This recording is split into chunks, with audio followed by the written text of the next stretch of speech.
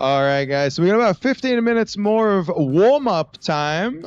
And in this time, Stu and staff are going to start switching the boards over. Once they've converted the lane to be ready for the tournament, we'll stop practicing in that one. And that'll slowly work its way across all lanes.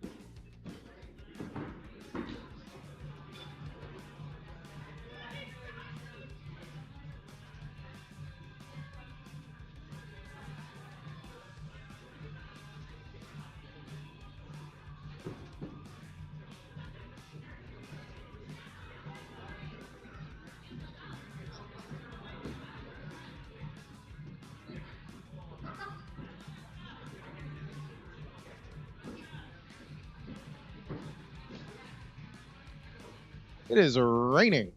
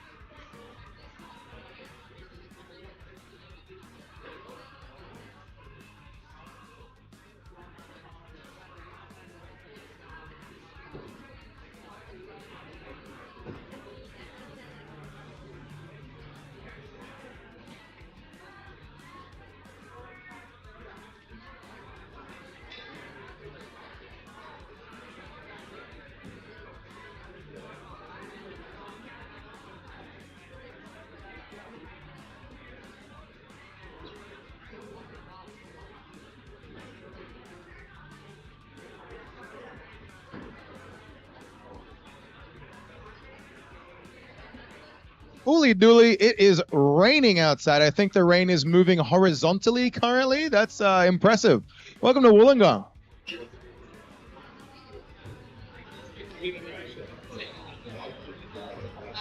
Practice is still open in lanes 1 and 2 for now as we change our boards. We got about 5 minutes before we get this thing started.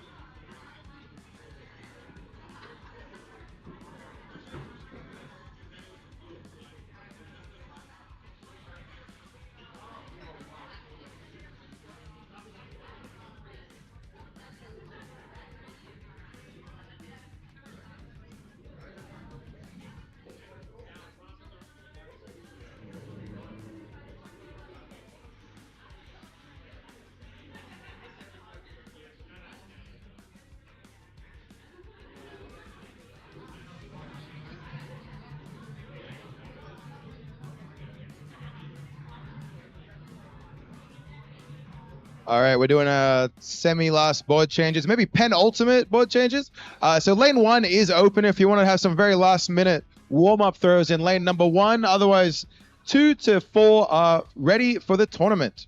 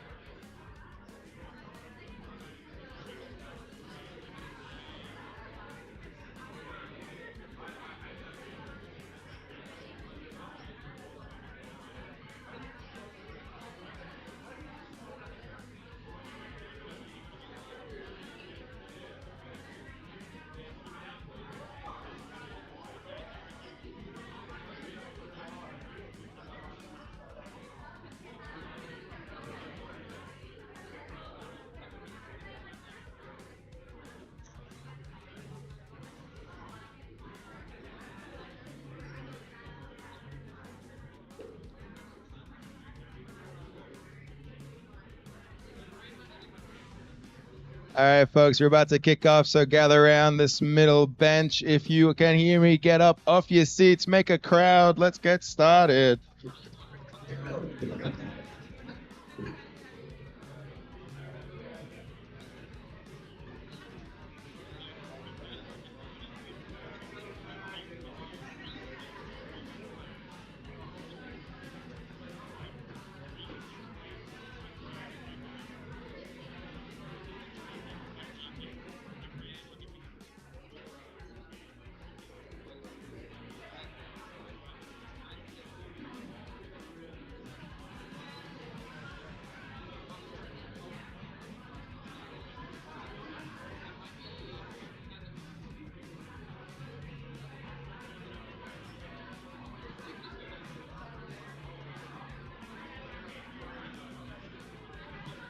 All right, everybody, have we gathered around?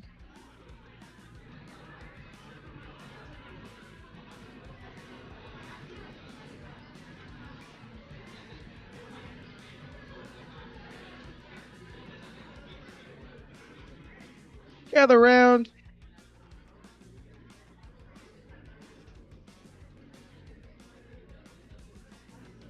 Yep.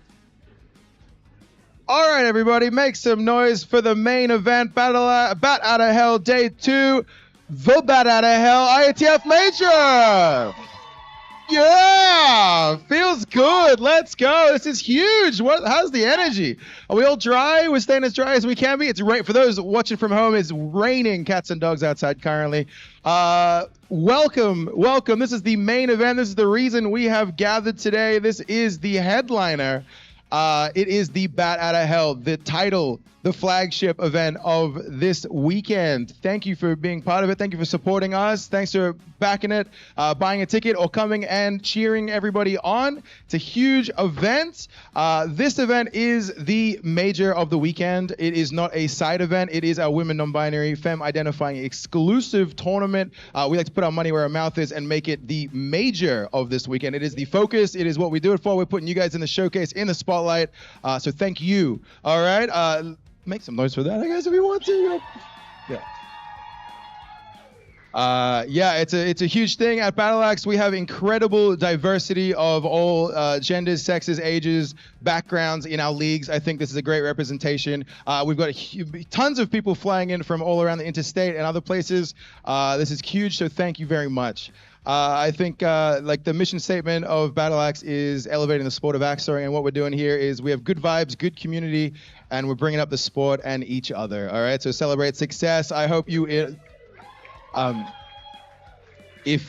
hope you all make some memories today, throw your best, but maybe meet someone new, have a chat. You know, it's not just about winning, it's about the friends we make along the way. That's so tacky, but it's true. So, you know, like look to the left, look to the right, say hi if you don't know someone. You know, it's a good time, and enjoy the day. For those watching at home, everyone's waving to each other, which is awesome. Fantastic.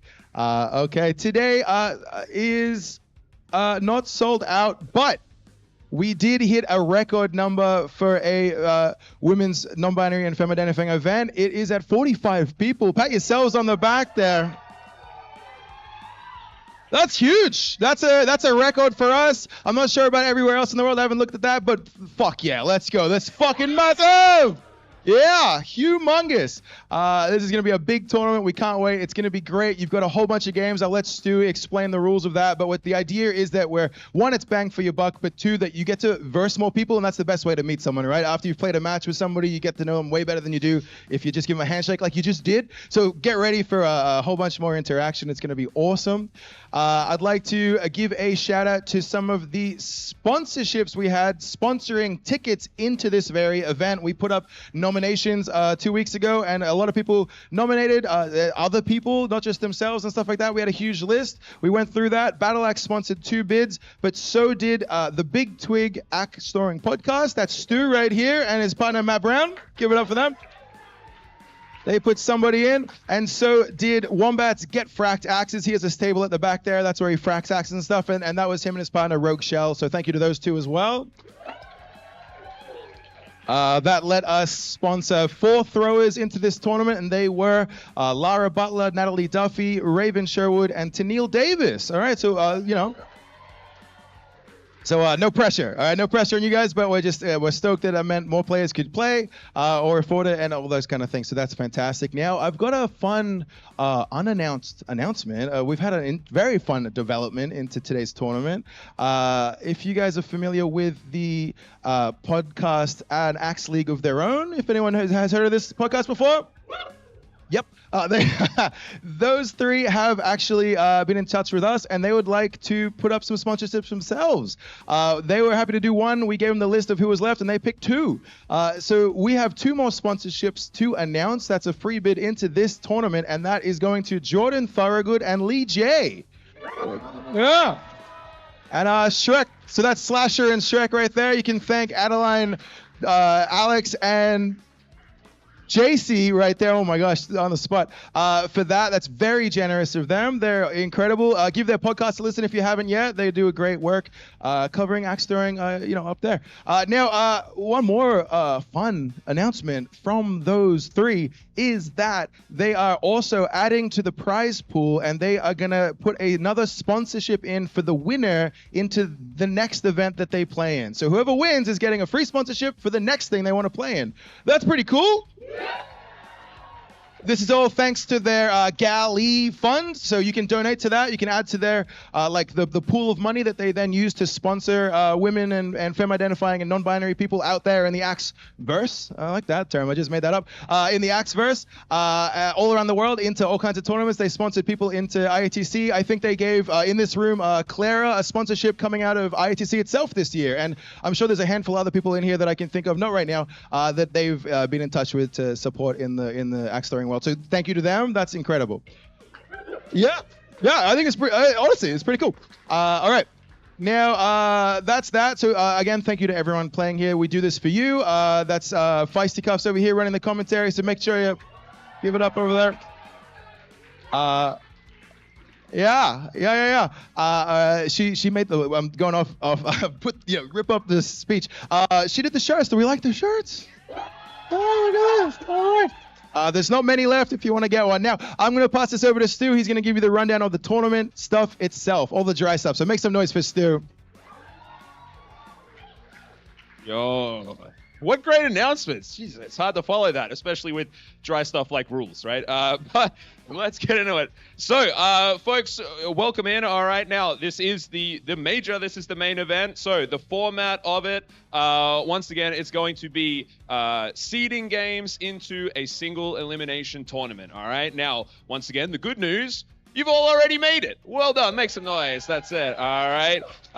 So you will all be playing 4 seeding games. Those seeding games will be league play format. All right. So all 3 rounds with a big axe tiebreaker on a tied match. And then once seeding games are completed, the results of those will be used to populate the elimination bracket, which then will go into standard elimination rules. All right. So that will be best out of 5 rounds, and then moving into best out of 7 rounds once we hit to the top 4 with big axe tiebreakers on every single round. All right. Now, as is usual, as you start today, you'll get your 3 practice throws. Okay. And then the first time you go to big axe, you'll get your big axe practice throw. Okay. I suggest you use them because you can't bank them for later. But what you do get is 1 for fun for every game after that. Do we like 1 for fun, folks?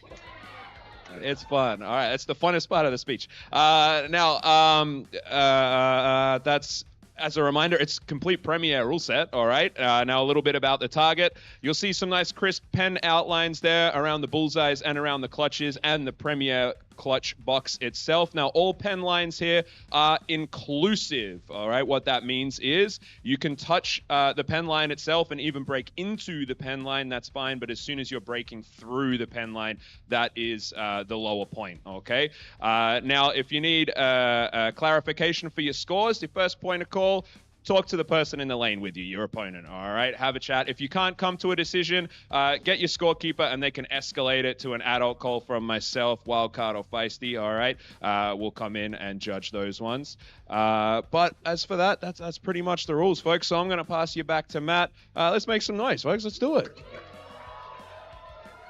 Thank you, Stagger. Well said. Now, what I forgot to talk about is the prizes for today, which is because it's not the point of the tournament at all. But we have cash prizes on the line with big novelty checks coming at the end of the day. We've got trophies. We've got sponsor beers. That'll come on Sunday at the awards presentation. And what I should have mentioned is that the winner of this very tournament will earn themselves a bid into IATC 2026 in Toronto, Canada. So make some noise for that. Yeah, that comes from it being our major event, this one right here. Last year, we sent Tex, who's over there. Look at that one. And she went. She won this tournament right here last year, and then we went to Canada together this year, which is pretty fun. So who will it be now for next year? All right, so before we get the tournament kicking off, let's do a big old group photo. Now, I'm not sure if this is going to be a one-lane operation or a two, so let's make it a two to start with, and we'll see how we go. So everyone file on in. We'll go into these two lanes right here, and we'll get a big group photo. Come on down.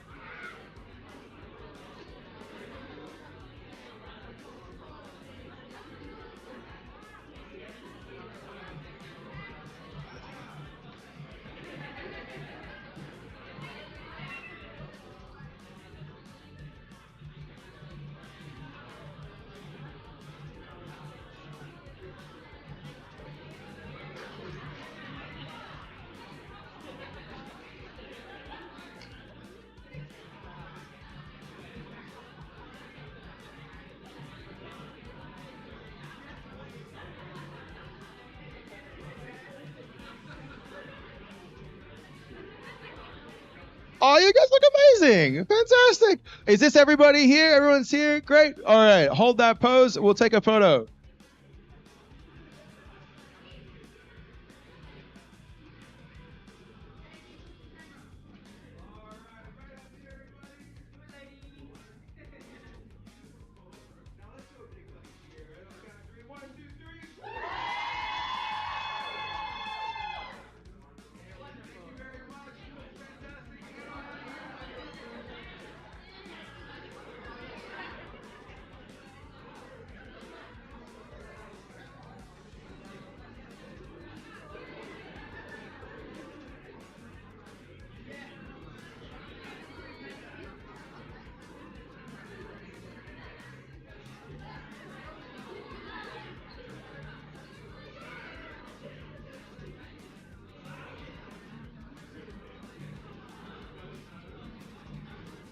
All right, if we could get some Scorers Guild members into the lanes, and we'll get these first games started.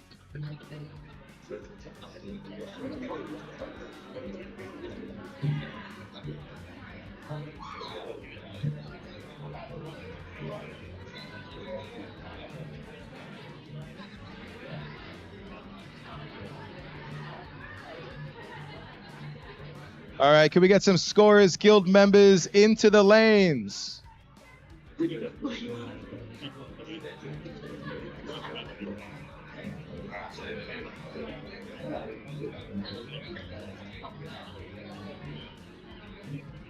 All right, everybody, I got two announcements. Number one, we're going to be very grateful and thankful to anyone in a yellow lanyard today. Those are members of our Scorers Guild. They are volunteer league members of our community that have offered their time freely today to help score all the matches. So give us a big round of applause to anyone in a yellow lanyard.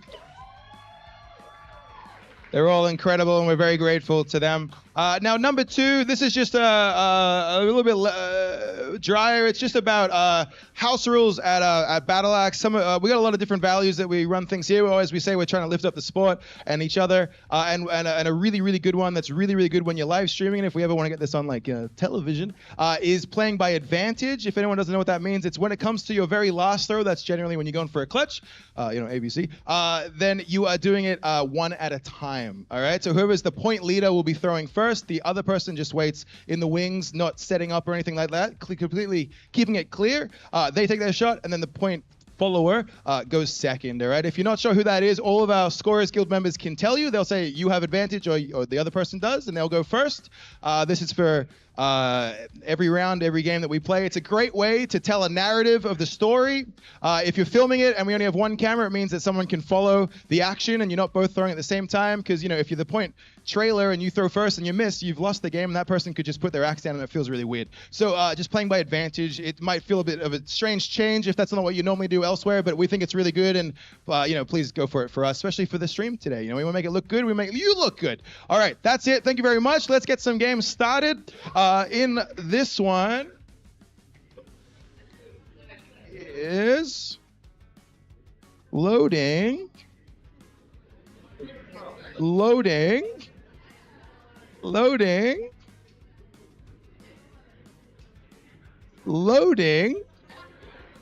In lane number 2, we got Redbacks and B. In lane number 3, we got a Hatchet and Gemini. In lane number 4, we got Cat Attacks and Valkyrin. And in lane number 1, still loading. No, we got Saber and Axe Queen.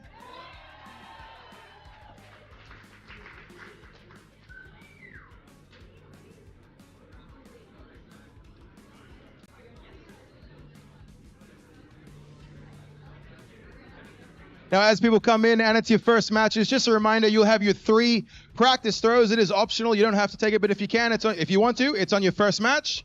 And then afterwards, you've got the 1 for fun on every following match all the way through to the final. 1 for fun.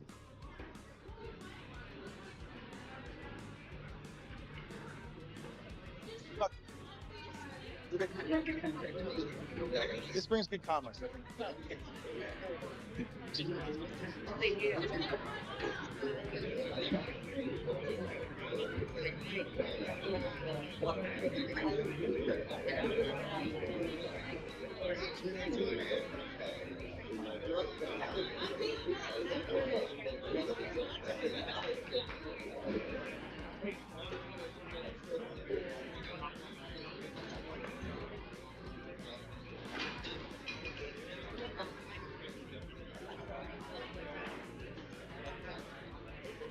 Have we got a Cat Attacks to lane number 4?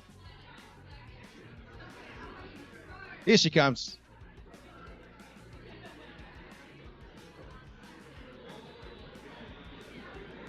All right, now that we're all in the lanes, something else that we like to do here at Battle Axe is kick off every league night with a big, powerful oos. Makes you feel good, powers you up, gets the blood flowing, and it's a great way to start a tournament. So on the count of 3, we're all going to shout oos together, all right? Are we ready? 1, 2, 3, oos! All right, good luck, have fun, make some memories and friends, everybody. Throw your best.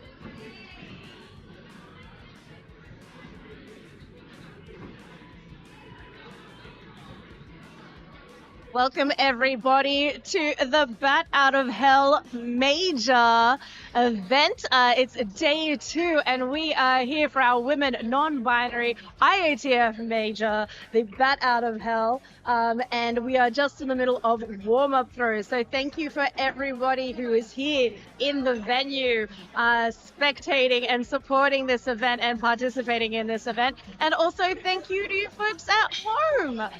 Whether you couldn't make it, you're still with us in spirit. So if you're around, please drop some messages in the chat. We love giving that support and those shout outs to your near and dearest throwers. And of course, support the stream. If you like what we do, give us a little thumbs up, maybe subscribe to the channel so we can keep making good stuff like this.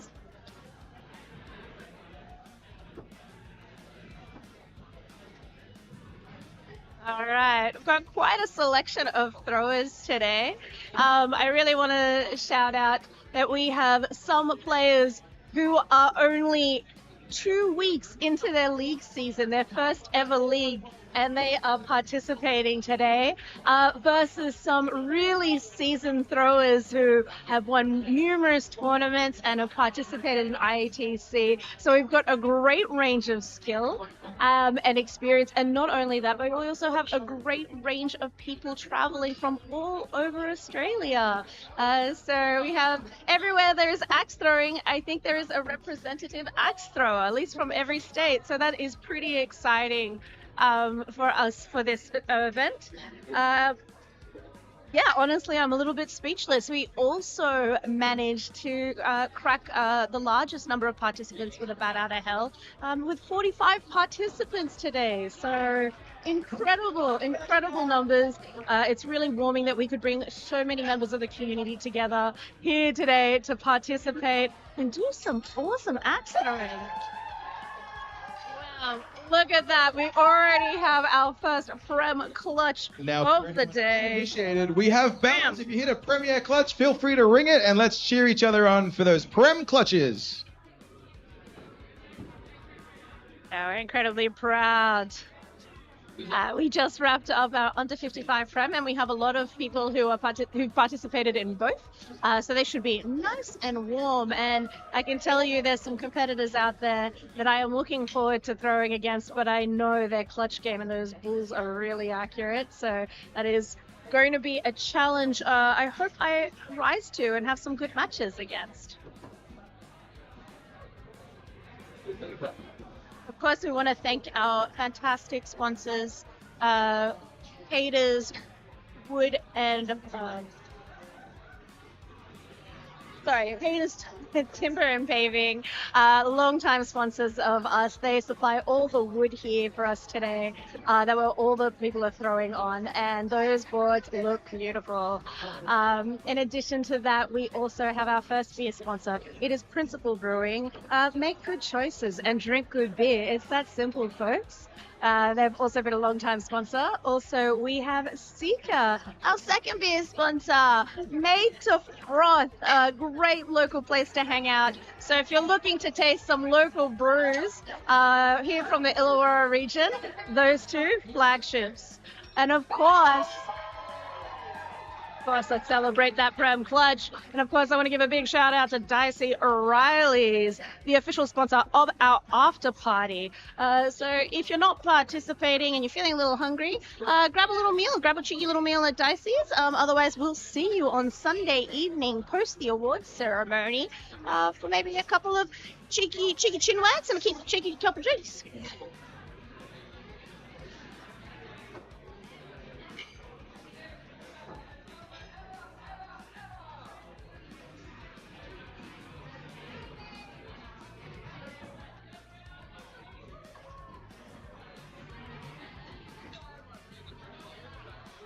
All right, chat. If you are listening at home or somewhere else, drop some bats in the chat, or let's say hi. Let's see who's around and who you're supporting here today.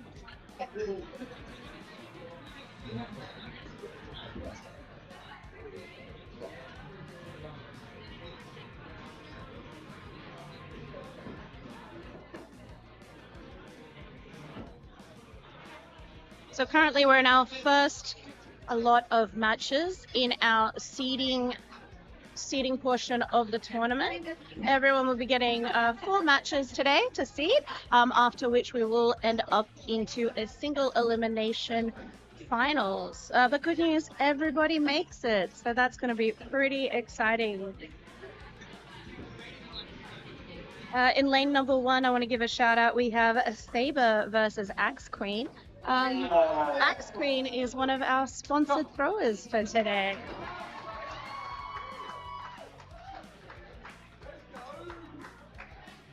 Also, the crowd goes wild because Saber just got a little Prem clutch there. I say little like it's no big deal, but we know how hard it is, and they make it look super easy. So,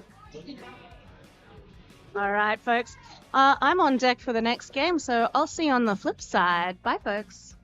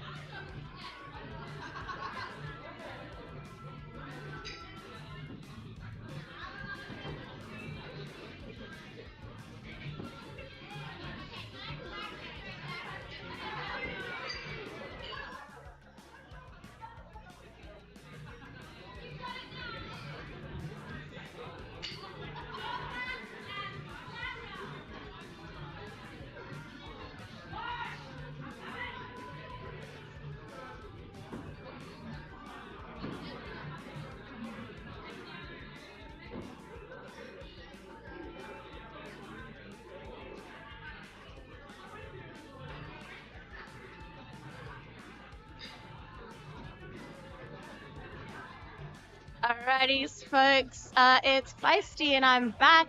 I'm also here with a very special guest. It's this axe thrower formerly known as Saint Nick, but currently known as Big Axe Slut. Hello there. Welcome to the stream. We saw you have a fantastic outing in the under 55 prem tournament. Second place, not too shabby. No, I don't think I've ever thrown that well before. Ever. It's not a surprise to me that you popped this off today.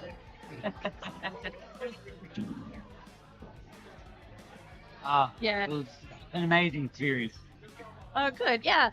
I saw I saw a lot of big acts who couldn't help but speculate that you might be happy about those outcomes. Absolutely. I didn't win them, but I went to Big Axe, which is all I'm after. Yeah. We did discuss this a little bit on the previous stream. The things you will do if it is mathematically possible, and your opponent's into it. You always give them the choice, which I think is a very classy move. Absolutely. I think there's only maybe 2 people that I've sort of pressured into it, but they won them anyway, so I was sort of told them see what happened. Yeah. Give it a shot. Push yourself. Absolutely. Especially in league play. Absolutely. Low stakes. I think one of my highlight moments was when you were playing against Axolotl, and he dropped the big axe, and you're like, you know what, clutch practice, let's Absolutely. go. There's nothing worse than winning with a drop. It just doesn't feel right. No, and I think he appreciated. You didn't take that round, but I know that's how you want to play your game, and Absolutely. I feel like an Axolotl was kind of like, returned the favor as well. They tried to when we played in the seedings. They did try to do that on me, but accidentally stuck it. So Yeah, sometimes we do things like that. It's like, whoops. I want to give a special shout out to lane number 2. We have the Royals, who are currently first up against each other for their seeding match. And for those of you who don't know, we have Lloyd Accident versus Lady Bacon. Pillars of the community. Really fortunate to have them part of the Battle Axe League crew, but they travel around and they're great ambassadors for women and the sport of axe throwing. absolutely.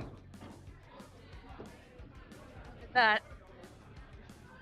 The Beautiful. best part is I like how competitive they are with each other, but they Absolutely. would be super angry if the other person didn't give 110%. Absolutely, they hold each other to the highest standards when it's against each other, and they're so much fun just to throw with, like when having a competition with them.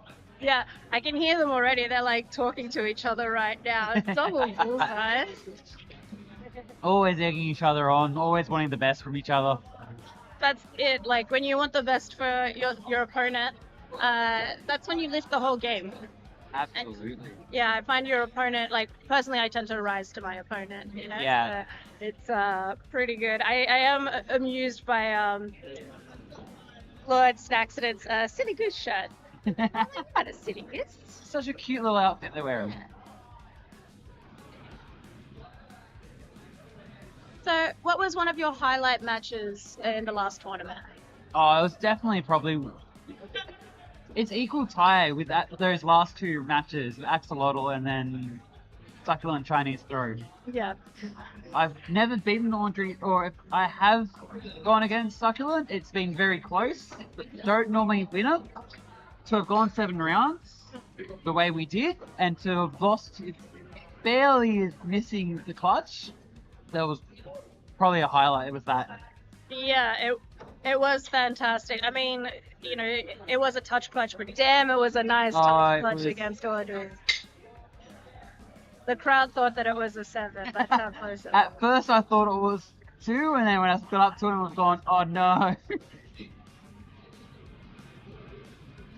And then yeah, with the Axolotl, that was such a good match as well. That went to all rounds, didn't it? No, we went to 6 rounds on that 6 one. rounds, yeah. That's still a Herculean effort at the end of the day. Absolutely. And I just want to shout out, we had a lot of love from Cookie Monster in the chat previous stream. Very much saying, go Nick. I just popped by home and he's got it up on his phone with him next to him. He's got it on the TV as well, so he doesn't miss anything. Oh, that's what we like to hear. It's a pretty miserable day. So yeah, if you can't be in the venue, absolutely, we really appreciate you folks being on stream, giving us some support. And if you haven't already, give the stream a little thumbs up and give the channel a little bit of a subscribe. Like and subscribe. That really helps us out, lets us know that we're doing good quality stuff, and hopefully you see it and appreciate it. And we can keep uplifting the stream every single time. Absolutely. It's awesome that you guys run it in the first place. Like, it's so cool to be able to watch it, go back as well and watch matches. Like, Yeah. watch your own match and see how you did and see if what you can improve on is Yeah. awesome feature to be able to do, especially on these level of comps.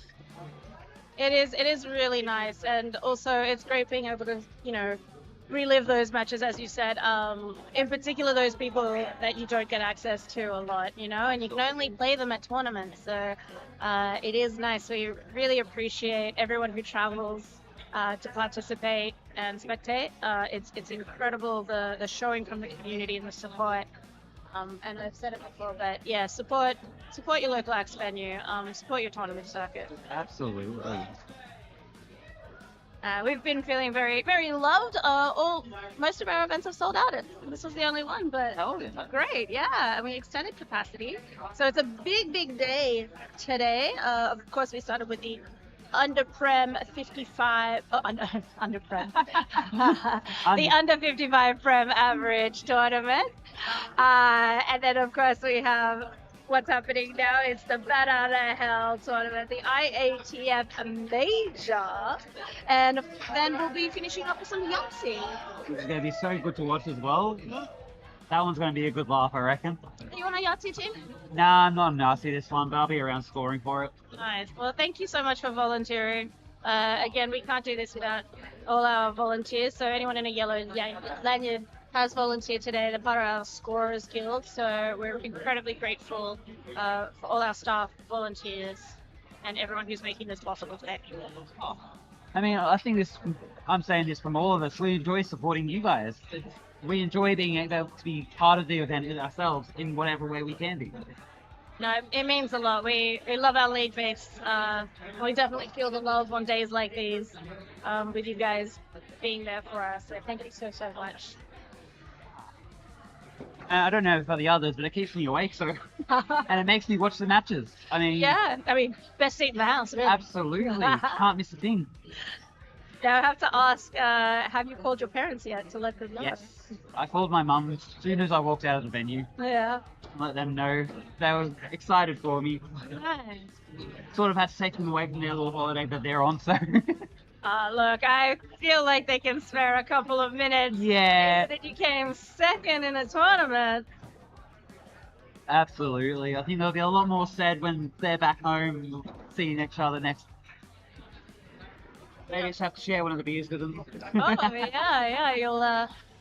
You'll walk away with a cheeky little prize pack and some cash money, courtesy of our sponsors, which is Peters Timber and Paving, and of course Principal Brewing. Make good choices, drink good beer, so you'll be able to try that one out. Secret Brewing, made to froth, so you'll have a couple of those. And of course, Dicey Riley's, our official after party sponsor. So courtesy Can't wait for it. Yeah, courtesy of them, we get to do some cash prizes and some little takeaway beers just to keep the party going at home and share with the family. That's pretty nice. Yeah. I know they'll enjoy it, so that's what I'm more worried about. I want everyone to enjoy it. Yeah. No, it's great. I do love the ability to send some of our interstate folks away with some of our local breweries' beers. I think that's a really great way just to, sweeten the deal, make sure they come back. We've got some good brews down here. Yeah, give them another reason to come back. Exactly right. Come for the throwing, stay for the beer. What can we go wrong with that? Well said. Well said. You do it after the throwing anyway, so good times. introducing to the couple of places to go to after they've had their throw, then go and have a celebration. There will be, I dare say, there will be a little bit of a celebration after the awards ceremony on Sunday. Absolutely. Down at Dicey Riley. Of course, you're well situated, being pretty local to Dicey's. Yeah, it's very easy to pop in there when you're just across the road. Yeah, very convenient indeed. Makes it hard to have an excuse not to come. It's all good, you know. It's a big weekend. I'll be there. I'm not missing that one. No, I think you'll get some high praise, and of course, you're participating tomorrow Yes. in the ABC tournament. Absolutely. Wasn't going to miss that one. No, I mean, for those of uninitiated, ABC tournament is always be clutching, so it is mandatory clutches on the fifth and final throw. Oh, what a shame. I do it anyway. I know, you seem... It is the way to do it. It is. Takes that decision-making process out of it. We have a Absolutely. great culture. It's a great way to develop your throwing. My bullseyes aren't there, but my clutches are a little bit better, so, you know. I mean, I've got to give it to my bullseyes for that tournament, so... Well, not my bulls, sorry, my clutches. Or Yep. what were my deciders for a lot of the games, so... Yeah, and it's those pressure throws, so the more you practice it, the less pressure you feel, because you do it every day. It's all about that practice. Can't practice if you don't do it. Too true. And are you participating in the bucket of axes? Absolutely. Yes. Do you have your eye? There's a couple of makers who are in the scene. Is there any axes you're looking forward to potentially throwing? Curious to try all of them, to be honest. Yeah. Well, may it There's a work couple out. of real pretty ones there, so... There are. We have some new makers, as well as some of fan favorites. And of course, the biggest fan favorite, it's the block. The block Absolutely. is back. So excited to throw that one. I can't believe that the block remains unclaimed. Maybe this time will be the time, and maybe not. If you've seen our Facebook post, folks, you can have a little get your peepers on the block. It's a nice thicky boy. Kind of Absolutely. axe.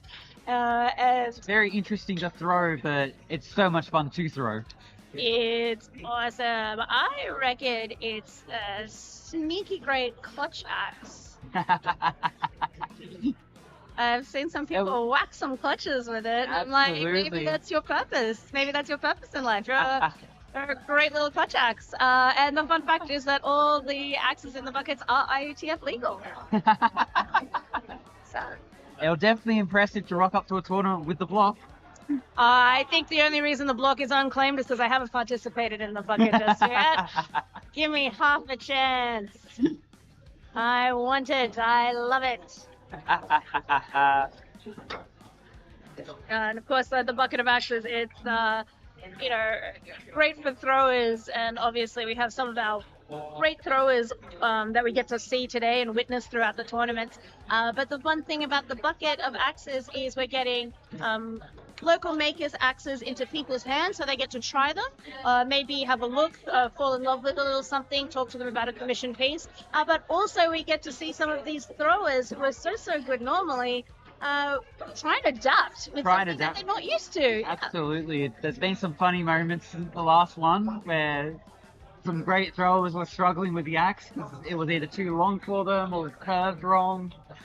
Yep.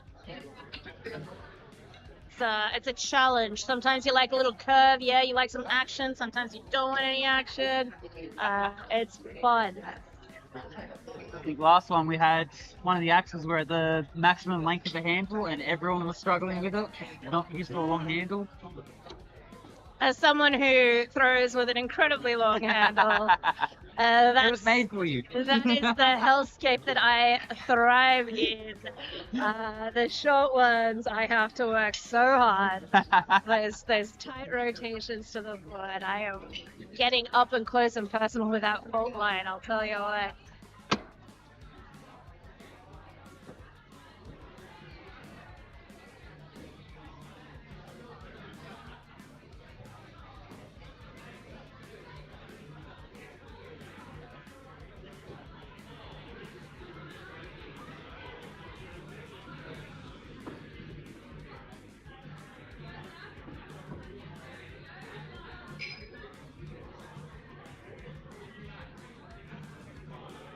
folks.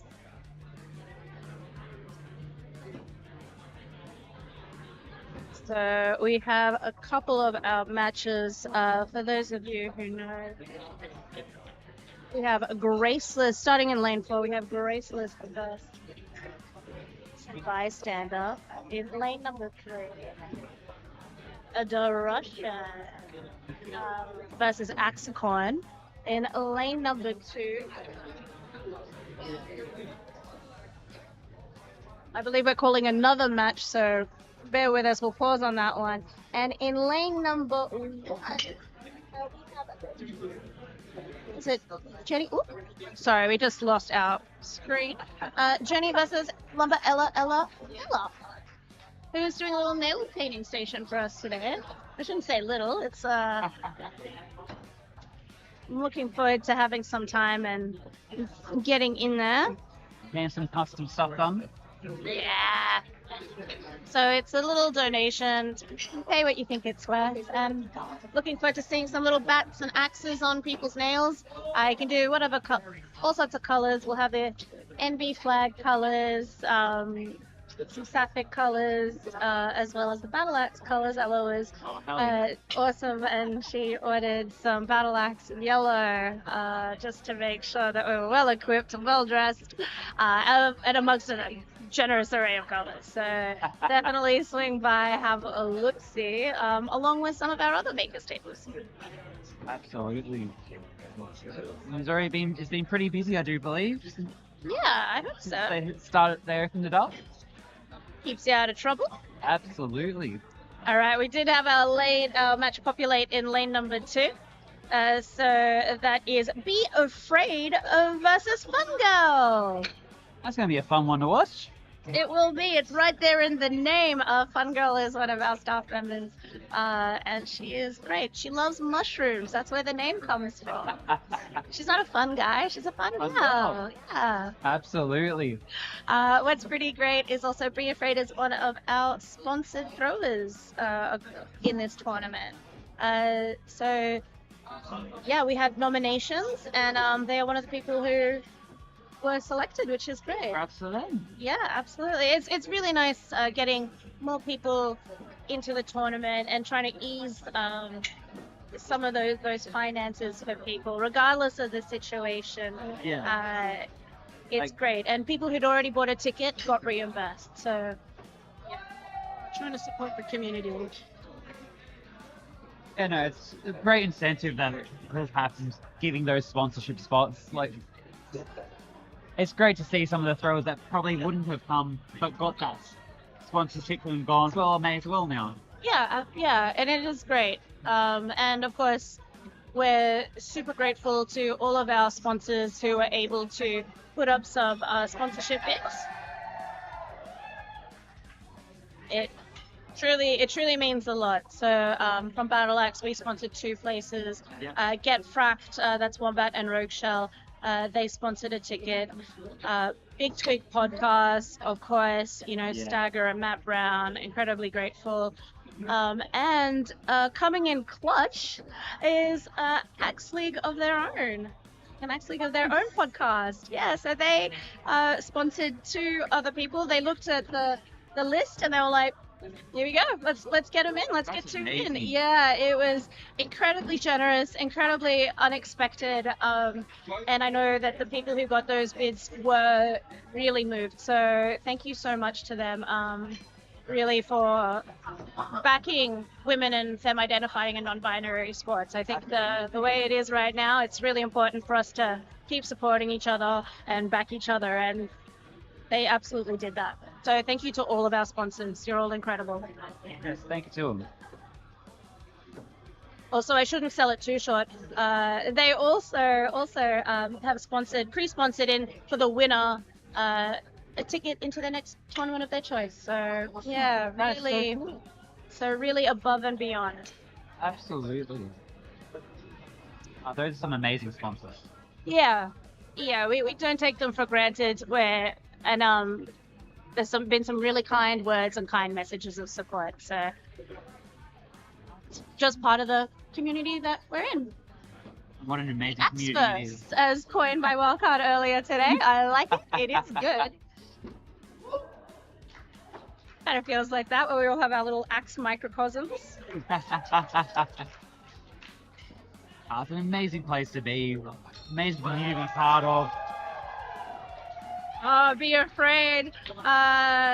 Tapping off with a prem clutch. Gorgeous throw. Quite a milestone, because you know it's something that's been challenging and they've been working on, and they just popped one off in a tournament. Yeah. Absolutely. They're always chasing it in league. It's so great to see it when they do get it. No, I think our fun girl was pretty chuffed for her as well.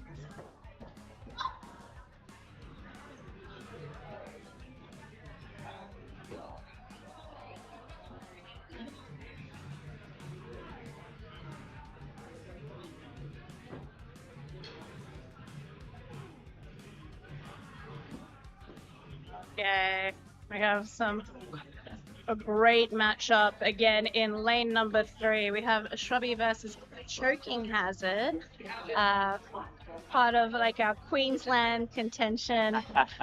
Again, you know, they come all this way just to repeat League Night, but I don't want to trivialize it, because honestly, the Brisbane crew are some of the best. They support everything. They travel everywhere, and they really, really support the Axeload community by participating in events like ours and all over Australia. Anything that they can do, they do. And they're incredible ambassadors, and they're pretty great Axeloads as well. So that's pretty much out. It's awesome to see them. Anywhere there's a competition, you will find someone from the group there. Yeah. They are always chasing a competition. Yeah, no, they're some of the biggest travelers, and yeah, honestly, my heart warms when I think of them. Great people, and I dare say we'll see some fantastic things from them as well today. Absolutely. Be interesting to see where everyone ranks at the end of all these set playoffs. See what the rankings are going to be. Yeah. See who gets put against each other. Well, what's great about these seeding matches is you're just trying for a seed. You're just trying your best and see what kind of seeding you get. Yeah. Because everyone's going to make playoffs. How amazing is that? That is pretty good. It takes off some of the pressure. Takes off the More have pressure. fun doing your Yeah. first few matches before you have to get serious. Yeah, it's a great way to warm up, especially on a cold day like this. Absolutely. All right, lane number 1, we've got our one for funs happening. That was Always fun. a good time.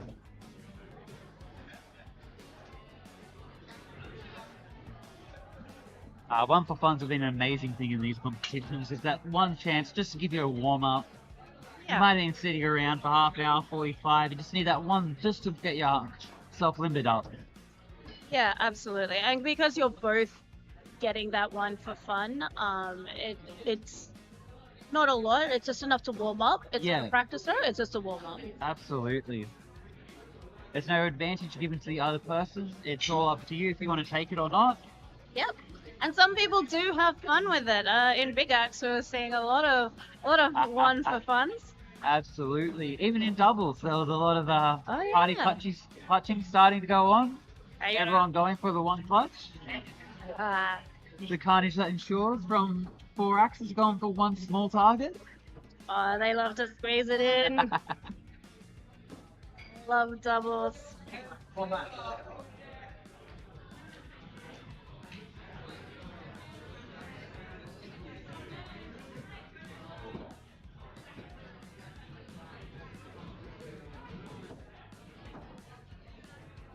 Fantastic throwing happening in lane number 1 right now.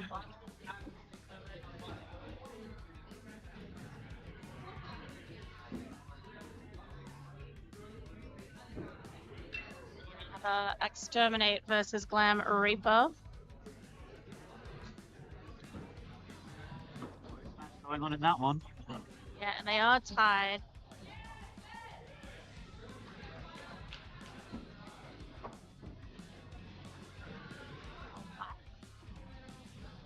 Well, thumbs down. Glam Reaper is stepping up.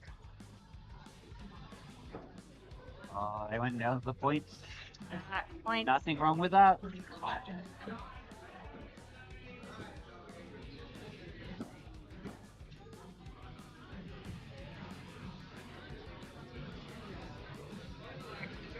Okay, who we got in lane number 2? We have Fez versus Ozone. Fez was my first match of the day. And yeah, fun fact, league member, but we also used to be roommates.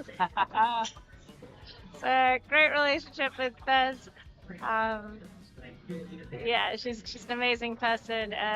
Really invite you to have a conversation with her. And of course, Ozone was ironically scoring our match, so thank you, Ozone. It's the way the bracket knows sometimes, you know. Absolutely. You never know what the bracket's going to decide. Yeah. In lane number 4, we also have Spicy Margarita versus Hatchet. So 2 people at different ends of their axe throwing journeys, still progressing forward. So we have Spicy Margarita, who's just completed her first season ever. And of course we have Hatchet, who is no stranger to axe throwing. Absolutely the tournament circuit and the podium as well.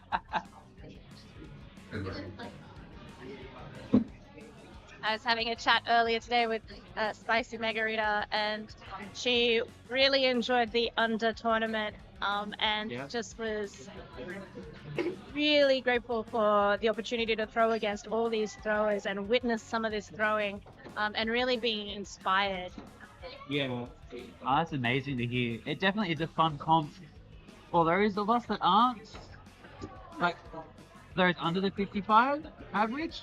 It gives you a much more, these are what the people that are at the same level of me type of feel, rather than going up against people like Stagger, Vermilion, Matt, like all these top tier throwers.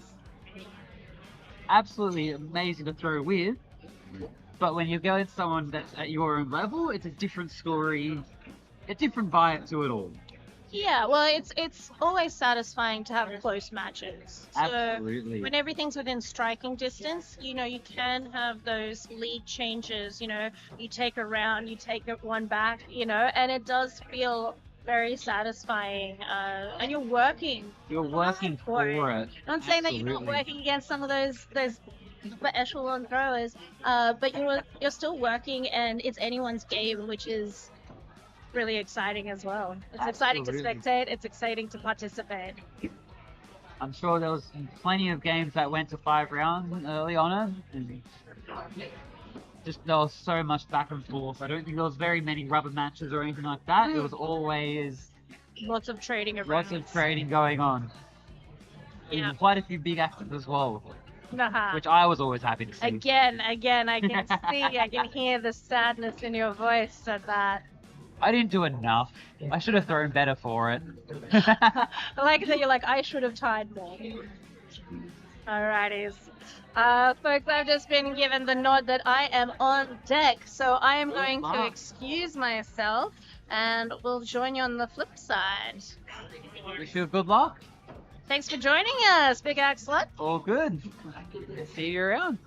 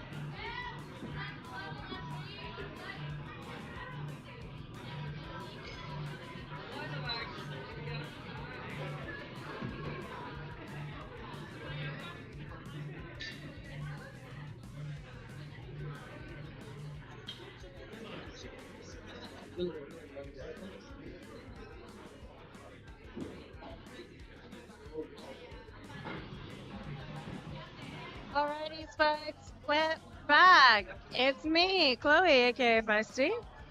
Just coming out of a match against Choking Hazard, who very convincingly took it. So well done. Again, one of those axe throwers that really commend for always committing and throwing well and participating and supporting all of these tournaments. So Choking Hazard is not a stranger to Battle Axe tournaments, and we really appreciate people like that coming. But speaking of which, we have a whole bunch of games happening simultaneously. In lane number 1, we have Bridesmaid versus the Experiment. Bridesmaid, of course, is one of our great travelers from Victoria, hails from Melbourne. And Experiment is a league member who is also one of the sponsorship winners today. So it's great to have her on board and participating. She is learning and coming up strong. And I think I can just see her and Abigail, they're having a big old chat and they are hyping each other up like crazy. So supportive. I have also had the pleasure of playing against Bridesmaid previously and can confirm one of the most uplifting people to throw against as an opponent, which is always great. So very important whenever we get together and get to play against each other. All right, in lane number 2, we currently have a Saber versus Cat Attacks. Cat Attacks came 4th in the under 55 Premier average earlier today, coming in pretty hot. She's changed everything about her throws recently, and damn is it paying off. Recently she bought an 81 Goose Axe and bought a new big axe, bought a big axe, period, and it's just putting in that time and putting in that work, and we are seeing those results live before our eyes, which is always fantastic. Of course, they're playing the Saber, another great pillar in this community. Hopefully we'll get them back on the stream to keep having a chat with us, give us their beautiful insights.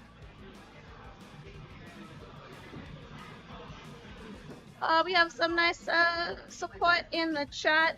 We've got some love for Hatchet, of course, and of course the Queens of Queensland, aptly named, great ambassadors, and of course we have good luck everyone and good luck legends.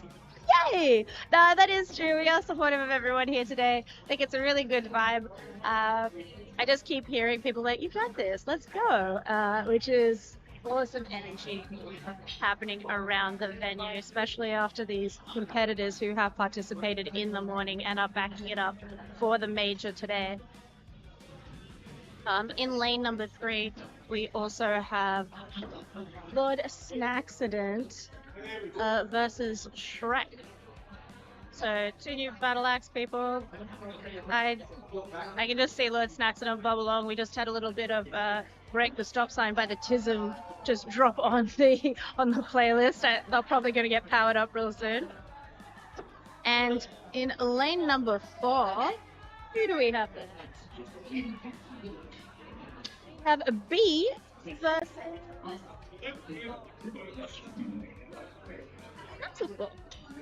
Hey. Excuse me if that was wrong. The font is very tiny that I'm dealing with, but I'll try and make an effort. Oh no, it's Snaxolotl! I should have just looked at the person throwing in their lane.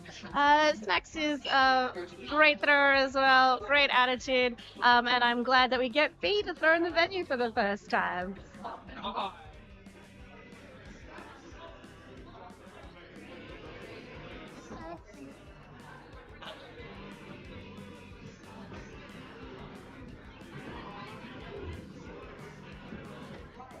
I just had to mute myself as I sung along to the sign. No one wants me singing. I have a face for radio, but not a voice for singing.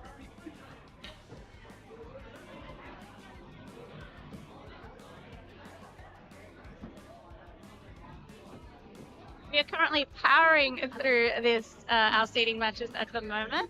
I think we're about just shy of the halfway mark. Feels like we're really making headway.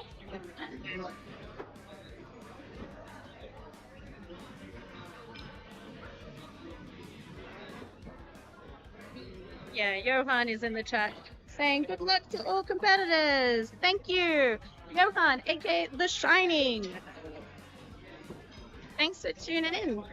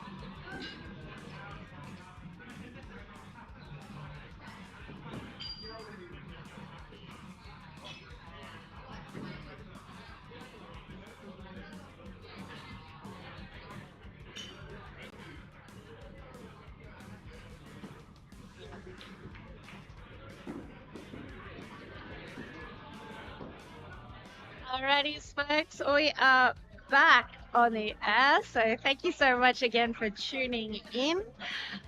We are making ways through our Bat Out of Hell IATF major tournament. This is our women non-binary and femme identifying tournament. And we are so happy with how it is going right now as I get to witness a beautiful Param clutch get hit by zombies. But without further ado, I'm being joined in the desk by Luppermill. Hi, happy to be here. Thank you for joining us, and thank you for participating and volunteering as one of our Of course. girls. Yeah. How's it going out there? It's good. I feel like there's a lot of really fun, tight games that we're seeing. Yeah. Yeah, I'm having a good time. It's a great landscape, as I've been saying pretty much all day and all weekend, but a great landscape of different types of throwers, different experience levels, different locations. It's quite a mixed bag. Yeah, definitely. I'm seeing a lot of different throwing styles across the board, and I don't know if that's coming from different venues and different states and learning different things together, or just people having their own weird little things, but I love it all. Yeah, no, we had a really great chat yesterday commenting about how it's great to see some two-handed throwers being really competitive. I feel like sometimes there's a social pressure to be a one-handed thrower, but we've got Zombax, we've got Glam Reaper, just to name a couple off the top of my dome right now. But yeah, it's incredible to see so many different styles of throwing, as you said. And have you had any standout matches so far? I got to have a match with my very good friend Saber, which, Nice. as an amazing thrower they are, they're also just fun to be in a lane with, and I think that pushes me to be better when I'm having a good time. So really fun game there. Absolutely. How about yourself? Yeah, look, this is the only thing I've been competing in this weekend, so I've enjoyed both of my matches. First one was against Fez, and Fez used to be my roommate, so yeah. you know that's always a fun connection there in that aspect. Then she joined axe throwing, so still in each other's lives that way. And of course, my other match was against Choking Hazard, and she's a phenomenal thrower. So. Yeah, I did not rise to the occasion, but you know, she sets the bar very high. That's how I feel going against Saber. Like I'm here for a good time, and Saber's a bit of a beast, so getting in there and having a good time with them is kind of a win of its own. Yeah, no, it's there's some people you're like, oh man, I hope I go up against them, just because you know it's gonna be a good time. No, it's I just keep hearing comments and smiles and people being like, you got this and let's go. Yeah, so much positivity. It's really enjoyable. Even from like the people that aren't competing, like there's a lot of like men here watching, and having them being supportive is really nice too. Yeah, it's really awesome. As we say, you know, if you can't participate, it's great when you spectate. Like we appreciate it, whether it's in person or on the live stream. It means a lot to us. Speaking of which, Audrey, aka Succulent Shiny Throw, says, "Let's go!" Hell yeah! Coming from first place from the tournament earlier this morning, the under 55 Trem average. She's sitting pretty on top of that podium finish. Pretty sure she's doing some more push-ups. I love getting ready Audrey in the lane, just doing push-ups to get that pump going. I get that pump. I was like. Subtle strategy. I was like, oh, that's why you're wearing a sleeveless shirt. Yeah, to show off the guns. Yeah. Just so you know what you're up against. Just intimidation tactics. Alrighty, so Lumbermilk, come on over when you're done. Lumbermilk has to leave us to play a game, but good luck out there. We'll be ready for you.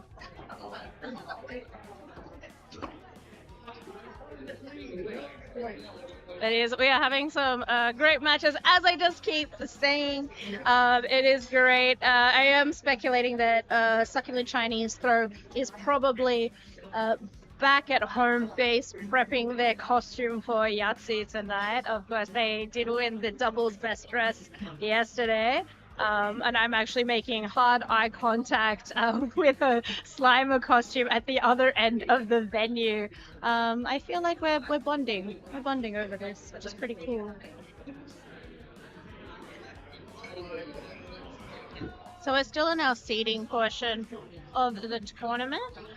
Some people are getting through. They've already pumped through a bunch of games. Some of us are halfway through, but we are making headway, and I do think we're over the hump, which is pretty great. And then we will get into our single elimination tournament.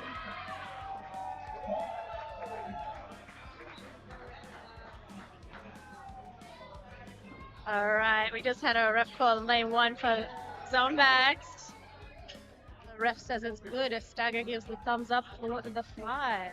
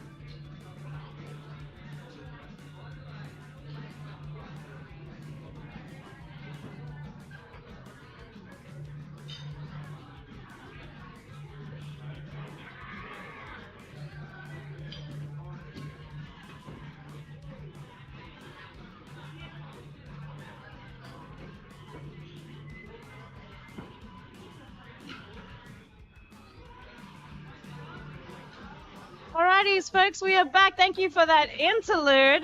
Lots of throwing happening at the Battle Axe Opens Bat Out of Hell IATF Major.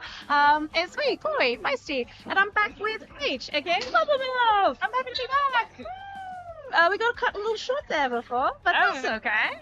Yeah, I got called into a game, which was a really fun game. Awesome. Who were you versing? I was with Valkyrin. Oh, I love that. Yeah, really fun to play with Valkyrin. Yeah, that great energy in there. Throw fire.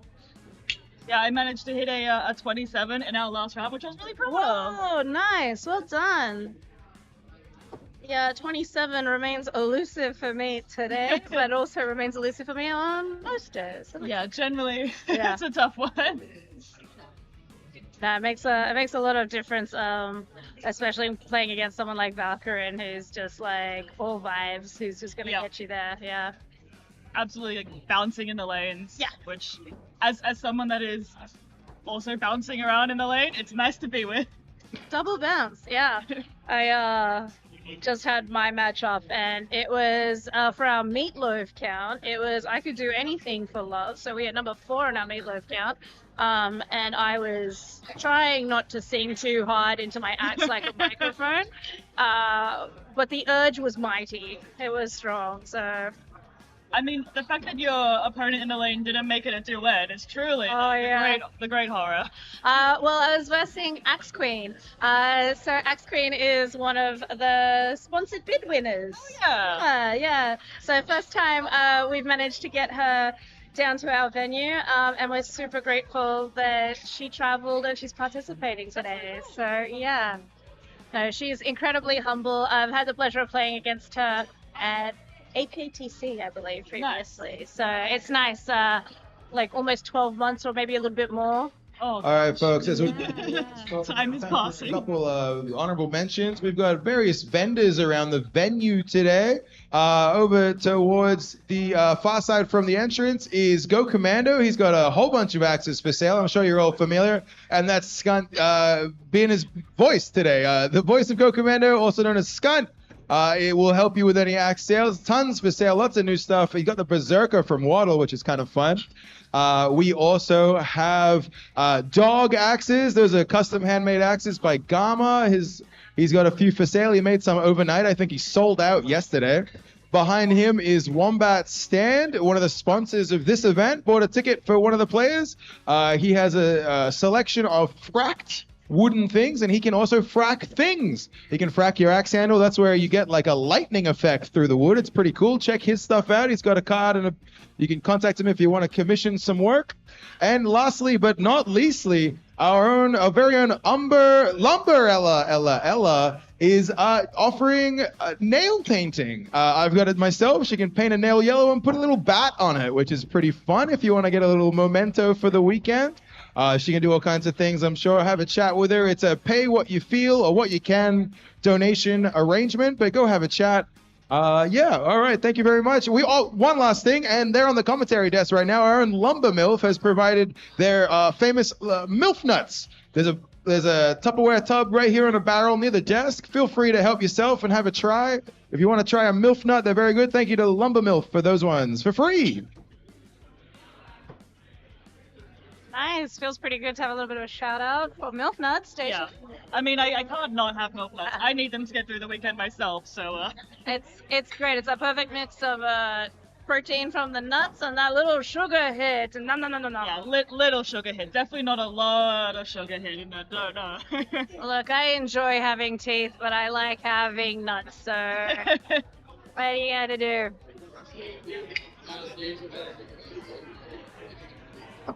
We're following a pretty awesome game in lane number 1 right now. Shrek versus Be Afraid.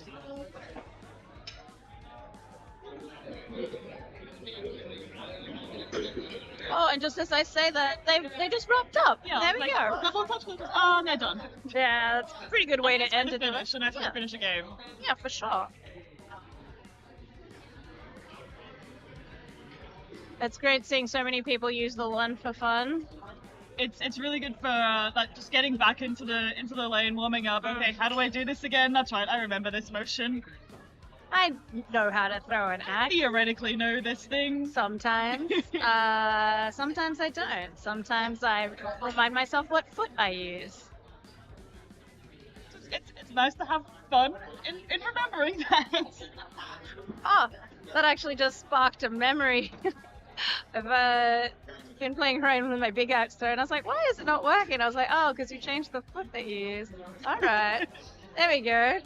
Good chat. Sparking memories. Luckily, I haven't had to go to big axe yet. I can hear Saint Nick Yes. whining about that sentiment right now. But Yeah. I try to avoid it on the best of days. It's a hard throw for me with some of my injuries that I've got. But every time Saint Nick's like, "You wanna?" I'm like, "Okay." I can't resist the siren song of Big Axe. You, of course.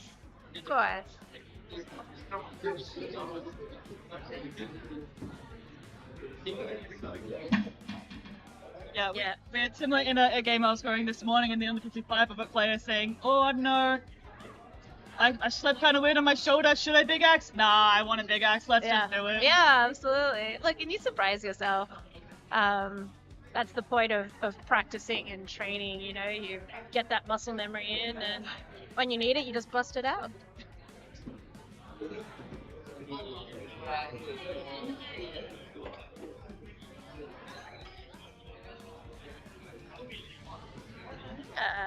Well, we've got some adult call in lane number 2.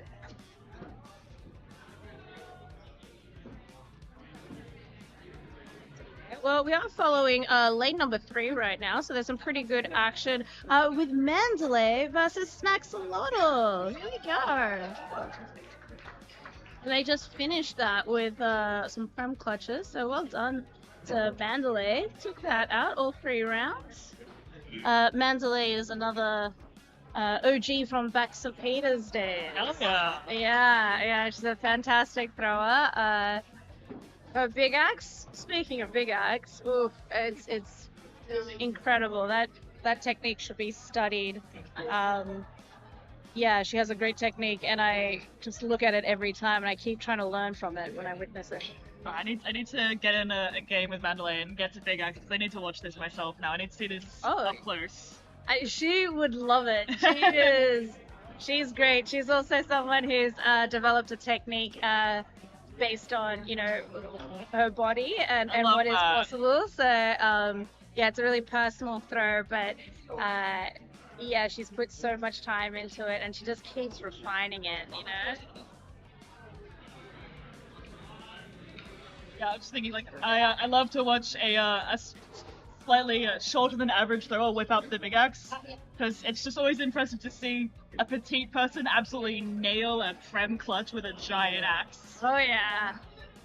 I love going for big axe clutches. As I always complain about, that you need a pesky little bullseye to get there, though. So that's my barrier to entry. Gotta work on my 5s before I get to work on the fun stuff.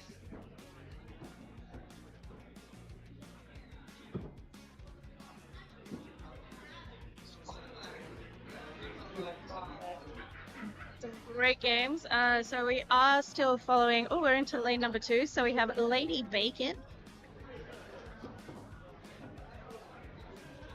Umbreon, who is also one of our sponsored bids into the tournament today. Hailing from Newcastle. Maniacs. Yeah, there's a lot of different all over Australia representation in this weekend. It's really cool to see. I'm getting to meet throwers that I've never met before, and it's really fun. It's pretty exciting. There's a lot of new names and new faces. Yes. Which, whether they're new to coming to the venue or new on the axe scene, and I just haven't had the pleasure of meeting them, it's really exciting, and I'm so glad that they're here, and hopefully I'll have time to have a chat. Yeah. I would love to. I'd love to. I know it's incredible. I would love to just keep talking. So hopefully people can hang around a little bit for the after party at Dicey Riley's. I would love to have a chin wag with anybody who is not sick of the sound of my voice. And honestly, even if they are sick of hearing my voice, I'm gonna try to talk to them anyway. Yeah. Just yeah, it's as you said, all the people who've been able to come and participate, yeah, and all these new faces and new names, yeah, really makes me smile. Yeah.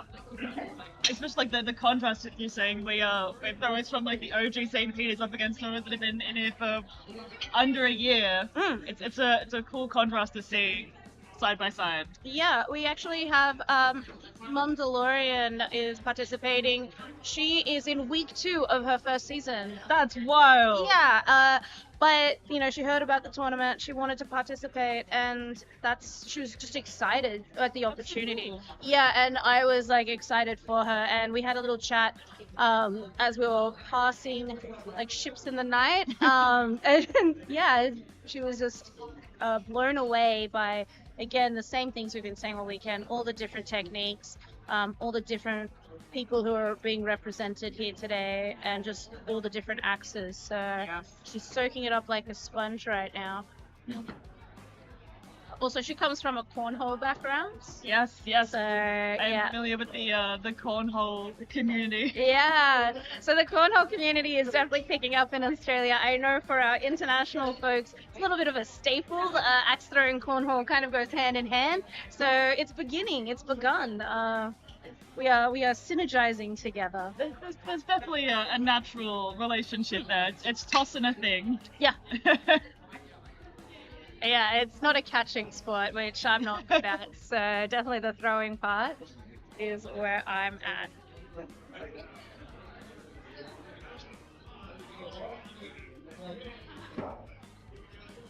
Oh, I've just been caught up to All right, lane well, 4. good luck again, and we'll see you out there.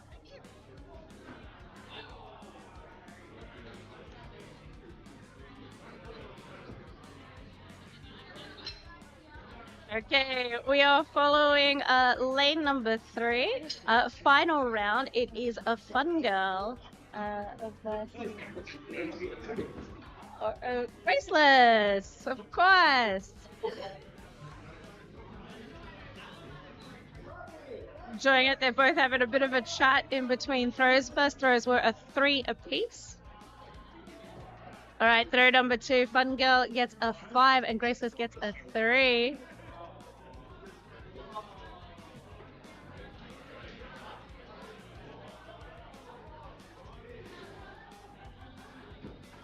A 1 for Fun Girl. And Graceless gets a 3. 2 throws left.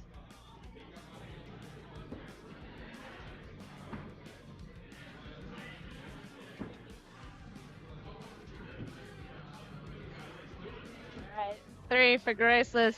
A 3 for Fun Girl. Final acts, they're both tied on 12 points apiece, and they are going for clutches. Fun Girl has advantage right now, so here she goes. Little high. Let's go, Graceless. Bring it home with a clutch.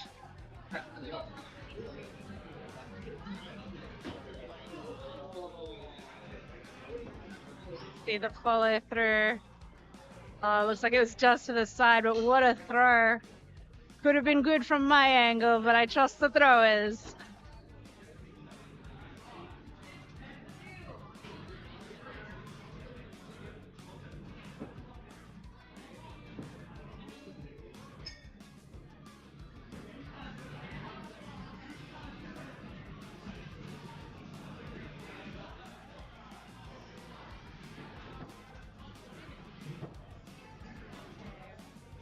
We are on lane 2, and we are following a Tex and Zombax.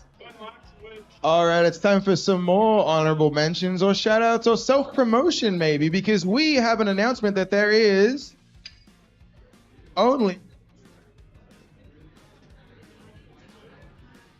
Hold for 12 Bat Out of Hell t-shirts left. There's only 12 left. They are flying out the door like bats out of hell. So if you want a t-shirt, there aren't many left. Come and get one before they're gone. We also have our 2nd generation axe socks. If you want to give that a try, we've got embroidered bats on them and crossed axes. They're pretty cool. We've got the remainder of the Gen 1 socks. If you want to get some of that, they are going. I think one of the designs has run out. We have the original axe cloth. If you've seen one anywhere else, it is a copy of the first one to be made right here by us with a special material. All of these things have been designed, tested, and created by Feisty, our very own, one of the owners of this venue, along with myself. Give her a round of applause for all of her hard work there. Don't look at me. We have, I think, 4 t-shirts left from the Battle Axe Open. What was it? 12 of the Bat Out of Hell. We've got axe cloths. We've got the original crew shirt. We've got zip hoodies, and we have, I think, like 4 regular pullover hoodies, and those are limited stock, soon to be gone. So get some.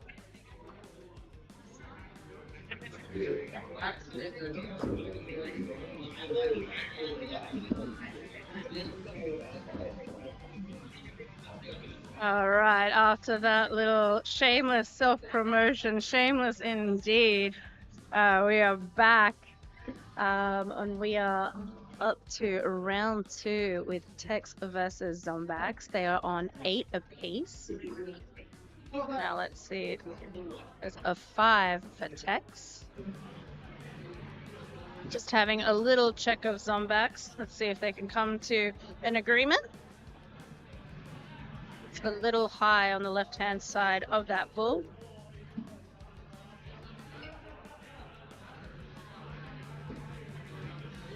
All right.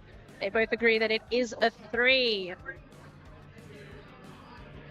Fourth axe.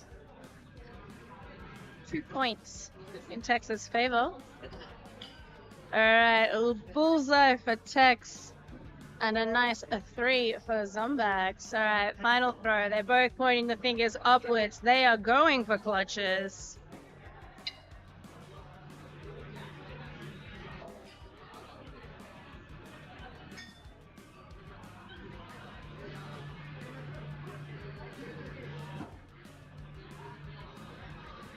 All right, Tex has advantage and is setting up.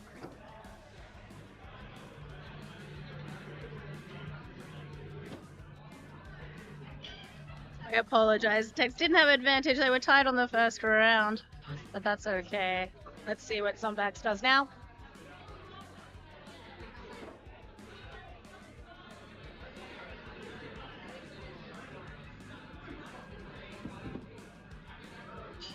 Alright. Did they tie round number 2? Looks like they did. All right, it's going to come down to round number 3. Or will we tie and then they go to big axe? That's pretty exciting as well.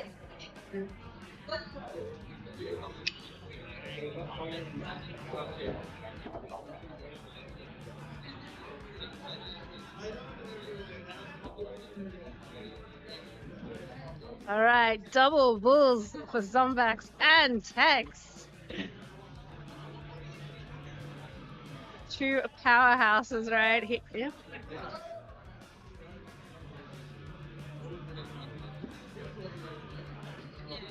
Oh, boom, boom, double bullseyes.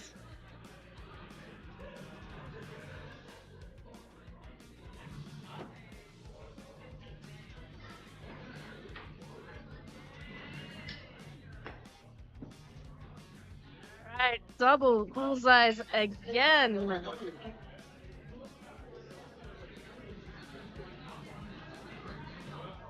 Alright, fourth axe.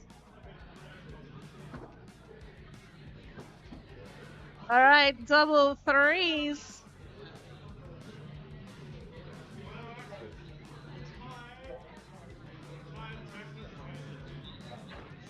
Alright, it is tied.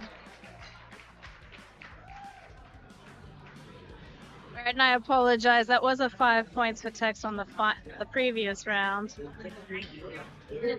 She does have lead advantage. Got a nice little prem clutch there. Let's see how Zombax replies.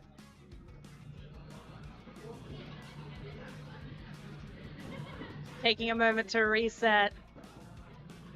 I've seen her crack a few prem clutches. She's got the skill.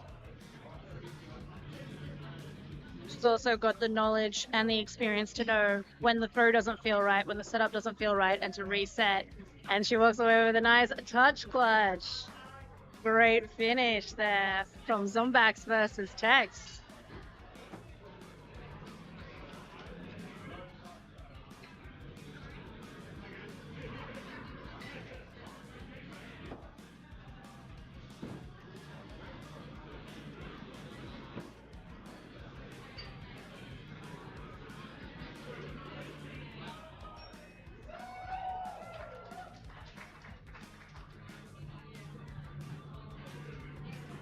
Of course, the obligatory ding of the bell signify to everyone that you got a premier clutch and we're proud.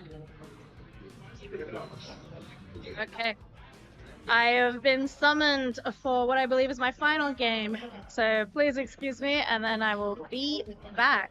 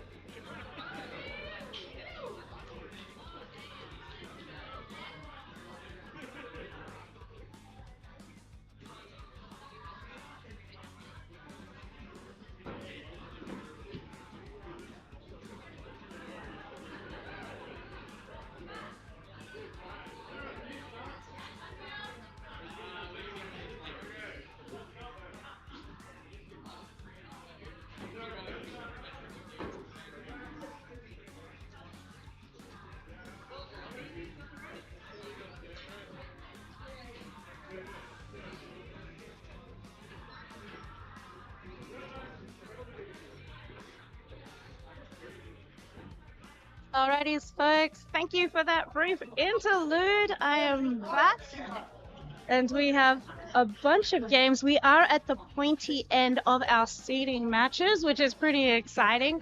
We are dialing it in, and soon we will move on to the single elimination finals. The great news is that all of these matches are just for seeding, so everybody will make it in. So definitely give some good vibes to your favorite and nearest and dearest throwers, as well as, let's be excited if we see a couple of upsets. That's what I love about these kind of brackets. It's that it's anybody's game on a good day.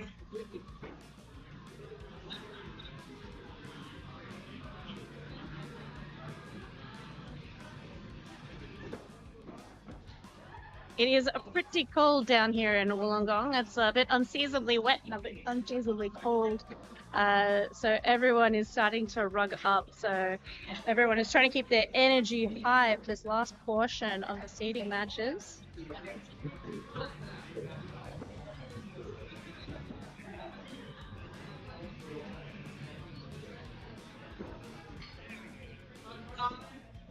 Okay.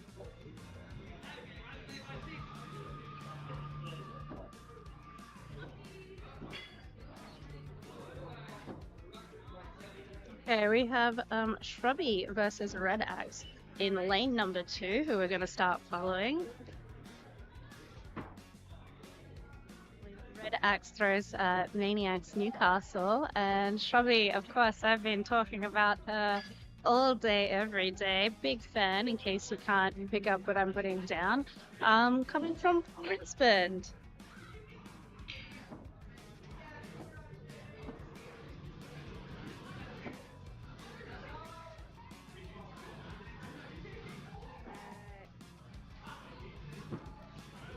Going to their final throw, their 5th throw of the first round, and they're going clutches. All right, because they are tied, Red Axe is going first, but they are tied on points. All right, looks slightly to the right there for Red Axe.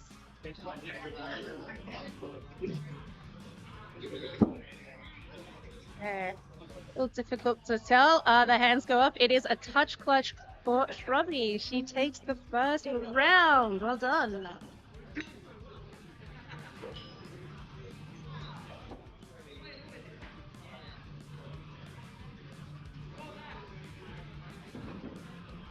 Okay, round number 2. That is a bull for Shrubby and a 3 points for Red Axe. They're going in strong.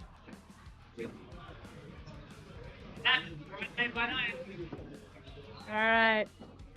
Double bullseyes. Road number 3.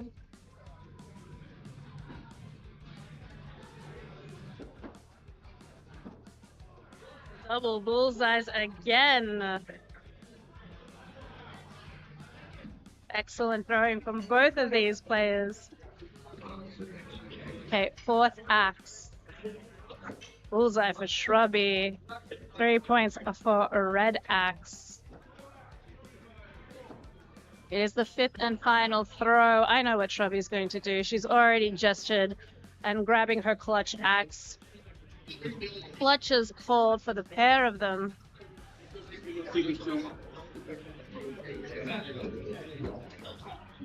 And Shrubby, it's definitely a 5 points. Looks a little bit low, but you've got to be happy with 5 points. All right, Red Axe. Oh, beautiful aim. Unfortunately, it did fall out of the board. All right, that is 2 rounds to Shrubby. Gonna have to talk to Red Axe about her beautiful clutch axe. That is a beautiful handle. I would love to learn more about it. There's some great makers that are popping up all over Australia and obviously all over the world, but gotta support local when you can. All right, we have 3 apiece for the first throw.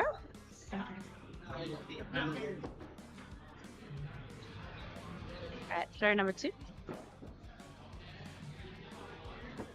Alright, double bullseyes.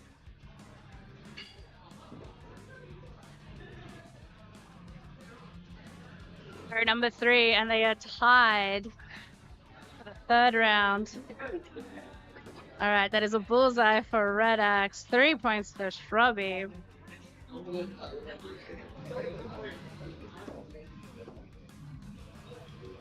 4th axe. Red Axe is slightly in the lead. Bullseye for Shrubby. Bullseye for Red Axe. Alright, 5th and final throw.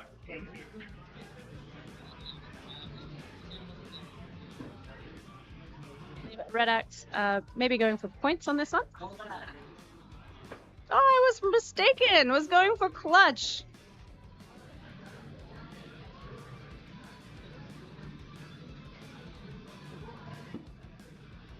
Alright, they both went for clutches. Shrubby, is it good? It's a fist.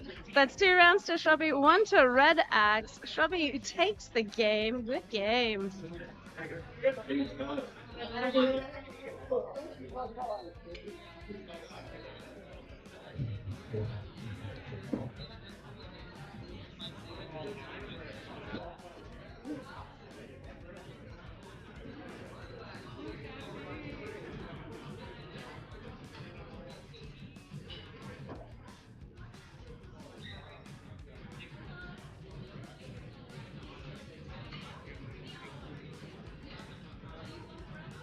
Okay.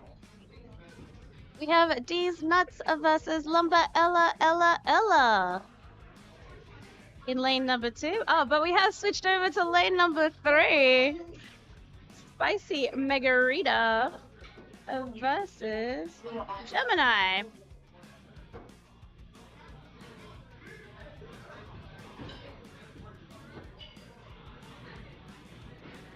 A 1 for Spicy Margarita and a 3 for Gemini. I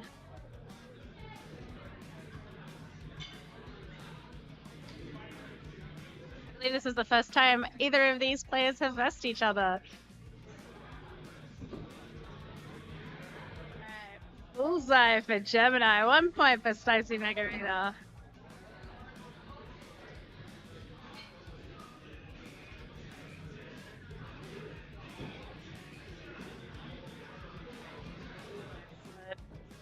They're both setting up. Alright, 3 points for Spicy Margarita.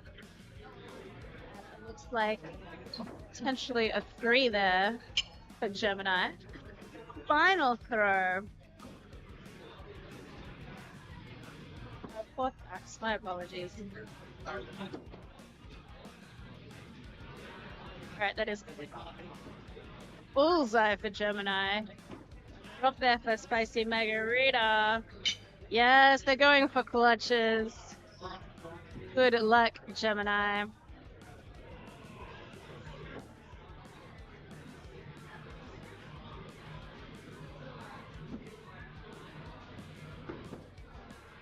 Oh, nice little touch clutch there for Gemini. Alright, Spicy Margarita is stepping up. Going for her clutch shot now.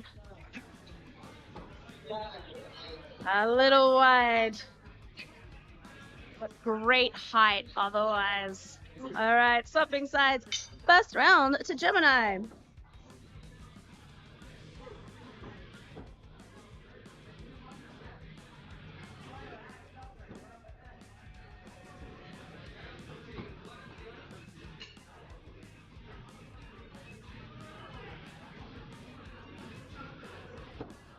Alright. Bullseye for Gemini on first throw. We'll drop for Spicy Margarita. This is Spicy Margarita's 2nd tournament ever. First one was earlier today in the under 55s event. One of our newer throwers in the Battle Axe community, but has really taken to the whole community. And we were having a chat earlier, and I think she's kind of falling in love with axe throwing by meeting all the people that are part of this fantastic community. And, you know, she's right. There's pretty great people in this community.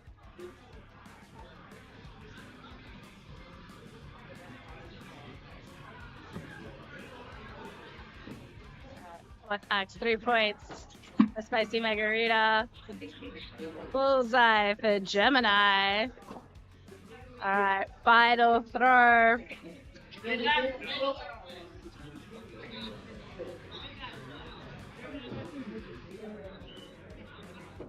And they're clinking for clutches.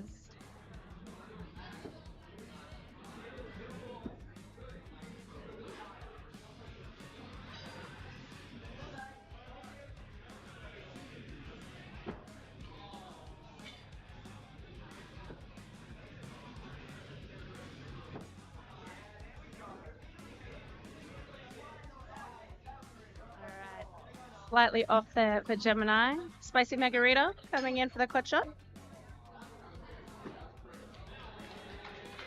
And it's a touch clutch. Well done. It is 1 round apiece.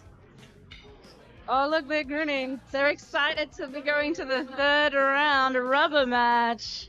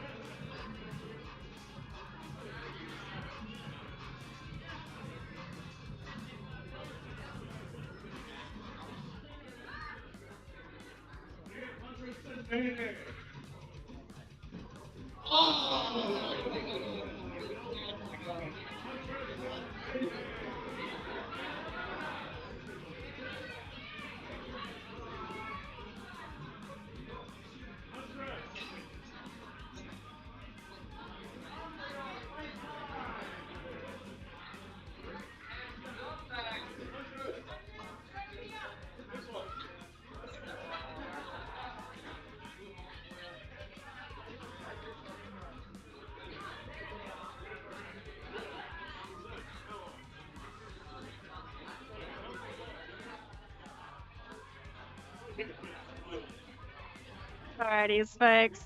I'm back. Judy called for a second there.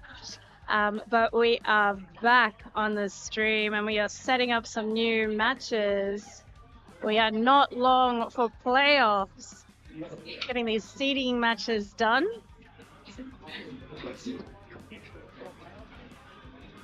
So across the lanes, in lane number 1, we have Fun Girl versus Umbreon. In lane number 2, which we are flipping to, we have Mayday versus Huntress. And they are getting stuck into throw number 1.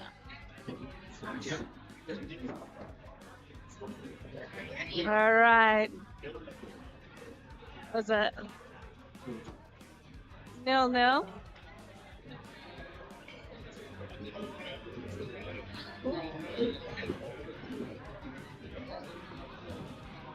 Okay, that is a 1 for Huntress. Little drop there from Mayday. Throw number 3.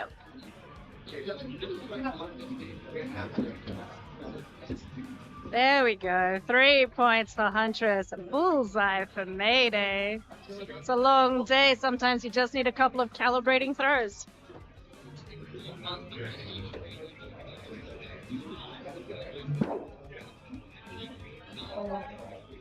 Black Axe, that is 1 point for Huntress. Drop for Mayday. All right, final Axe. They are tied.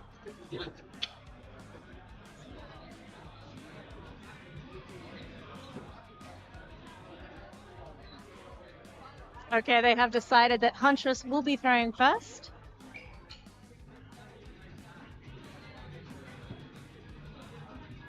Okay. A little high, but decorating the pyrography on Huntress's handle. She did that herself, and it looks incredible. All right, they tied the first round.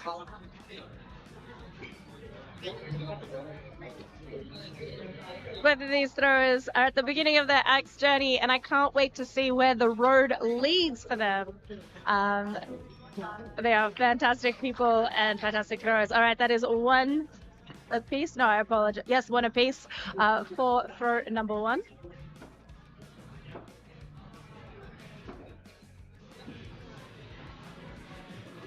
All right, that is a 3 for Huntress and a bullseye for Mayday. Okay, throw number 2. Sorry, 2 throws left.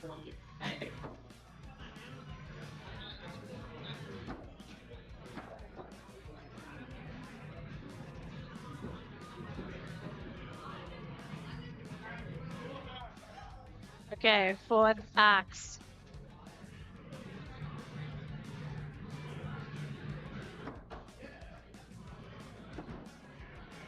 A bullseye for Mayday. So Mayday is leading by points, and they're both going clutch.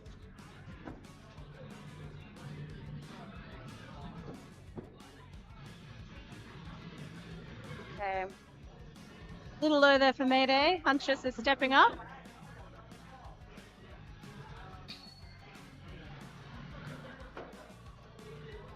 Oh, touch clutch for Huntress.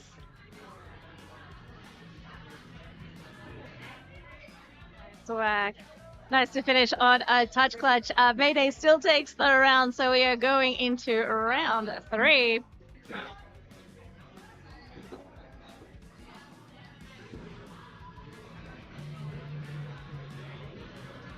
All right, that is 3 apiece for throw number 1.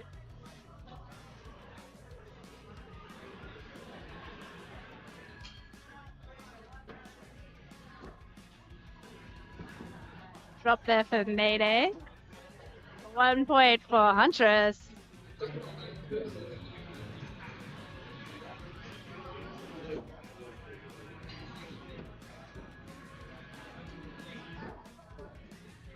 Bullseye for Mayday. And 1 point for Huntress. All right, 2 throws left.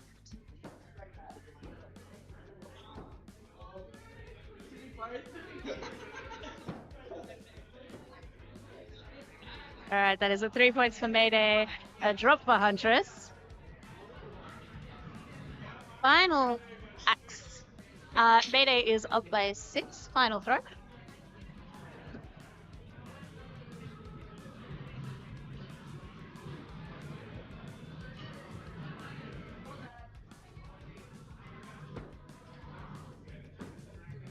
Little drop.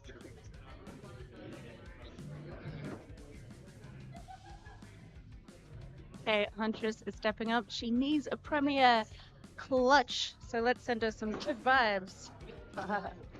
She threw a little higher, that's what she needed. Fortunately, it was a little too high, but that's alright. They're both giggling, they're both laughing.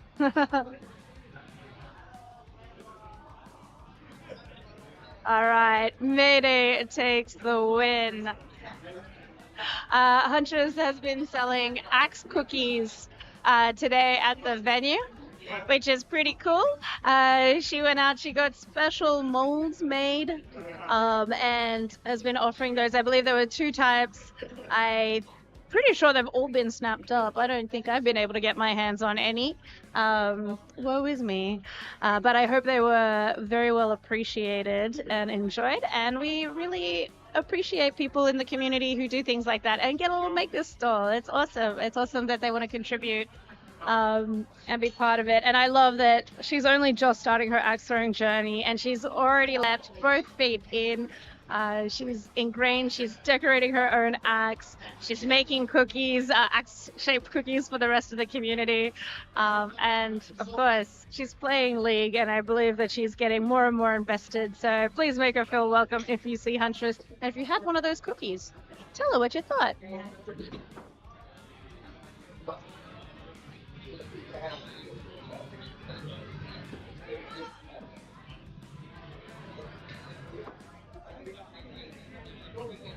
All right, folks. Now we are following the Glam Reaper versus Assist and Desist. First throw was double bullseyes. Second throw was double bullseyes. I know both of these throwers, and I love them both dearly. But I would be terrified to throw against them. Not gonna lie, they are fantastic. Glam Reaper gets a 3, assist and desist. Cheeky little bullseye. Alright, 4th axe. Alright, looks like they've traded. That is a 3 and a 5. They are tied for the final throw. They are reaching for their clutch axes.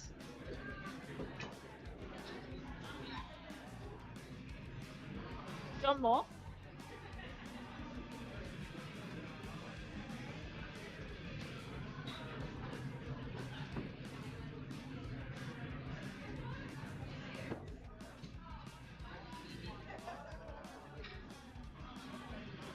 Alright, that was a touch clutch for Glam Reaper. Assist. Alright, Glam Reaper takes the first round and swapping sides.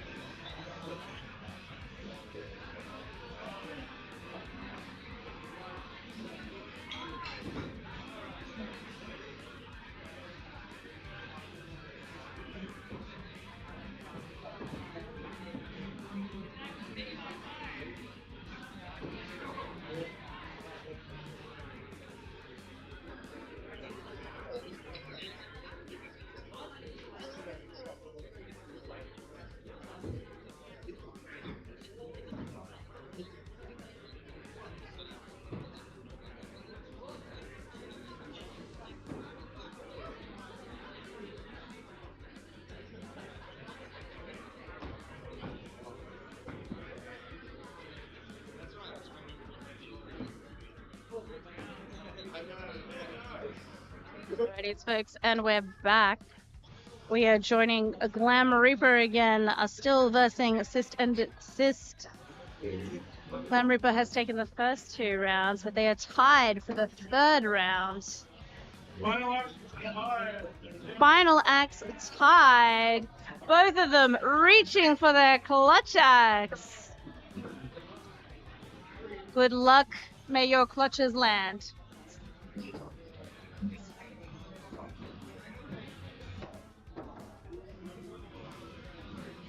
Alright, Little White tied the final round. Glam Reaper takes the win. Well done to the pair of them.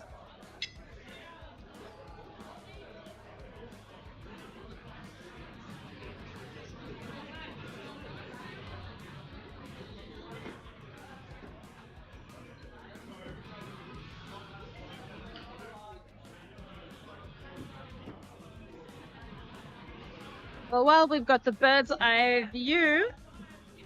Oh, never mind. We are back to Mandalorian versus B. Folks, I really want to give a big shout out to Mandalorian. She has been playing League for 2 weeks. She is one of our very, very new players and is excited to be part of this tournament. And I dare say she's going to have a great time playing B, who's a fantastic human as well. Alright, we are joining them for round 2. Clutches Oracles. See the outcome. Mandalorian was a nil. Oh, we're debating whether it was a prem clutch or whether it was a touch clutch. We're escalating it to an adult.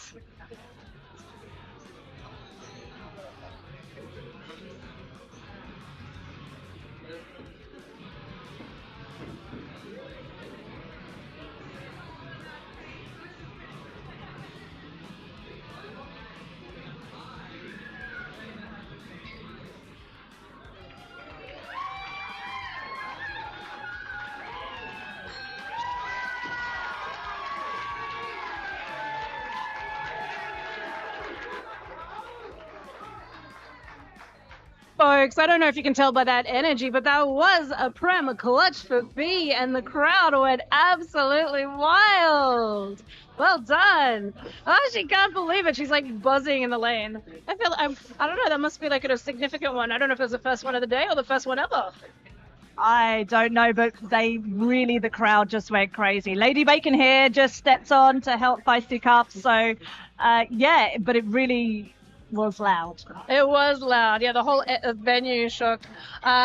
Speaking of which, shaking with excitement, I'm here with Lady Bacon. Welcome. Hello.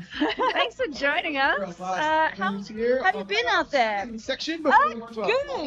I think I started off better and then kind of struggled towards the end. I don't know, sweaty palms, something. Yeah. I don't know. It's a long day. It is a long day. It was a long day. We came to catch the end of the under 55s. As a previous winner, I wanted to be there for the finale and to kind of see it out. And it was really awesome to see some people that I throw with on a regular basis, both here and in other venues, in that kind of last bit. So that was really exciting. It was fantastic to watch. And also, I think the trajectory, like yourself, Prince Bones, and other people who have won these under tournaments, just to see the progress and the upwards trajectory, do you think it helps by participating in an under average tournament first? 100%. I was talking to Axion, who won last year. And it really is one of those things that, and I know when I first thought about it, I was like, oh, am I going to do it? Am I not going to do it? And then I really, really valued the fact that I did it. And, yes, my son then did it, Prince Bones, and he then won the next year. Yeah. It's really good. I was talking to Axiom, I was like, maybe he should have passed over some sort of crown over to succulent Chinese throw, so then it can be passed on to the next person. Maybe you can think about that. I don't want to give you anything else to make Feisty Cup. No, that's okay. I love it. I do like the idea of passing on the mantle of winning the under tournament. It was fantastic to see succulent Chinese throw take it out. It was great to see such a strong finish for the top four. Yeah, and I know I was talking to her just in the week, and she was like, I really want to see a female or non-binary person on the podium. Yeah. She was really like committed to getting, someone on there. Little did she know that it would actually be her. Yeah.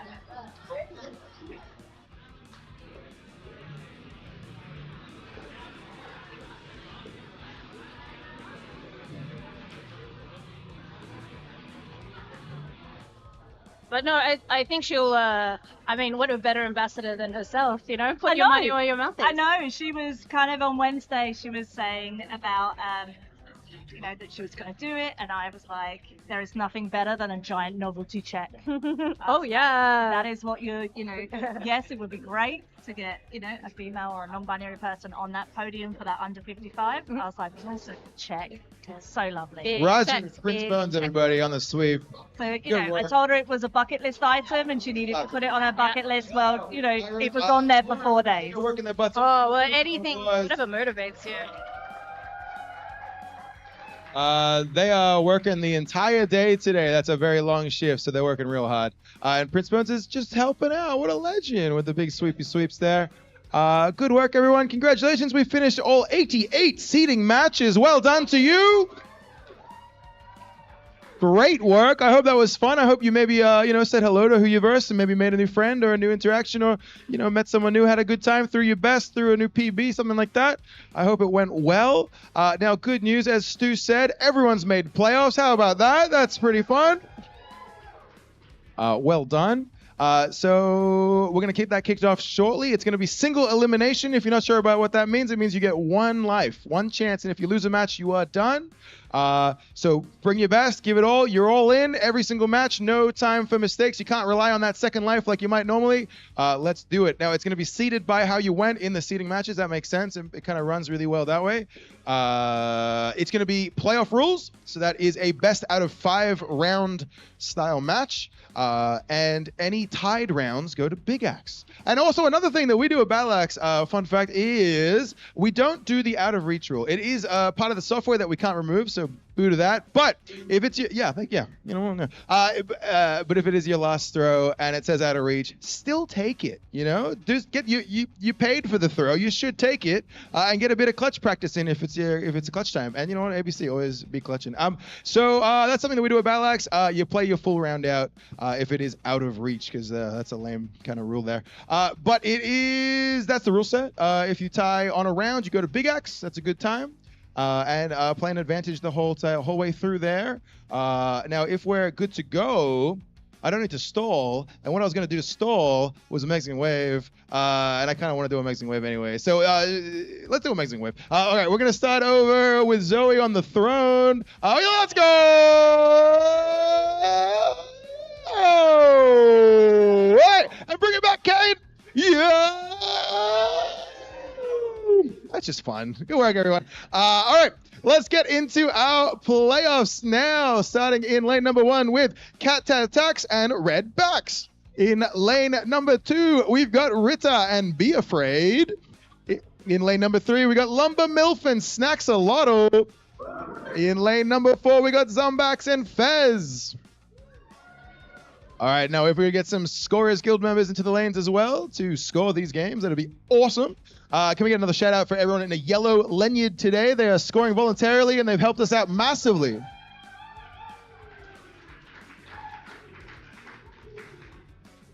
As a reminder, we're not doing 3-throw practice throws in your first match into playoffs, but we will do the 1 for fun. So you have your 1 for fun throw on every single match all the way up to playoffs. And as we move through playoffs, at the very end, it will be a best of 7 round match. I think that's from the quarterfinals or the semifinals to the end.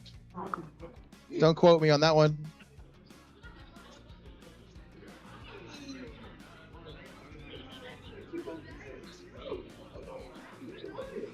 Just waiting on 1 or 2 more throwers. Who are we looking for, Pizzo? Zombax. Do we have a Zombax? She's en route. All right, now because it is a long day, it is a wet day. I know that feelings are high, but let's get them higher with a big oost to kick off playoffs. Why not? It's a good time. On the count of 3, let's get an oost going. 1, 2, 3, oost. All right, let's keep that going. Good luck, have fun, everybody. All right, we are back. We are entering playoffs. Ooh, single elimination. Oh yeah, it's high stakes, but it's a lot of fun. High stakes, but you get 5 rounds to do it in, so. Yeah, it's pretty forgiving there. So it's awesome when you see those rounds go to all 5, and then at the pointy end we'll get to best of 7. Oh, but there's nothing better than, getting to that 5th round and everybody's waiting on that last clutch and it comes down to that. It's oh, mwah, mwah. So nice. It is, and that's what we like to see. It is, and what's fantastic is people have been rising to the occasion. They've been rising to those pressure clutches, those pressure throws, and really bring the best out of themselves, which is incredible to look I at. lost one of my games today to a clutch situation where I was 6 up, missed my clutch, and the other person got a 7, and I could not be more happy for them. Those 7s, when they get them in those situations, are just so beautiful to watch, even if they're not your own. Yeah, absolutely. Look, I feel hard pressed to be jealous. It's you lost by 1 point, but they got that pressure clutch, and the things that are running through your brain and your body and the adrenaline, and to still have the precision to get that, hats off to you. Yeah. And some people are really, really good at them. Some people really thrive on that kind of pressure. I myself, probably not so much, but I aim to one day be that good. I've seen you pull off some amazing feats under pressure. Oh. None of that. But no, you've had some great games. We did have a shout out. It was a little, it was fun to watch you and Lord Snackson for your first seeding match. It was come all the way down here to play my own wife, which was, it was good. It was, really, it's always fun. It's always fun. I would definitely say I'm the underdog in that situation, and today I did come out on top, which was really good for me. But we like to keep the pressure up.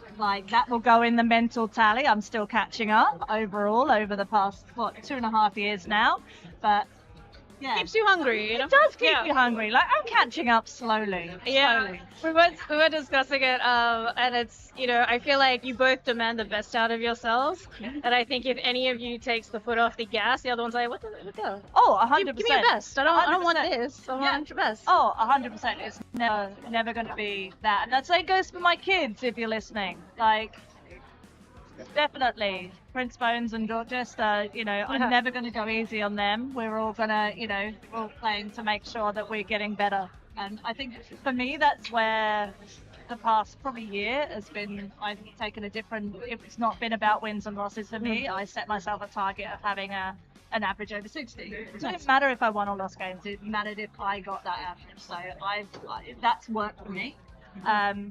Whether it works in a tournament situation, but I feel it's made me a better thrower. So you do what you do. Yeah, I think that's a really good way to look at progress. Sometimes you get hung up on the wins and losses, but you can throw an 81 and your opponent can throw an 81, and you can still lose. That doesn't mean that you did the best game of your life. And I've won games and I've been unhappy about them. I've lost games and I've been incredibly happy with my performance, and I think that's done wonders probably for my throwing. I think that's where I've seen me go up in my skill level, just because I'm not playing the other player, I'm playing myself. Yeah, and I think it is true. It's just you and the board, and again, you can't control what your opponent does. They can get a round of zeros or an 81. That is completely irrelevant to what you throw. Do you have any tips for good goal setting to stay motivated? Mine was, they always say it's in work, set smart goals. So mine was, I've done that, under 55s, and I was like, okay, so what's next? 60. So I set 60. And then once I have now reached 60 and I've sat there and I'm comfortable that I am doing an average of 60, I'm now looking for 65. And I'm not expecting miracles, but I'm, chasing, but also understanding that, you know, you're gonna plateau at times and be okay with that. And I think that's it. It's just small increments and be happy for other people. Like we've been practicing with a group of people that you know, have slowly but surely encouraged each other to get that little bit better and recognise those wins. And you know, it's just really what it is. It's just small things, but everybody's different. That's what I do. I know other people are, you know, setting completely different targets. Yeah. I think you need a goal, your own goal. Yeah, I think it's really important if you want to see some progress. Obviously, if you want to come here socially and just compete socially, that is absolutely fine. And a lot of leagues are here for you to support that. But, you know, a lot of us do like to see a little bit of progress. I often advise people don't focus on, again, the wins and the losses. Look at your average, which is exactly what you're doing. And people get real hard on themselves, but then they look at their end of season average and then suddenly they're like, oh, no, I am getting better. Oh, beautiful. All right, folks, we don't have the vision of that, but just had an incredible match between Red Axe and Cat. It came down to clutches. Cat got the touch and Red Axe got the prem. So that's what all that howling and hooting was about. But yeah, we are currently in lane number 3 with Axe versus Lumber Mill.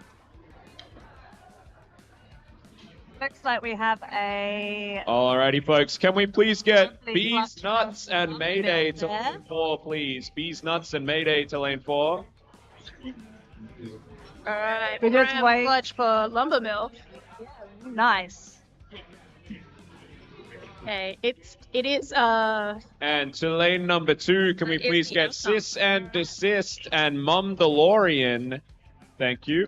alright, we're resolving our game in lane number 1 while we wait for the other lanes to populate. In So lane again, number 3, that can we is please Cat get Lumber, versus Red Axe. Ella, and Axicon? And they are trading rounds, so they are 1 round apiece. We are in round number 3. He's always taking it down. One each. You want to make sure you're getting your money's worth. You want to get Yeah. those 5 rounds. Get your money's worth. I was saying earlier, I was surprised that during finals we'd never heard best of 7, and of course Christian came in clutch the heckler. He's like, we want 7, And that's his job. It's in his name. That's his job.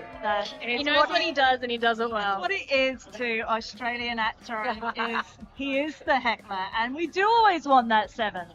He is very beloved within the community. All right.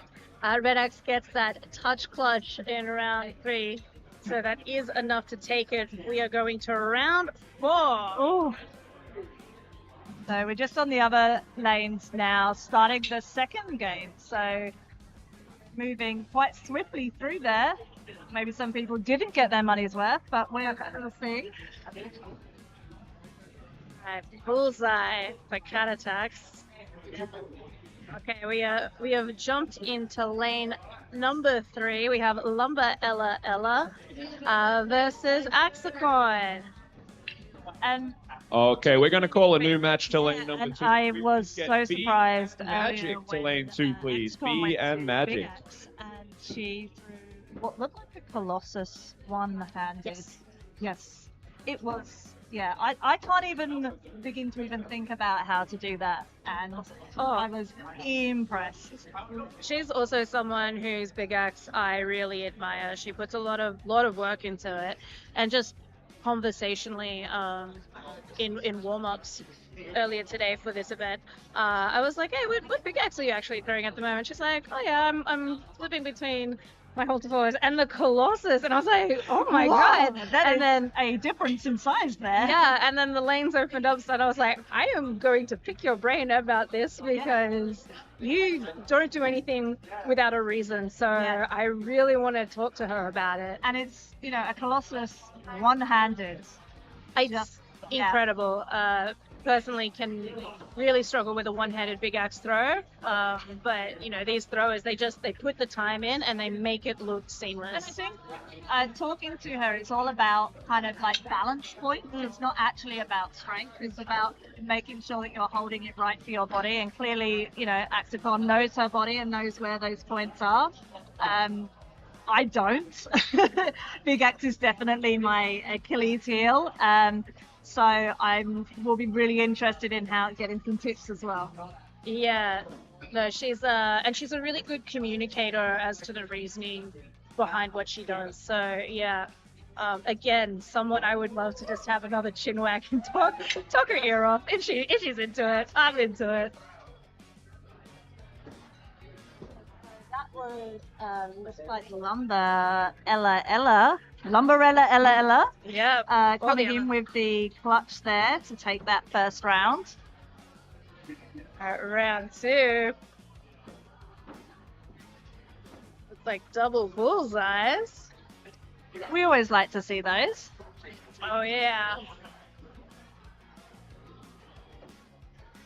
Vibes are really, really high. I've been really actually impressed with the turnout all day. It's been consistently busy, really busy in here. I just want to say, like, this is the consistently busiest I've ever seen this venue, probably. All day. It's really exciting. So this was a record number for us for the Bat Out of Hell Women and Non-Binary tournament with 45 participants, which absolutely blew us away.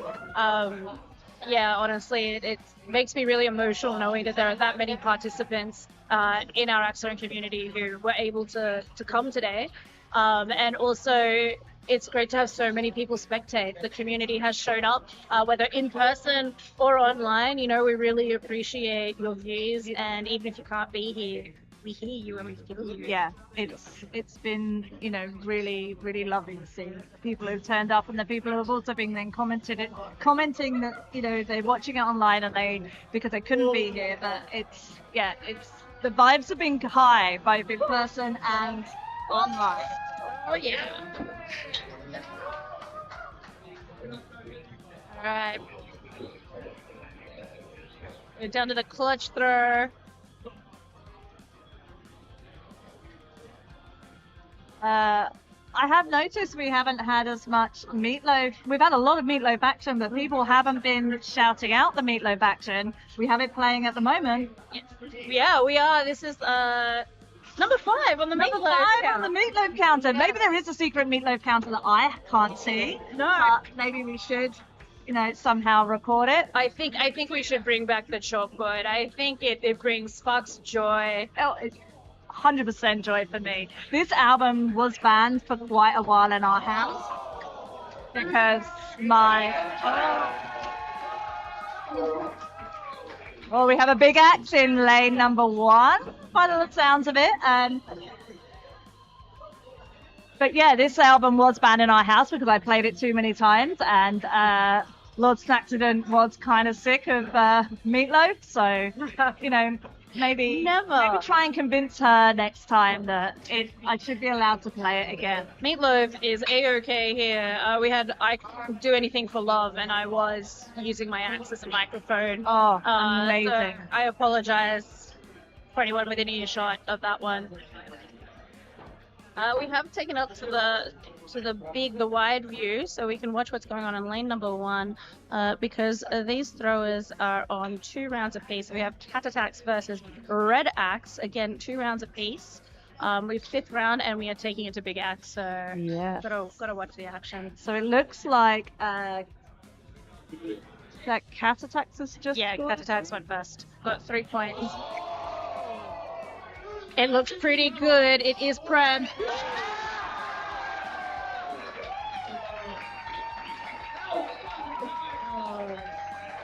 Hugs all round. That was, as we said, insane throwing right there. Red Axe takes it with a Big Axe bullseye all 5 rounds. The best way to do it. That is getting your money's worth. That is well deserved. That is well fought by Cat Attacks. That is well worked from a pair of them. Excellent axe throwing, trading rounds back and forth. And Cat Attacks, backing up this tournament after coming, was it fourth in the the under under. 55. Yeah. So like that is a long day. It is a big day and it's not over yet. Tonight is our longest day from the under 55 Prem average tournament to, of course, the Bat Out of Hell IATF major. And then we're going to round it off with some Yahtzee. Oh, you know me, I like the Yahtzee. Like, you know, I still, you know, whilst Royal Pizzle has never won the Yahtzee tournament, I would still like to say that we do hold the unofficial highest score here. So, you know, just from the practice night. So, you know, we're still going for that gold. Yeah, it's a great thing, and obviously I'm very much a fan of trying to get those different scores. It's a lot more challenging than people assume. And It's not just skills. It's about teamwork, because it does come down to knowing your strengths, knowing your weaknesses, Axolotl. checking your ego, and putting together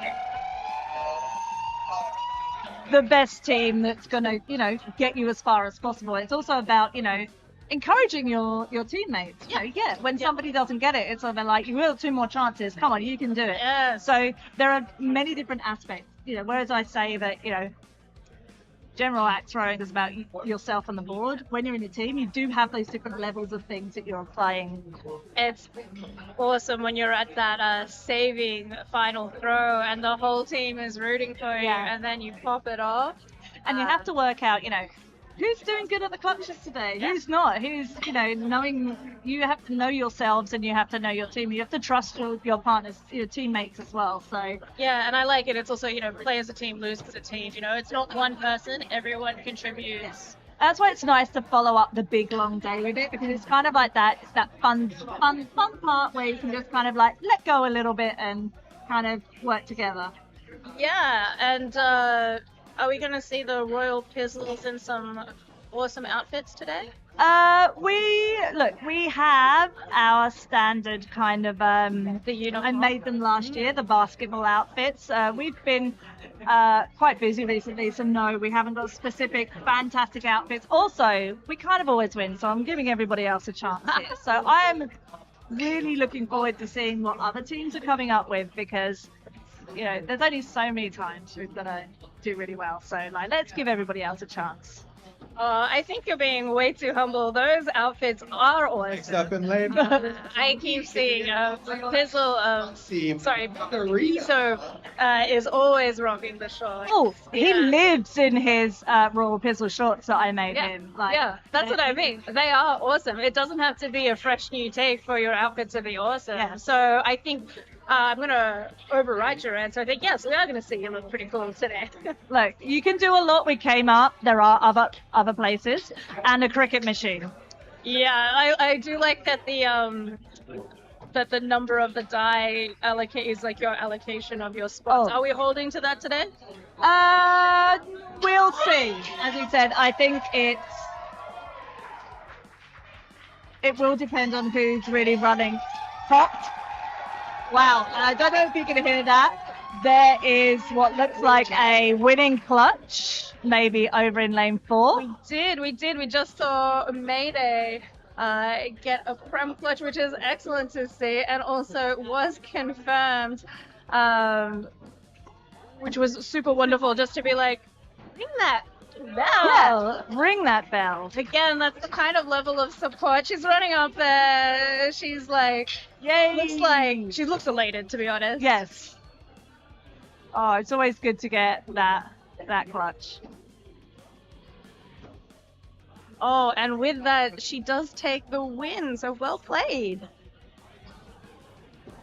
Amazing. I do feel like the cheering has almost been much louder today. The cheering. Yeah, the Oh, yeah. cheering. I think in those moments it's been, you know, at times deafening. No, for sure. It's yeah, a great amount of support. That was the energy last year, and you know, no one's disappointing. Oh, and I think, you know, with like the outfits, I think every year everybody kind of steps up just one extra notch. So, you know, with the doubles and the Yahtzee, like the first year there were a couple of teams in outfits. Like it almost yesterday for the doubles was a requirement to wear an outfit, because nearly every team was sporting some sort of like matching thing, and you know, the same with the vibe of what's going on. Everybody kind of every year comes is like, we're just going to step it up that one bit. Like, can we just keep going? How loud and how coordinated can we become? How far can we take it? Yeah, I mean, and what was awesome, it's like, even though not everyone participated in the costume catwalk, as you said, people were wearing matching t-shirts. Yeah. And I love that twinning vibe. You know, it just makes you feel a little bit extra special when you're throwing doubles. It does. Like, I know we like to wear our outfits, and like the hardest part is coming up with it. Yeah, to be honest. The concept, The yeah. concept, and Concept and the team name. yes,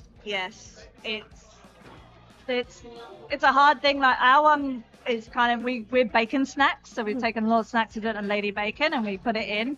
Yesterday we were kind of all dressed in like a popular drink outfit, so we were bacon spritz. So I do apologize. I did call you bacon snacks throughout the that's entire fine. stream. It's all good. It's all good. Like Resting on we are familiarity there. bacon snacks, and like we were happy with how we did.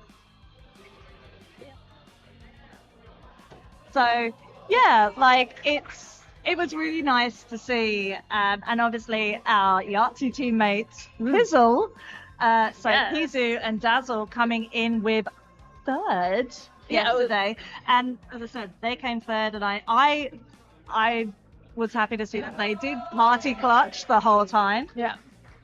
and there was minimal. Well, there was a little bit of damage, but Oh, also, I want to confirm that you guys got 2 Robin Hoods. Was that right? Yes, we did. Yes, Wow. we did. So, and do you know what?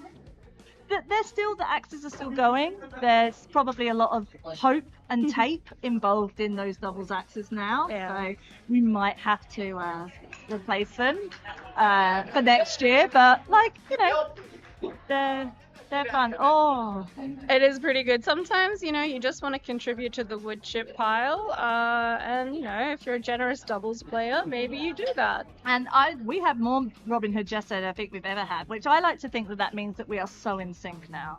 I dare say, and I wanted to confirm, but I think you are the only 2 people who got Robin Hoods all day that I called. And the fact that you got both, I was losing my brain and I kept asking people about it. Like normally it is Pizzle that does the Robin Hoods. They've lost many acts to those situations. So like we're glad that we're backing it up now and maybe trying to come for their crown. Yeah, I feel like they're probably like, got the laser focus. You probably motivated them to work on that. So we're slowly moving towards, looks like we're almost coming to the next round of games. So The microphone. have some new players stepping up in a moment. Yeah, so we've got some action happening in lane 4 and lane number 3 right now. So we have the Experiment versus Axe Queen in lane number 4. And excitingly, both of those players won some sponsorship bids to participate today. So that's excellent that they get to verse each other. Hopefully form a friendship and a connection. But it was great to get both of them in. Can we get And of course- innocent bystander and Huntress to lane number 1, please? And of course, everyone who already had purchased a ticket got a refund. So it was incredibly generous to be able to get so many players refunded or a bid into them. I think it's really nice to see kind I of. hate to turn this back. Club big We have some program. announcements, some It's been eliminations to announce. kind of in the past. Take a like, round of years, applause more for and more of these kind of sponsored situations, whether they are, you know, through the when things like you set up here, that kind of system, or it's personal sponsorship. Yeah. So it's really nice that people are, you know, giving the love out and giving opportunities where maybe somebody might not have it. Yeah, no, it speaks a lot to the axe throwing community as a whole. And of course, yeah, we had an axe league of their own who also came in and sponsored 2 bids. Which was incredibly unexpected and very generous, but also completely their style. So, yeah, I'm not surprised that they're supporting this event. So we're incredibly grateful to them as well. And you know, little bonus to the winner. free entry into the next tournament of their choice. I know. It's Just making that first place all the sweeter. amazing. I'm looking here and I'm seeing a huge variety. I think the axe variety now is like so wide, and that's obviously going to be backed up tomorrow with your bucket of axes, which is going to showcase some of the amazing axe. What are they? Axe makers? Axe produce? Would you say axe makers? Yeah, so it is the axe makers. So it's people who make it and you can purchase axes from. So the idea is obviously the traditional bucket of axes is kind of a hodgepodge of random axes. We really wanted to put a spotlight on the makers in Australia because the scene was really small like 12 months ago, but it is popping off now. Well, I can see literally standing here seeing, the 8 players, and I'm seeing so many different types of axes that are coming towards the board at the moment. Like it's so much different than it was even say 12 months ago. The variety is now huge. Yeah, it's just so interesting to see. I did pick up a completely different axe yesterday. Ooh, tell us, what did you get? I picked one up from the dog stand, so I got a dog. Doing axes with Gama. Yeah, So he sold out yesterday, I believe. Well, he sold out yesterday, but then suddenly he had even more today. He's like 7 new axes today. How fast is that man? I don't think he sleeps. No, not at all. And that's just not now, it's all the time. Yeah. Like, I know for my George Jester, for his birthday, he was like, I'd like an axe. And then Stop it, lane it number. was like, he'd like a dog, and then it was done. And it was like, he took a lot of time to actually work with my son and look at what he was throwing and try and, kind of work with he has a very unique throw, my son. And, Ghana really Zip and power. paid attention and kind of made him something for him. So that's, when you can get that kind of bespoke situation, it's really good. But it's just so interesting to see the different things that everybody is using. Yeah, I mean, that's always the beauty of getting a bespoke axe. But thank you so much for talking with us, Lady Bacon. Thank you are you. up. I'm good up. luck out there. We'll be thank ready you. for you. Cheers. That was late. Yeah, just to keep piggybacking off that conversation, the makers here, a lot of them will make custom axes for you. So absolutely have a chat to them, even if you can't pick something up here today. But you have a friend who might be at the venue and you're not. Definitely grab some details, ask them to take some happy snaps of those axes. Because, all of the makers around Australia are happy to work with you. Get you something personalized. Now, we're incredibly fortunate. You're going to see axes from all sorts of people in the bucket. All right. We just had a little bit of a Hail Mary throw there from Huntress. It just went over the top of the target. That's okay. Trying to collect it.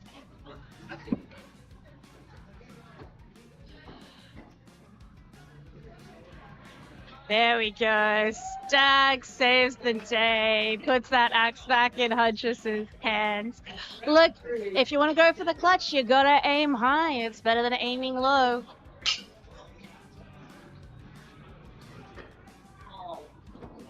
Okay, round number 3 for Huntress and Innocent Bystander. That is a bull and a 3. 2 rounds to Innocent Bystander, but it is best out of 5 at this point.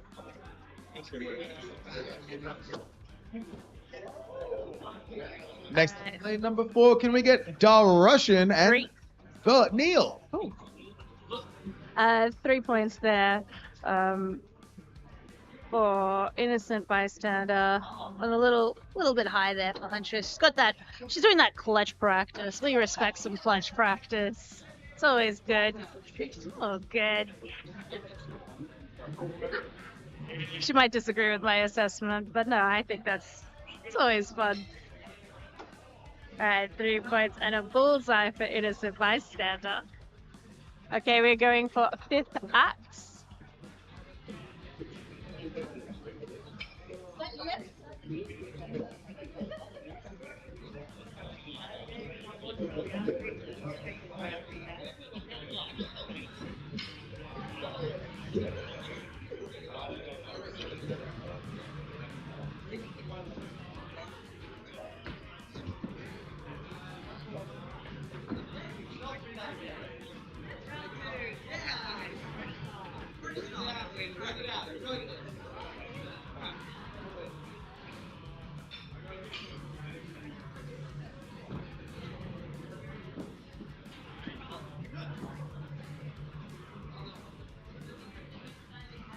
Alrighty, folks.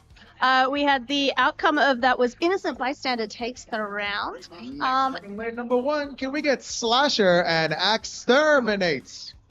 Okay, and now I'm being joined by Sophie, aka the Fez. Welcome, Sophie. Hello. Hi. Folks, I've been talking about Sophie. Sophie was my first match today, so it's awesome to see you. How have your matches been today? Yeah, I was quite happy. Like, I've had a lot of fun, so that's been Yeah, that's great. fun. Any standout moments yet? I've been like working on my throw recently, and I think I've been like getting that quite well, so I've been happy with that. That's great. I mean, it feels like you've been lifting your game today. Yeah, definitely. Yeah, I think I've just tried the new throw last week, and I've actually been getting it pretty well and hitting the way I wanted to. So Nice. I'm pretty happy. It's incredibly awesome to see you commit to changing your throw and getting results straight away. So putting that practice in, and it's paying off. Yes, definitely. I remember I actually didn't hit a single target the first time I came here. Yeah. But I still had so much fun. So I think it doesn't really matter. So I was just having fun, and I'm really happy how much I've developed over the time. Yeah. You definitely progressed heaps. You spent some time with us. Obviously, you went back home to Germany and threw some axes over there. Yes. Very fun. It was very different. You weren't allowed to stab. The lanes were much thinner. It was a really different experience. But also, I think it then helped me even like getting back, having done a different way. And Yeah, I think the highlight or the point of difference for me was the swinging targets yes, with the cookies. but yeah, the targets were hung up and were actually like cut out parts of the tree stump. Yeah, so like basically. a cookie, yeah. It was already round, and if you hit it, it might swing, and that was a very different experience.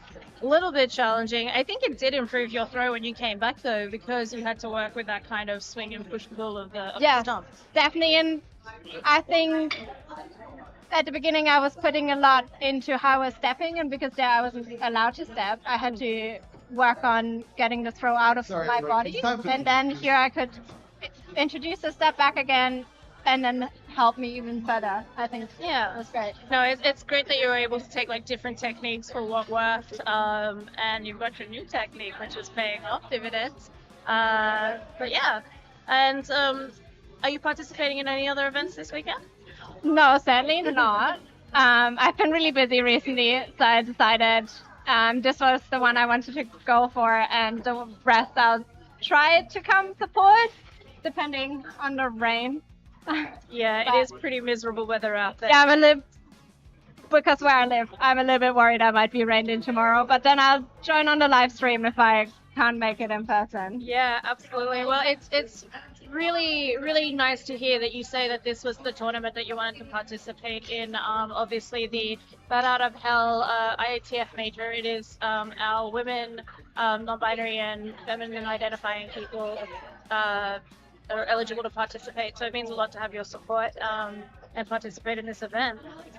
Yeah, I think it's great, and it's great to see so many women and non-binary people here today. It really shows that everyone can do this, and it's been really fun to meet so many new people as well, and talk more to people that maybe I don't see because they're in a different league than me. Yeah. There's so many people from interstate, and I've been excited because there's names that I don't know, and there's people I haven't met yet, and yeah, I hope I get some matches against them, and I get to really connect with some of these throwers, because there's some aspirational throwers. Luckily, I've had a great opportunity to watch a lot of the axe throwing via the screen and via my little cave in the corner here. But yeah, there's really a lot of people that are very inspiring right now. Yeah, everyone's throwing really great, but mostly I love how much fun everyone is having, and that's so great to see. No, it's been incredibly All right, everybody, it's time for our next wave of elimination. So let's give it up for Umbreon, the Experiment, Fun Girl, and Huntress.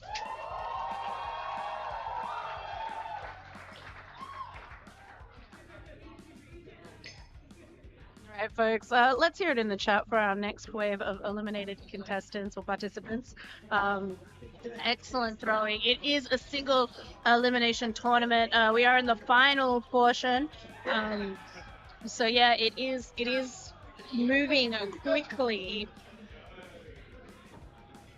But it is great to have you here, and also really exciting that if you can't make it, absolutely join in on the stream. There's a lot of people who are hanging out and watching the stream, and hopefully they'll pipe up soon in the chat. But we love those words of affirmation and support for all of our throwers. Just because you can't be here doesn't mean that they can't feel your support. So absolutely put in those kind words. We love hearing it, and we'll pass them on to the throwers.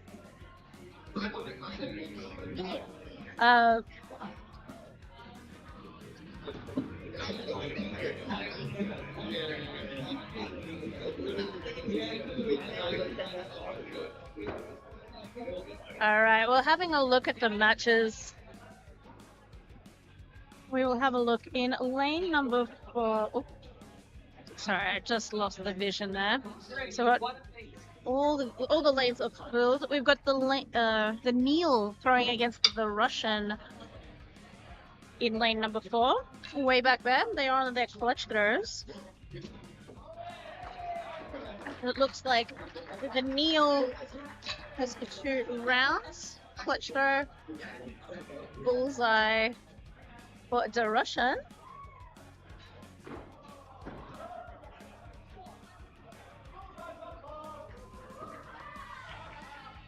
All right, the Russian takes that round, so they are going to round 4.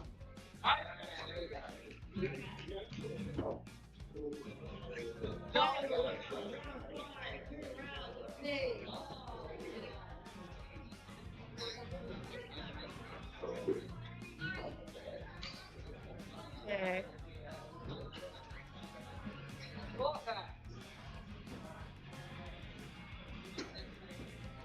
And of course, in lane number 3, we have Valkyrin versus Lady Bacon. 2 exemplary throwers. And in lane number 2, we are on a big axe round with Saber and Lord Accident. And in lane number 1, we have a Slasher versus Axe Terminate. So enjoy the bird's eye view, everybody.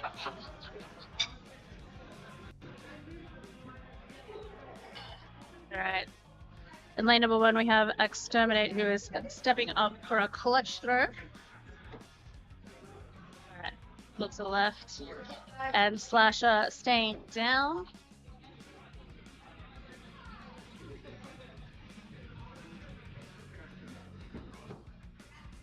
5 points. Slasher was also one of our sponsored throwers who got a bid today. Anyways, folks, I've been summoned for my game, so I'm going to bid you farewell for a little bit. Thank you so much for hanging out with us first. Yeah. All right, folks, we'll be back in a little bit. Bye-bye.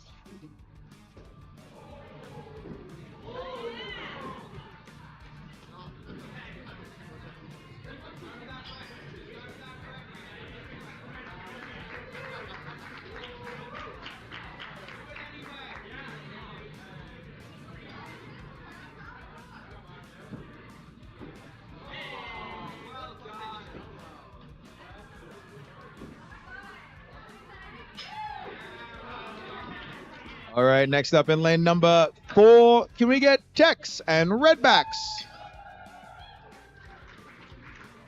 Tex and Redbacks to lane number 4. And to lane number 3, can we have Shrubby and Rita?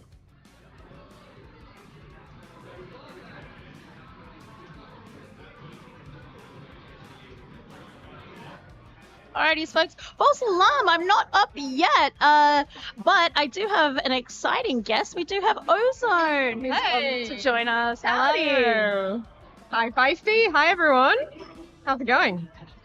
Pretty good. How are you going? You're day 2 into the tournament. I know. I'm having such a good evening. I think this is my favorite session so far. There's an amazing vibe in here. So much love, so much support. And yeah, everyone's cheering everyone else. When someone gets a clutch, it goes wild in here. So it's great to be here.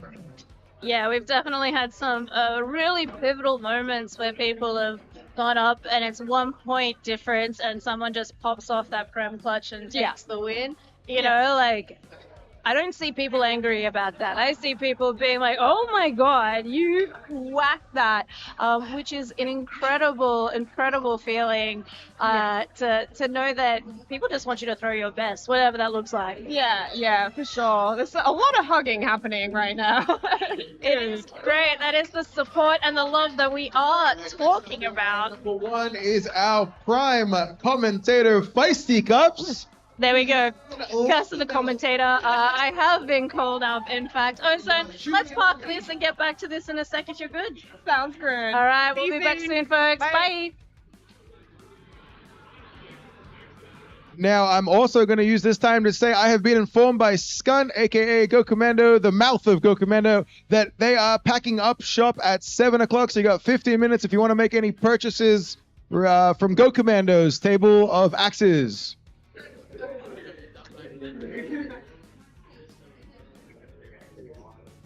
Still one more tournament.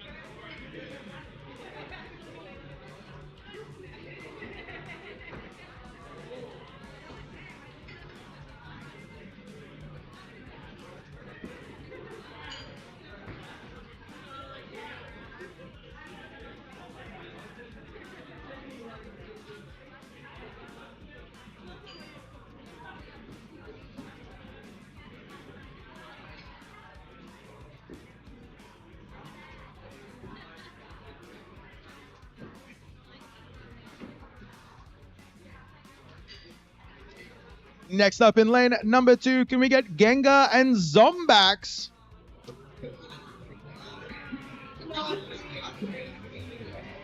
And we'll take this time to do our next round of eliminations. So let's give it up for Valkyrin, Da Russian, Exterminate, and Lord Snacksident. Well done, everybody. Keep throwing.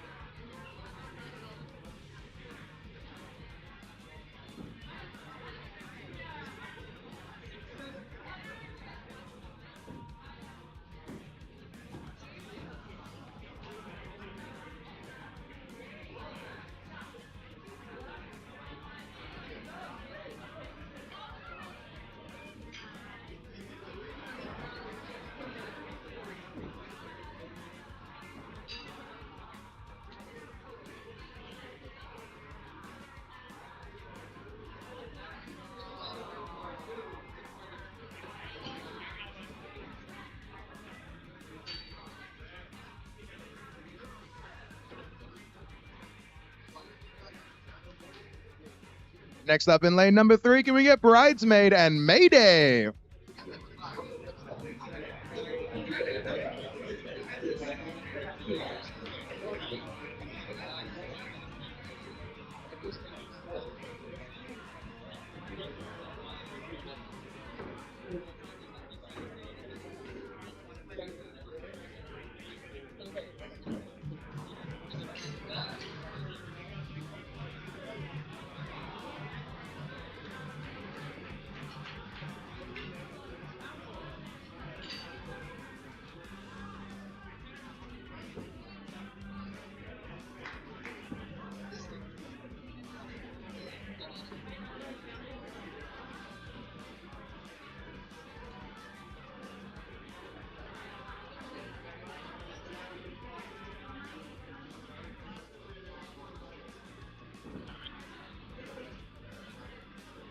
Next up in lane number 1, can we get Gemini and Cease and Desist?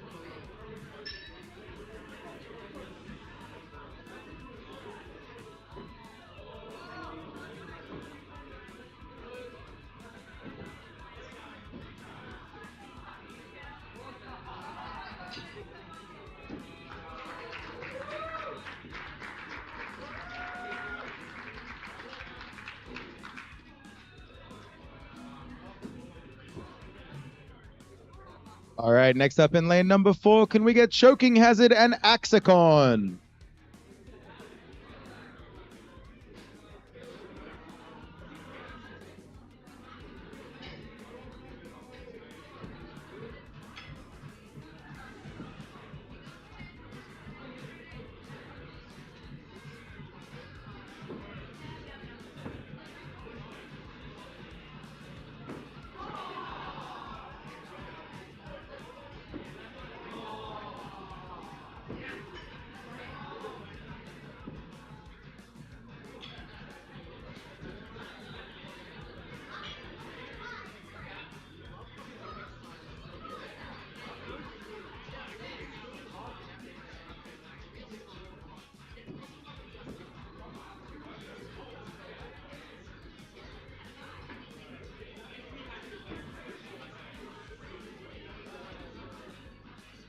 All right, everybody. I'm doing a little bit of a station change. It's feisty.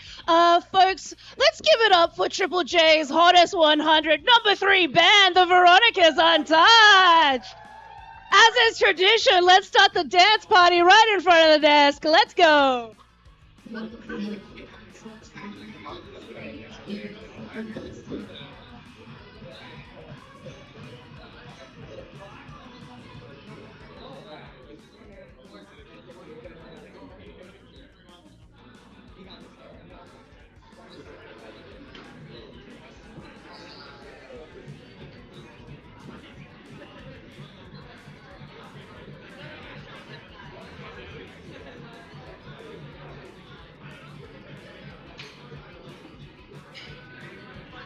Next up in lane 3, Ozone and Magic.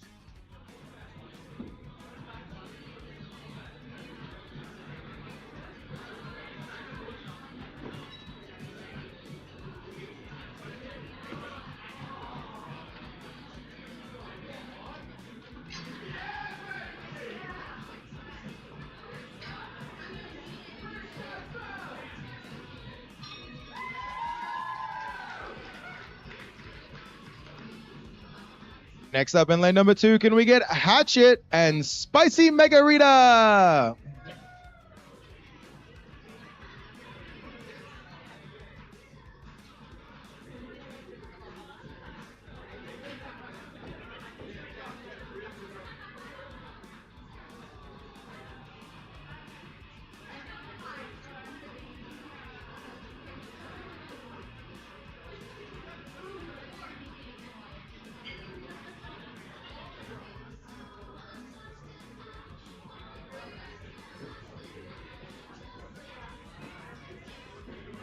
Next up in lane number 1, can we get Shrek and Axe Queen?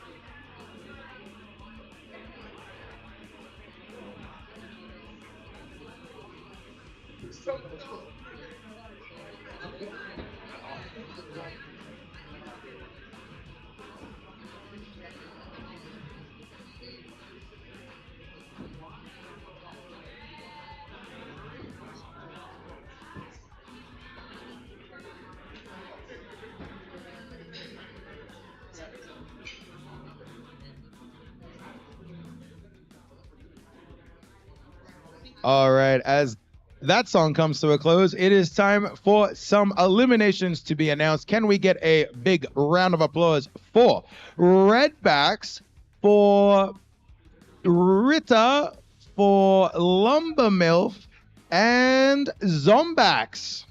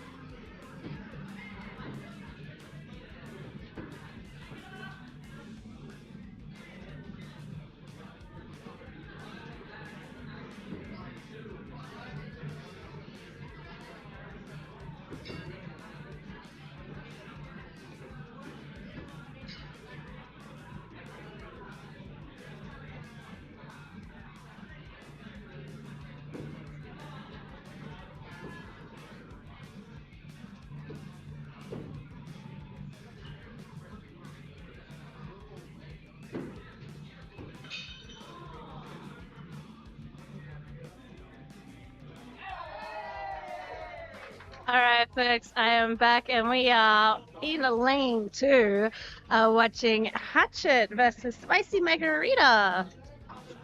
Believe that they may have already played once before, so iconic moment happening once again for us. It's great seeing such an experienced thrower being able to throw with one of our newer players. Completely inspirational. Ooh, that looks pretty good from Hatchet on that clutch throw. It looks prem. Next up, we have Spicy Margarita coming in.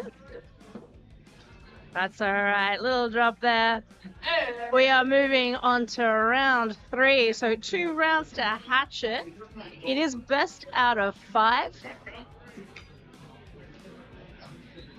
Good luck to both of these players.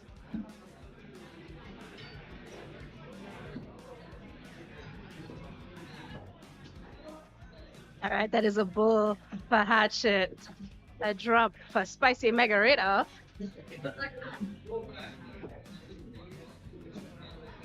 Throw number 2.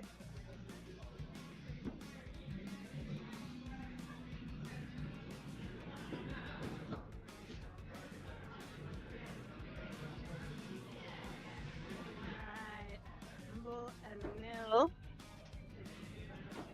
Throw number 3. Need a little bit more spice in that throw, I think, for Spicy Margarita. Alright, the aim was good, but unfortunately didn't punch through the wood. And 3 points for Hatchet. Alright, 2 throws left.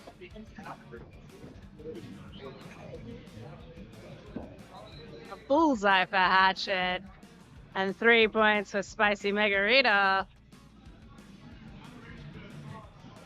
All right, final throw. They are taking their clutch throws. Let's go. Good luck to the pair of them.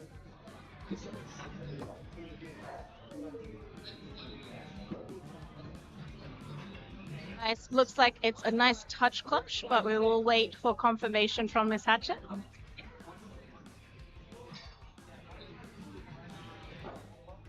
Oh, beautiful line. Unfortunately, a little low there for Spicy Margarita. And it was a touch clutch for Hatchet. She takes all 3 rounds. Well done.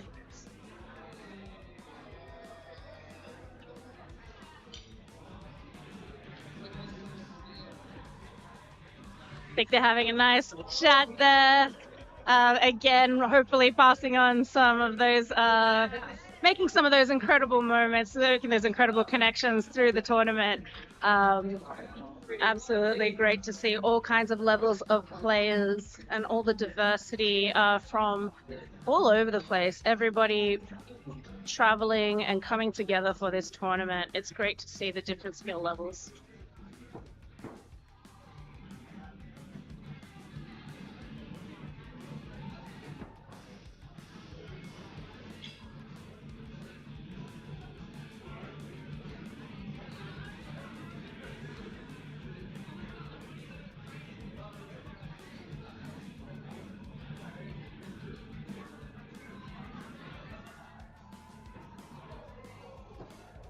Next up in lane number 2, can we get the Glam Reaper and Graceless?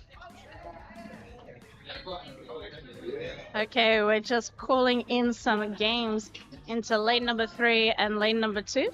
But at the moment, in lane number 1, we do have Shrek versus Axe Queen. They're calling in adults for Axe Queen's axe. We get Mandalay and See whether it is a Bystander. 5.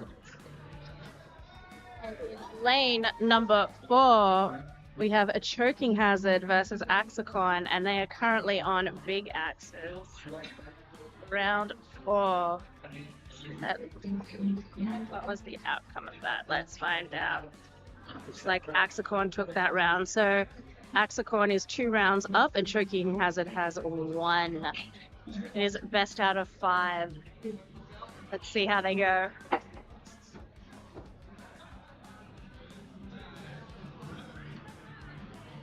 Alright, a little drop there from Axicon. I believe that was a 5 from Choking Hazard.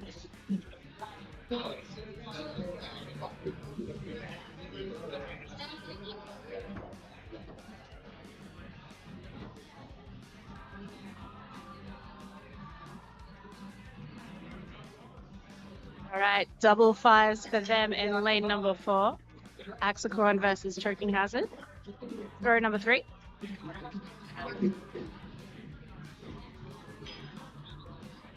Okay, folks, we are joining in the action at ground level for the Glam Reaper versus Graceless.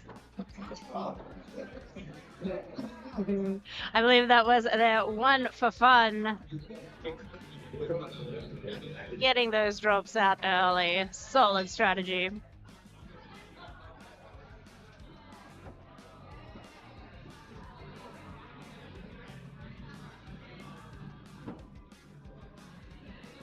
Alright, that is a 3 for Graceless. What do we got for the Glam Reaper?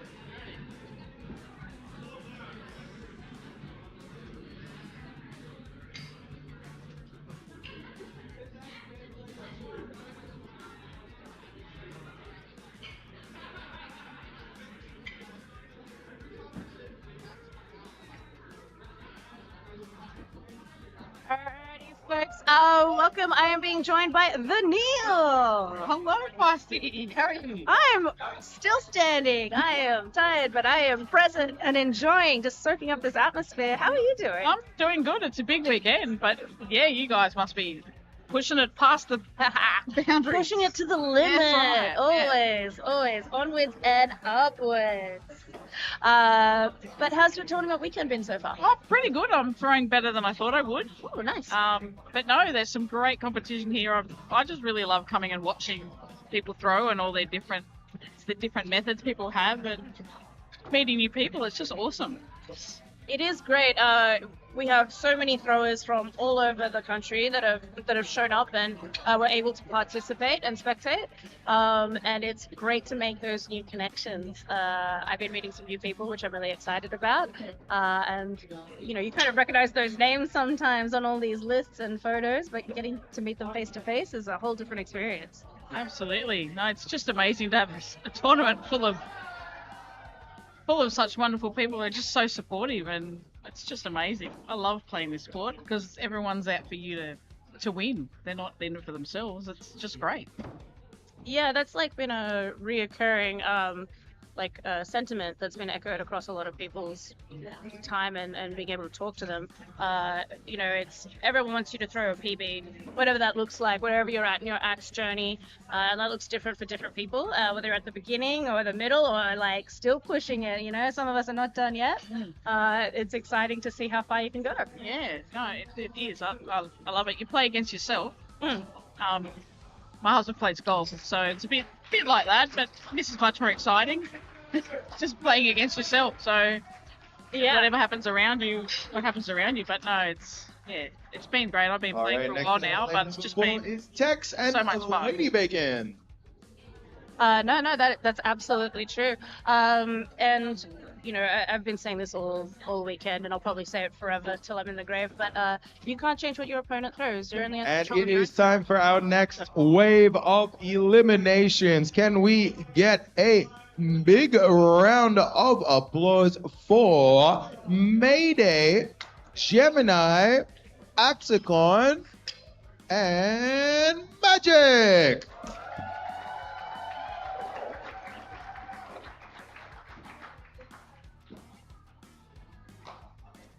All right, well, chat, absolutely drop some support for the next wave of eliminations that we just have. There's fantastic throwers in that list, but we are marching onwards and upwards up the single elimination bracket. Yeah, we are slowly getting to that point here at. Yes, we are. I was quite surprised to win my first one. But being at Battle Axe and always be clutching helped me out because that's what got me over the line. So Beautiful. Yes. It's fantastic. So great to be practicing those clutches, even though I don't get them very often. They can come in clutch at the right time. That's right. It's right there in the name, isn't it?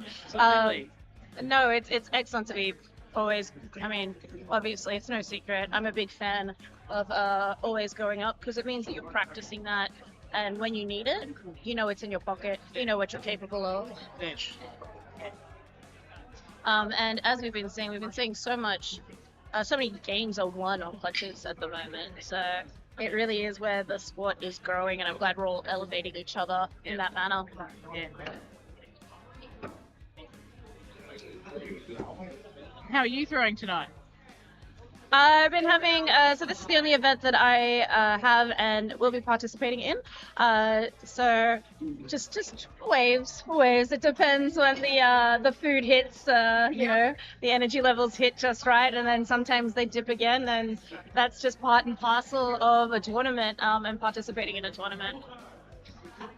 But you hear the throwers say, "Oh, I was thinking about eating," and they need to make sure they get their food for the next one. So Yeah. it's important to keep that food going. And Yeah, I think that is something that I'm super passionate about. I know a lot of us come back from a roller derby background, and we've participated in tournaments weekends, and you have to time your food because, you know, sometimes you just can't get it right. If you don't get that balance right, the tank's on empty. Yeah. It's hard to pump the gas when the tank's on empty. that's right. Next up into lane number 3, Shrubby and Feisty Cuffs. Oh, that is me. All right. Well, Anil, feel free to jump back on over if you want to come back. Otherwise, I'll see you on the flip side. Thank you very much. See ya. Bye. Bye.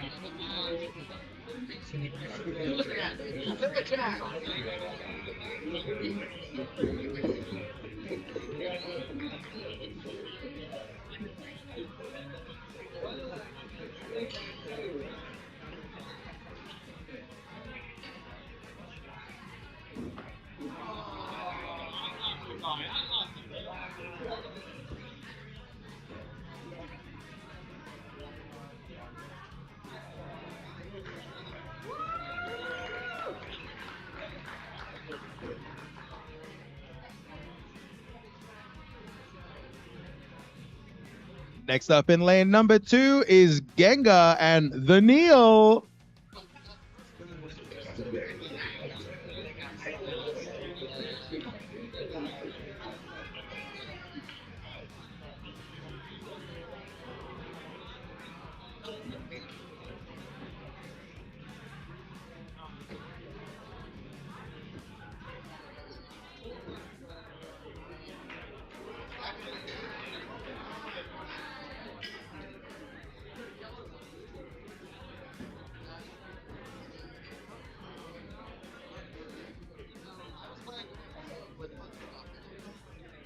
Next up in lane number 1, can we get Bridesmaid and Cease and Desist?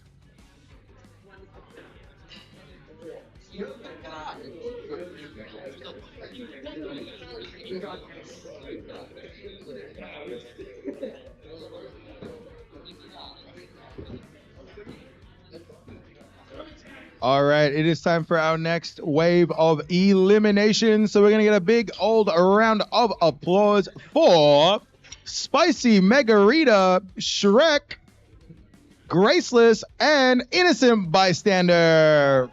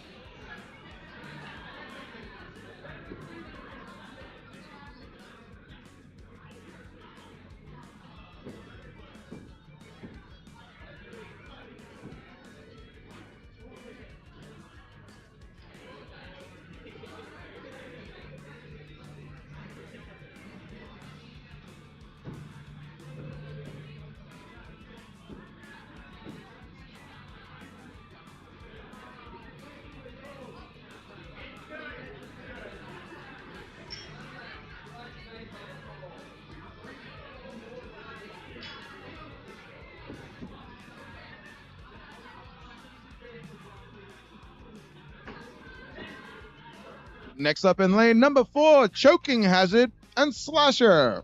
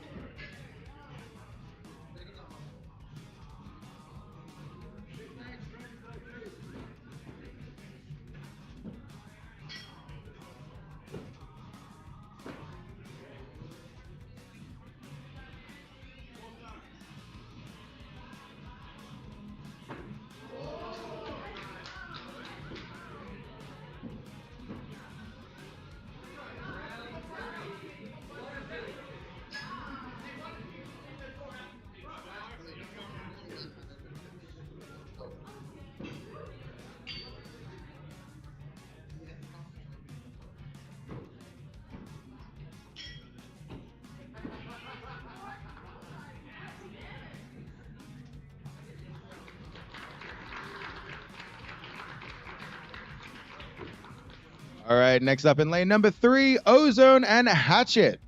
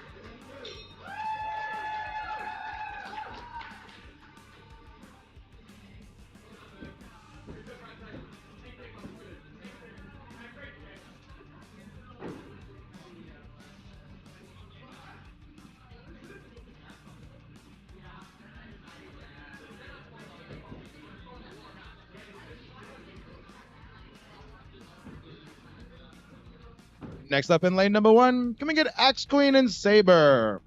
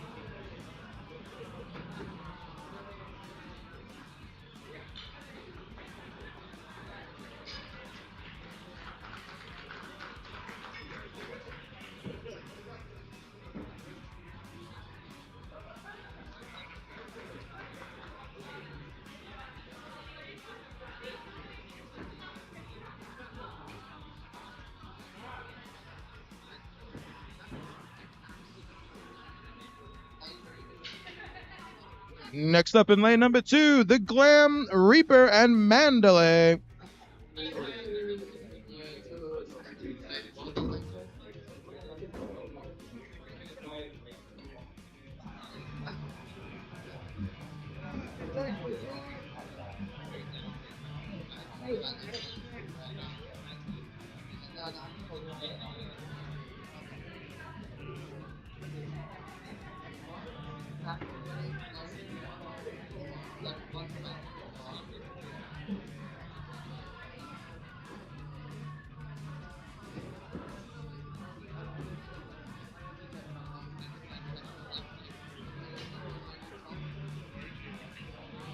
All right, next up in the lane number 4, can we get Tex and Shrubby?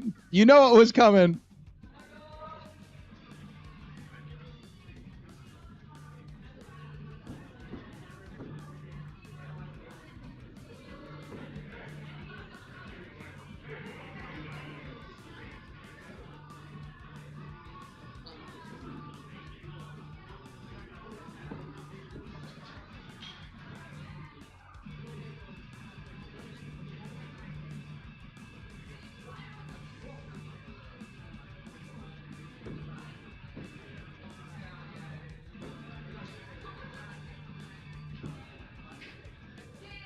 All right, it is time for our next batch of elimination. So let's get a mighty round of applause for Lady Bacon, the Neil, Cease and Desist, and Feisty Cuffs.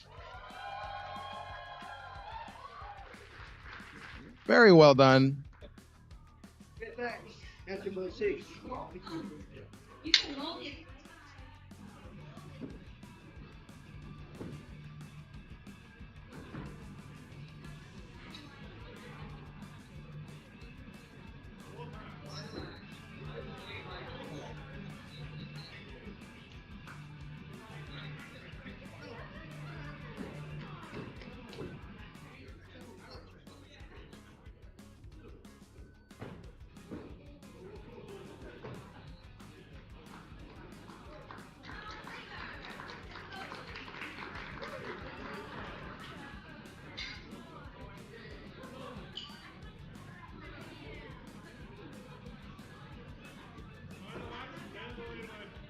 Next up in the lane number 3, can we get Genga and Bridesmaid?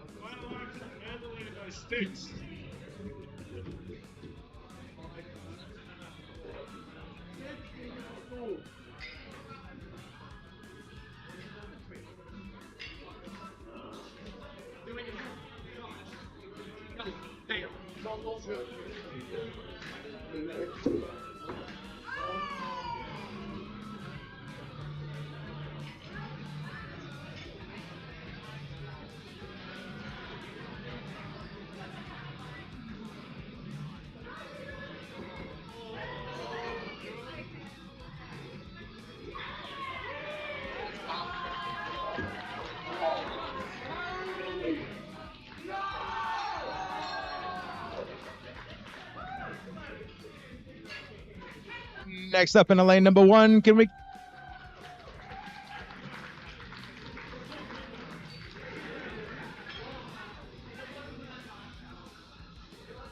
All right, so lane number 1, can we get Choking Hazard and Hatchet?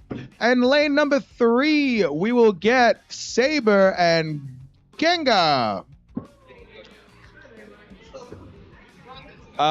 Belay that one. Sorry, Gengar, not you. Sorry. It will be on hold for one moment. We're just populating that part of the bracket.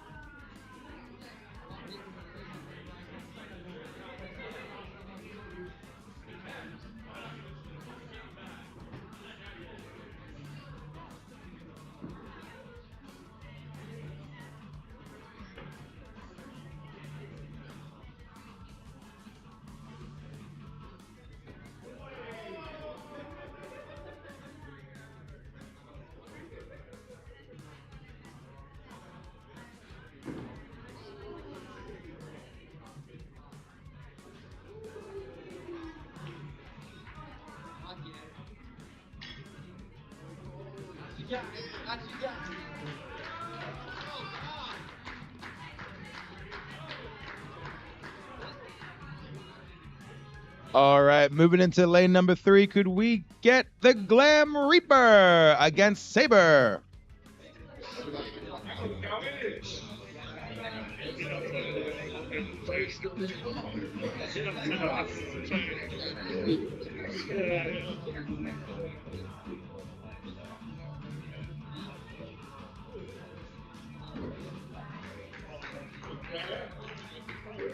All right, I'm going to use this moment to give a big old round of applause to the next 4 that have been eliminated. Can we give it up for Slasher, Ozone, Axe Queen, and Mandalay?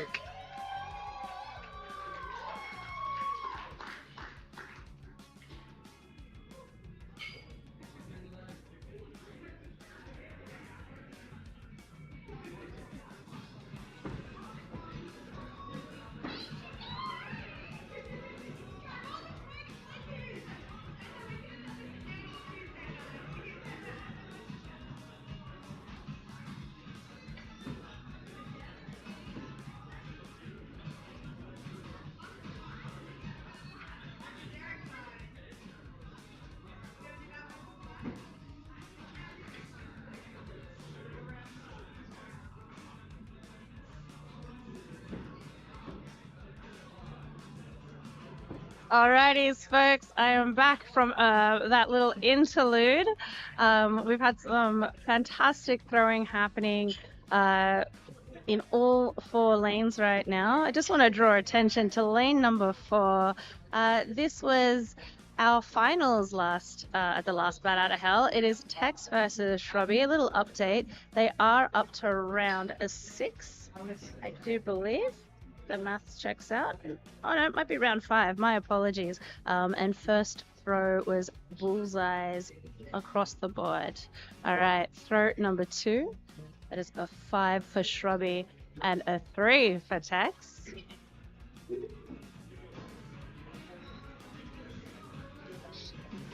Both fantastic throwers, both giving it all, and can't wait to see the outcome. It may mean that we have a different podium finish tonight, different ordering, which is pretty exciting as well. Love to see some variance in those podium finishes across tournaments. All right, next up. Yeah, we are up to clutch shots. Okay, here we go. For round 5, both clutches called. Shrubby has advantage. All right, too close or too far for me to tell. Might be a touch clutch. Find out shortly. The crowd absolutely erupts. That was a touch clutch for Shrubby and a 7, a little prem clutch there for Tex, which means that they tie the round, so they are going to Big Axe.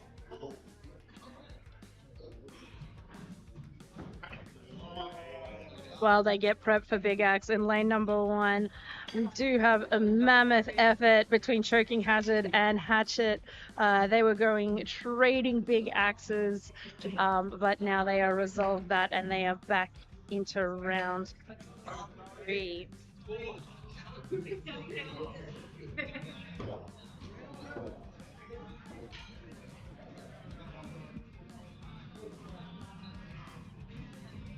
All right, Big Axe happening in lane number 4.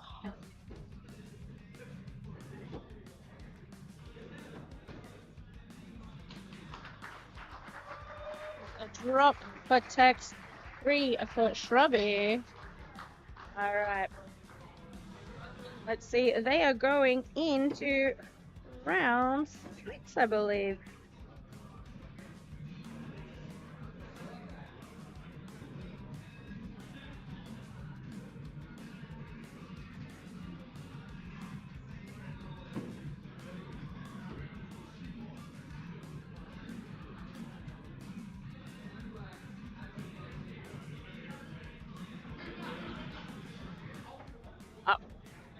Alrighties, folks. Just to give an update, that was match. I believe Shrubby takes the win actually. Just bear with me. Lost signal, so I'm operating a little bit blind. A little bit blinder than usual, but that's alright. In the meantime, we've got Ozone back. Welcome back, Ozone! Hey, Feisty. Hey, everyone. Good to be back. I'm back. I am out, but oh my gosh, I had such a good night tonight. I loved it. I saw you were throwing absolute fire. And we're in the beer bracket now, so hats off to that. That's always an exciting time. Yep. We sometimes get there a bit quicker than we might like, but once we're here, it's a good time to be here. Yeah, no, it's all. I mean, you want to go to the very end. I don't know anyone who doesn't. But no, fantastic throwing today. So what was one of your highlight matches?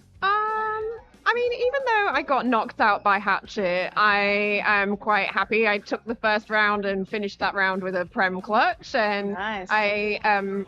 She told me afterwards that I scared her a bit, so I'll take that. If I'm gonna scare Hatchet, I feel like I've done something today. You've been proving yourself. If you dare listen to the previous streams of yesterday, I've been singing your praises. I just feel like you've been putting in so much work at practice and at league. I was saying, you can quote me on this one, you were dinging that bell on league play earlier this week. I was honestly like, leave some clutches for the rest of us, but I was so stoked for you. You've been working super hard, and I think proof is in the pudding about your placements in all these tournaments this weekend. Oh, thanks, Feisty. That means a lot, and I feel like something just clicked. Just one that, I don't know, the last couple of times I've practiced, something's really clicked for me, and I think coming to the training, so talking to Stagger, a few things about, so I'm really trying to finish the throw. I think before it just petered out, and now I have intent and purpose, and it seems to make a big difference. No, it's really been showing. So, I mean, people always ask what's the secret to axe throwing, and it's like just practice and time at the board. You know what, right? I am always chasing that dopamine hit. So, every time you throw, all you want to do is get that axe and do a better throw. And so, there's a lot of your brain going, okay, what do I need to do? I need to do this, I need to do that. Yeah. Trying to just get that hit again. try and get it perfect every time. Oh yeah, we're always chasing that. I mean, who isn't chasing an 81? I personally am never not trying to get an 81. Obviously, I'm not always getting an 81, but that is always the intent with which I throw. And yeah, do you have any tips for goal setting? I think take the little wins, and it's little things step by step, like anything when you're learning for the first time. I mean, I so vividly remember, a year ago when the axe is hitting the ground all the time, and it can be pretty demoralizing to be picking it up all the time. But, I think just the little things, okay, this week I'm going to focus on getting it in the board, and that's your win. And then you can progress from there. So I think take the little wins and set little goals each time. And the other thing that I've really enjoyed doing the last kind of few months is looking at how different people throw. So everybody throws differently. And it's really interesting to see the way that different people get power and accuracy. Yeah, no, it is true. And I think I really try to reiterate that on day one with you people who join League. I just say, we're going to work on some foundations, but you look around, everyone has their own unique style of throwing, and you're going to develop yours. And it's actually good when your throw starts to evolve, and the more skill and the more confidence you get, I feel like the mental part also affects how you throw, and just knowing that, sometimes you fluke it. You might fluke a clutch one time, and then you're like, well, it is possible, and then you're kind of chasing that, it's not this elusive, mysterious thing, which is why I think your second one's always the hardest, because then you're chasing it and you're being a lot more thoughtful with your throws. So yeah, success looks different on everybody, and everyone's journey is different. It sure is.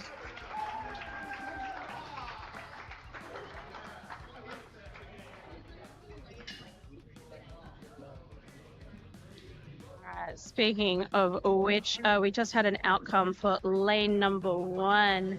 Hatchet took the win over Choking Hazard, but that was a phenomenal match. Went to 5 rounds. Not a sweep. Of course, and I wouldn't expect that of Choking Hazard. She's a fantastic thrower as well. Yeah, she whooped me earlier today, but I take it with grace and I appreciate it. I always enjoy throwing against her, and of course Hatchet pulled it out amazingly as always. Sure did. And we've got Glam Reaper and Saber facing off, so a bit of a Gold Coast derby happening there. Yeah, they're in lane number 3, so let's see if we can do that as we are getting ready for the pointy end of the bracket. These two have faced off against each other, I'm going to say once or twice, but I say that tongue-in-cheek because they've definitely versed each other a couple of times. They are no stranger to each other's throws. Glam Reaper is in the lead right now. 3 points, and let's see. That's 5th axe clutches called for Saber. And it's busy in here again. You can start to hear the vibe lifting up a little bit. Everyone's in anticipation of this, the end of this competition, and yeah, there's a lot happening right now. Yes, we are very close to the end. Once this match resolves, we will be progressing into the bracket. We're doing a couple of board changes just because we are getting into some of those meaty games. Lots to look forward to. All right, and with that, Glam Reaper marches forward, but we'll hear it for Saber. I love both of these throwers, so it's always bittersweet, but also absolutely. Sometimes everyone's as good on their best day, and today's Glam's day, so we'll see how far she takes it. Yeah, you never know, do you? No, both of them are very seasoned throwers as well, and they back themselves, which is excellent to see. Yeah.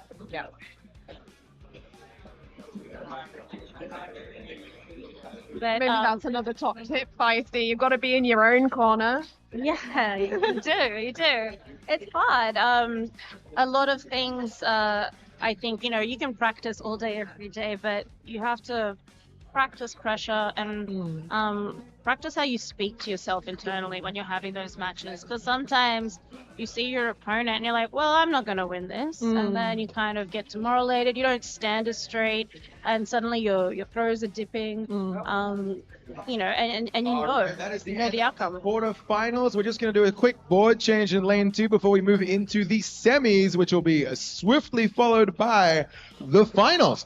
Now, for those waiting around for Yahtzee, that is 2 rounds of matches away. We did say it would be at the end of this tournament whenever the end came. So just get in your costumes, get ready, and chill a little bit out. It'll be good.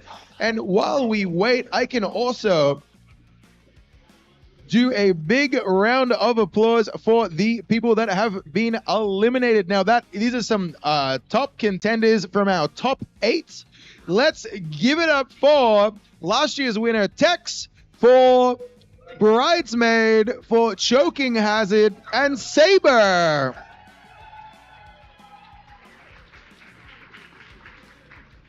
All right, well done to everybody. We are down to our top 4. That will be Shrubby and Gengar in lane number 3, and Hatchet and the Glam Reaper in lane number 2. Once those boards are ready to go and those lanes are swept, thank you so much to Araja, Laura, and Stu for working so hard right now.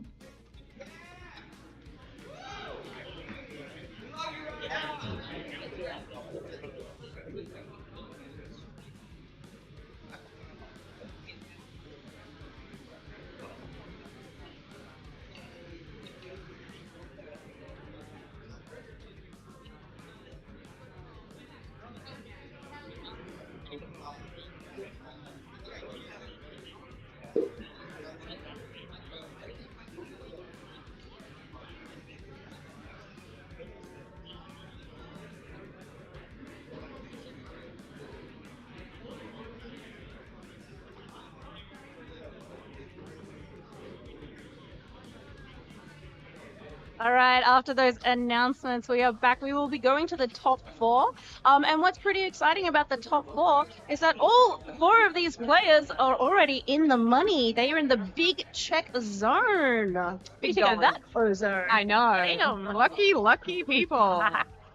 No, it's going to be great. I know they're not going to take their foot off the brake. We're just doing some board changes, and then we will get into our quarterfinals.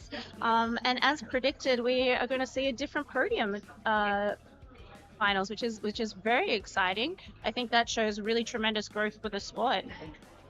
Yeah, it's always exciting to see things mixed up and yeah, different people having a good time in a different year, in a different context. Yeah, absolutely. And also different styles of throwers. It's so great to see Glam repping the two-handed throwing. She makes it look so much easier. And I definitely, as I said, I've got a long hit list of people I want to talk to. I admire them so much, and honestly, getting to witness their throwing is in person is just such a treat. It's like my little sweet treat for doing these tournaments. Do you think, Feisty, do you think we see more of the two-handed throws now? As you know, obviously I'm a two-handed thrower, and I felt like when I first started that it was not that common, and I certainly feel like we're seeing more of it now. Definitely at these later stages in the competition, it's been highly represented. What do you think?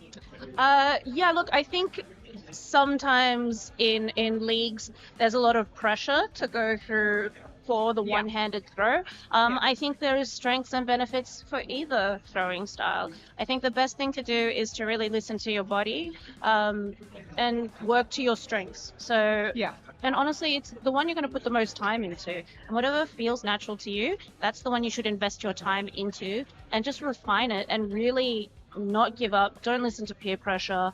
I find it really disheartening when people are like, oh, don't throw like that. Okay. Because you don't know that person's history. You don't know what they're dealing with. Also, like sometimes you just want to throw things at a board, like I always try to ask if people are open for feedback before I volunteer feedback, like ask them if they're open to it. And I think it's really important to develop stuff. I used to be a two-handed thrower. I moved to one hand because of my rotator cuff. It's actually really painful. I still do a two-handed big axe, but that means that my counter is limited. But I just can't make the one-handed work. I just don't have that strength. But again, I decided to stop letting that be an excuse, and I am reworking my throw to try and put less pressure on my rotator cuff. And it's coming together. I didn't get to go to Big Axe today, which is blessing and a curse, because it would have been great to see if I could have applied some of the things that I've tried to change and see if that helped in a tournament setting. Yeah. Oh, that sounds good. I did once try. I had tried a couple of times the single-handed throw. It wasn't pretty. It's not for everyone. It wasn't pretty. I might go back to try at some point just for fun, but yeah, right now I'm pretty happy with how it's going. And always push yourself, always experiment with your throw. I think that's really important. I'm of the opinion once you've experimented and you've found something you want to tweak, don't tweak too much. And just really commit to giving yourself the time to let those changes sink in, because when you get tired or you're distracted, sometimes you go back to your old habits, and that's not the purpose. You're trying to push yourself out of the comfort zone to develop yourself. One step forward, one step backwards, two step forwards. I got this wrong yesterday. But sometimes, we're talking about the same, but sometimes it does feel like two step backwards. You have to be patient with yourself. That's true. I like the science behind it though too. Obviously, as you know, like in my spare time, my day job, bit of a scientist, so I love it when we talk about exactly all the mechanics behind how these different things are going to affect our throw. Yeah, absolutely. I'm really passionate about listening to people's different bodies and working out what will work for them. As we've seen, perfect case in point, there's no one size fits all for axe throwing, and I think that is a real strength of the sport, and that's what encourages such diversity. Yeah. Do you feel motivated to push forwards? Any takeaways that you've had from the weekend so far? Oh, absolutely. I think every time I come to a different event or have really any involvement in the sport, I have a newfound respect for different people doing different things. But also, one of the big sort of changing points for me, I think, was going to Canada and really seeing how many incredible throwers there are in the world, and just being part of that whole community and seeing everything over there as well. So that was another kind of turning point for me. Yeah, I really genuinely think that's an experience that a lot of people have. It's you start in your league, or you start in a session, maybe you start in your league, and then you go to a tournament, maybe a home tournament, then you maybe go to a different tournament, and the more you push your boundaries, and the more you start traveling around, and ideally, if you can, get internationally, and so of course ITC, the holy grail, the holy pilgrimage of axe throwing. It's incredible, and you get to see so many games and so many people. I think as I really credit that to like the maker scene has been really inspired, and there's like an incredible boom. I think every time a thrower goes to ITC and they come back home, they are motivated, and they just bring something back, and they just dissimulate it back to the league, and then the whole league benefits. I really am a big fan of people who travel to different tournaments. I think that's incredible. Yeah, for sure. And we really have some amazing artists in our midst as well, creating all of these. It's almost like beautiful pieces of art, really, isn't it? But they also have a very, very specific function. Yeah, I've definitely had an axe that I'm just like, I don't deserve you. And I do look at it and I'm like, oh, and every time I drop it, I just cringe a little bit more. But, I'm using it, and I think it should be enjoyed. Either hang it on your wall. I mean, I'm sure there's a lot of collectors out there who do actually just hang them on their walls. But yeah, it's really good. Are you playing in the Bucket of Axes this weekend? I couldn't get a ticket for that one, so by the time I tried to register for that one, it sold out. So that's always a really popular event, and it's really gaining in popularity. I think everyone's super keen to try and win an axe. That's a huge prize. I mean, the money is a great prize, the title is a great prize, of course, but the axe, come on. An axe, exactly. And the whole point of it is getting makers' axes in people's hands. And if you're lucky enough that you get to throw it and you resonate with it, or maybe you get to watch someone else and you're like, oh, I see myself in that person.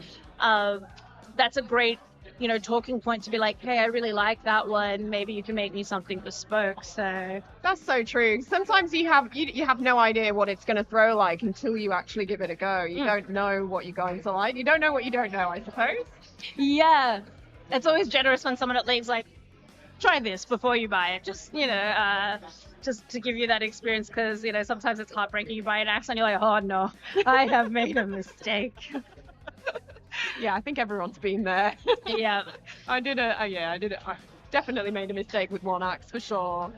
Yeah, no, we between Wildcard and myself, we have quite a pretty selection of axes. So when people are flirting with ideas of axes, half the time we might have one, and if you sweet talk us, you might be able to throw it up. Might be. If it's on hand, I will absolutely give it to you. I've given the jacket off my back to someone. Someone's like, oh, I like that. I'm like, yeah, it's yours now. Sure.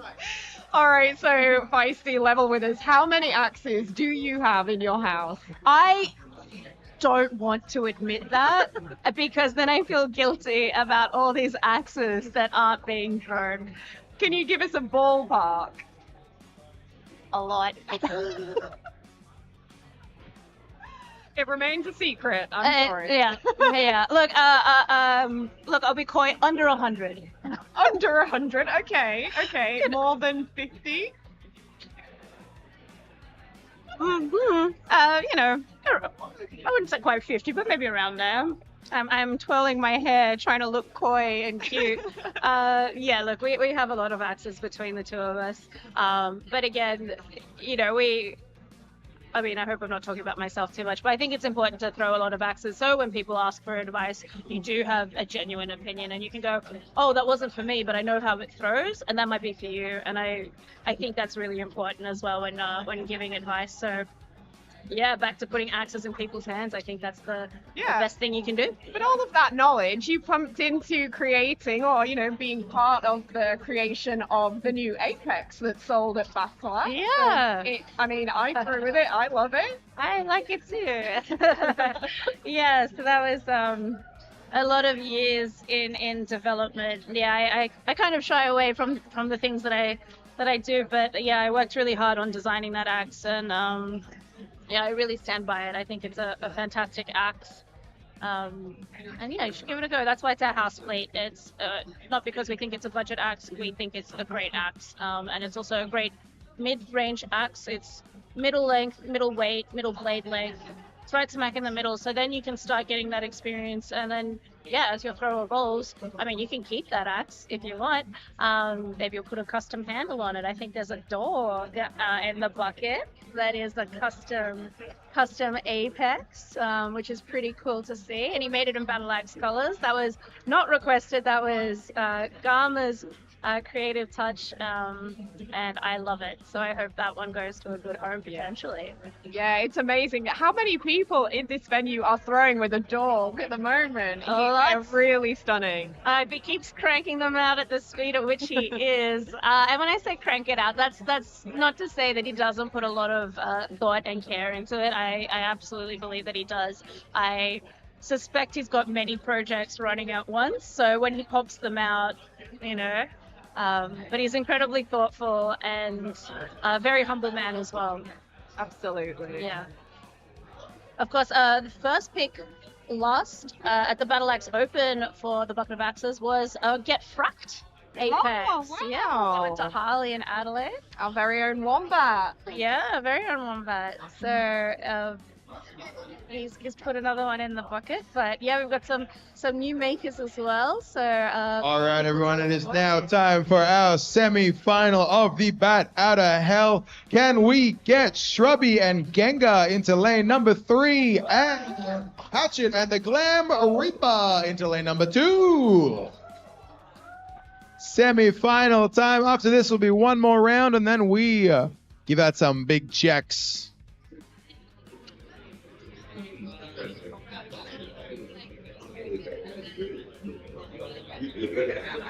Do we have a Scorers Guild member into lane number 2?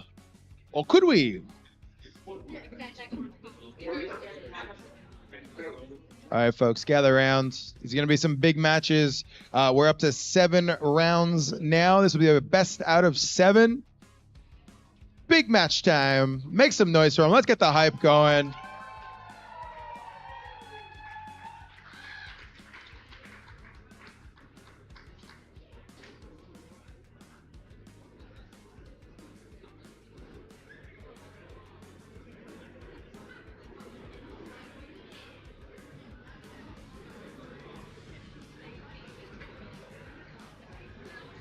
Folks, we have our last 4 throwers who are stepping up, and they're using their 1-4 funds.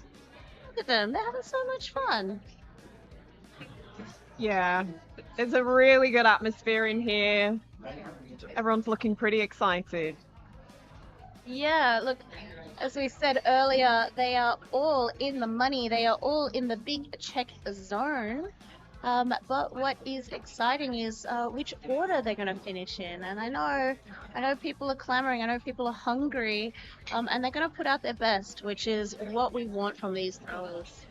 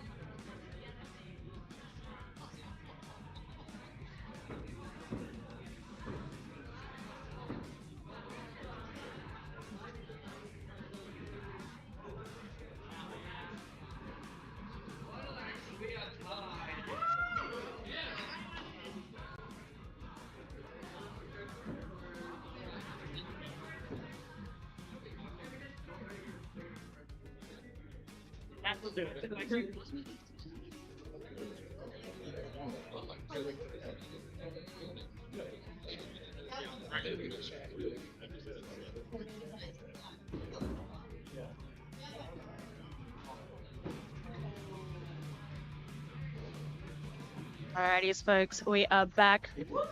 We'll get a little tighter frame on both of these matches so you can see what's going on as we witness it live on the live stream or in person with your eyes. Wow. So Lady Bacon said to me earlier today that if it isn't a goal of yours to earn a big novelty check, it should be. And I kind of am in that zone now. It wasn't a goal of mine before. Now I'm like, well, maybe I should be thinking about that big novelty check. Yeah, it's pretty fun. I've been able to handle them. One day maybe I'll earn one as well. That would be fun. Definitely feisty. Your title's Oh, the coming. two of us. We'll be there. We'll be the next event. Let's go. Just have to pop them out at League, don't we? Okay.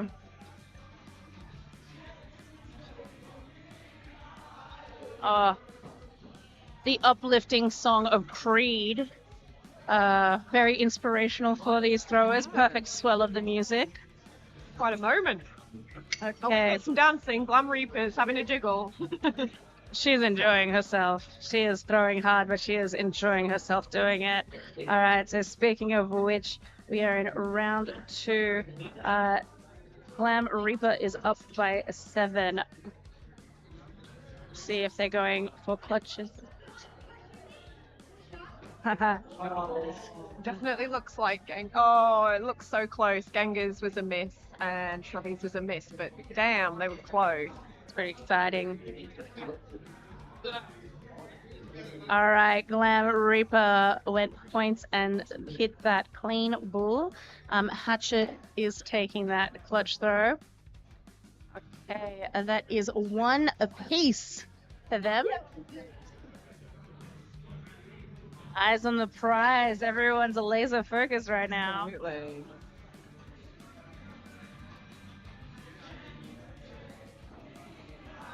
Oh, yes. Venue singing. Venue sing along. If you know the words, chat, chime in.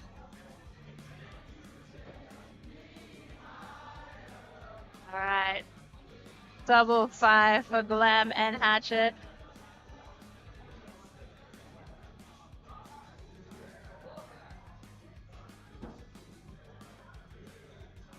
Side for Hatchet. 3 for Glam Reaper. Alright, they're going to their 4th axe. Oh, nope, I can't count. They're into their 3rd axe. My apologies.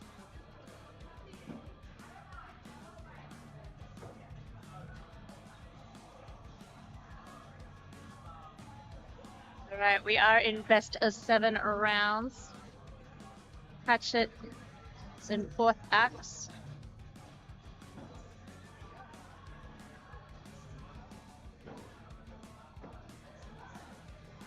Alright, now bullseye for Glam Reaper, 5th axe.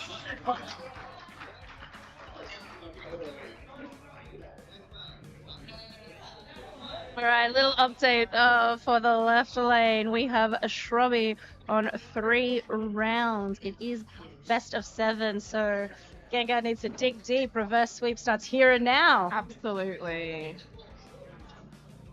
It can be done. We believe. It can be done. Love a reverse sweep. It's incredibly difficult mentally, but sometimes you just buckle in and you just pull out the things that you know. What do you think about when you're throwing in a big game, Feisty?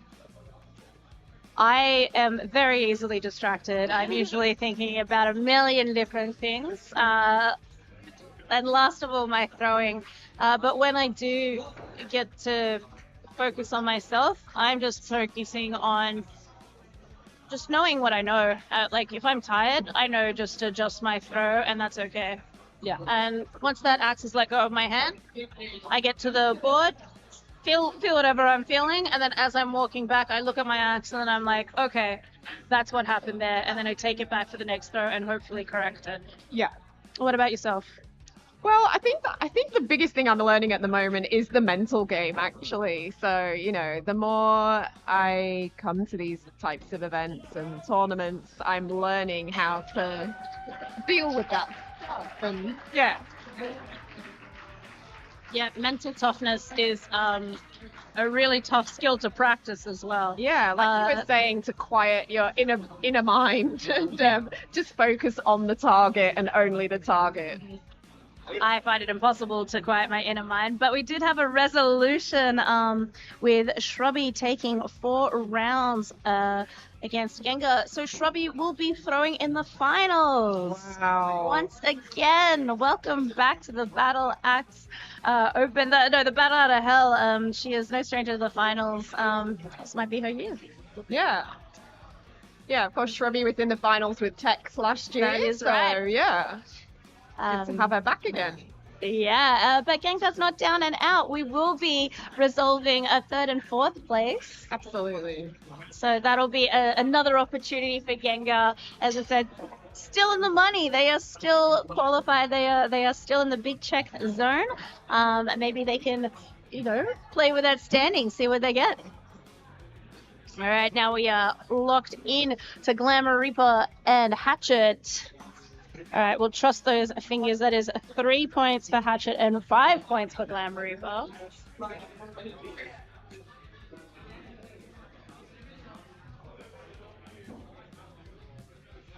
Oh, easy bullseyes. I love that sound so much. The sound of an axe hitting a board is so therapeutic to me. How about you? I love it. Look, when you've been around axe throwing as much as I have, sometimes you don't even have to watch the throw, and you can kind of tell by how it sounds whether it went in, whether it fell out, whether it over-rotated. Is this like the zen of axe throwing? Are you about to share some secrets? Yeah, look, if you've got time, I've got time to yap. I can absolutely talk your ear off any time about axe throwing. Nothing gives me more joy. All right, 5th axe. Glam Reaper is up by 4. And she is going for the points. Bullseye. Hatchet is going for the clutch. And a 5-point touch clutch. Glam Reaper takes the round. Okay, it is spicy right now. It is 3 rounds to Hatchet, 2 rounds to Glam Reaper. Let's not forget these two are fighting for a place in the finals right now. And it's anybody's game. Right, 5 points easy for Hatchet. Glam Reaper. Double 5s, they both agree.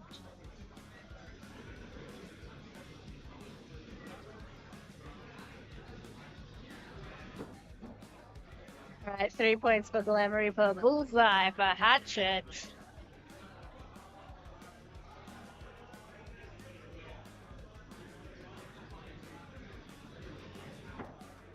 Bullseye for Hatchet. Bullseye for Glam Reaper. Oh, yeah. Bullseyes, they are the bread and butter of axe throwing, especially at this level of competition. Boom, boom, double bullseyes. They're both looking very focused still. They are. All right. Hatchet is throwing bullseye. 25. That Glam Reaper needs a clutch to make this happen. A prem clutch, to be specific. Okay, it looks a little low. Fantastic throwing. And with that, Zoe is going to finals against Robbie. We have our finalists. We have our finalists, and concurrently we will have Glam Reaper versus Gengar, Appropriate. dueling it out for third and fourth. Stu in a graveyard. About novelty check. So let's make some noise there for those two semi-final matches. It looks like the Glam Reaper and Gengar will be playing it out for third and fourth place in lane number 3. Give it up for those two as they make their way over here.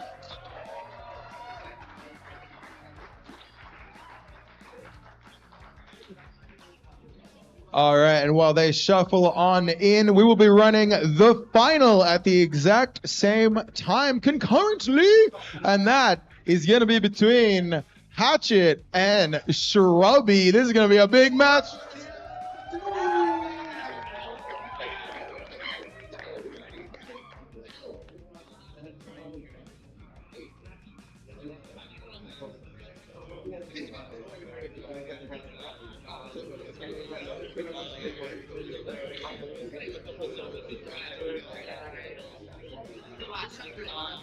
All right, now because Axe Scores does not let us play a match to work out third and fourth place, as we need to know for giant check reasons, we're doing it on a chalkboard. This is Axis. He's scoring right now for us on chalk. He's going to do his damn best to give you guys updates, but, we'll play it by ear. I'll help out as well, but thank you very much. When you two are ready, commence. And we've got Saint Nick, who is now known as the BAS. You can work out the acronym yourself in lane number 2 scoring as well.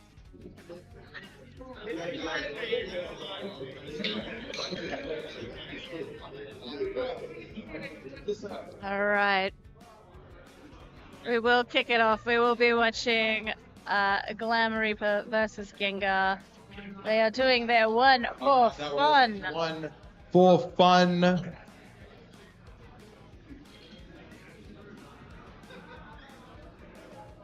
Get a little clink on. All right, make some noise for these two over here. Let's go.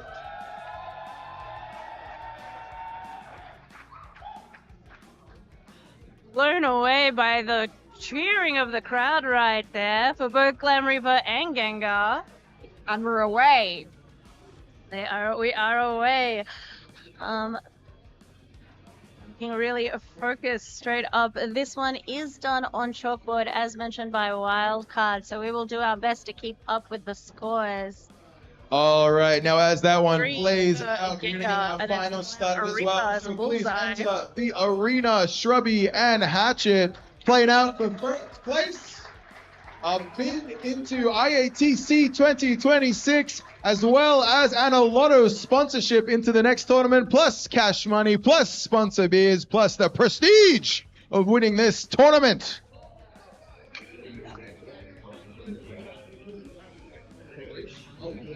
All right. Okay, folks. We do have both games playing concurrently, but we will be focusing on the finals between Shrubby and Hatchet. They are doing their one for fun. All right, now these two have clinked their axes. They're about to begin. Let's make some noise for our final match.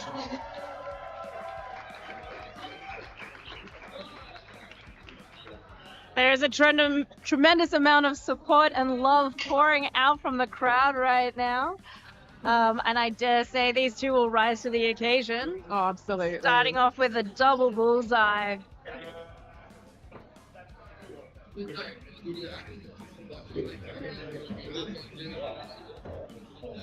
Nice bullseye for Hatchet. Nice bullseye for Shrubby.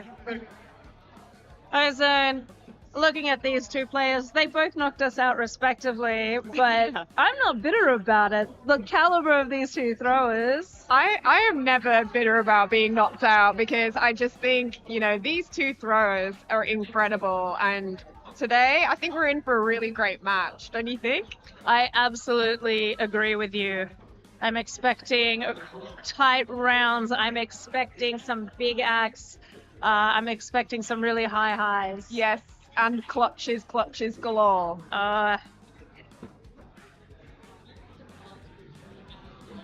having a discussion and they clink. Clutches agree. They are both tied for round 1. They may have been discussing the order in which they throw. I feel like they're going pretty simultaneously. All right, we have a nil for Shrubby, a 5 points, little touch clutch there for Hatchet. Yeah, a little sneaky one, but you know, it counts. It's still 5 points. When it's good, it's good. It's better than my 0 clutches, I'll tell you that much. So first round goes to Hatchet.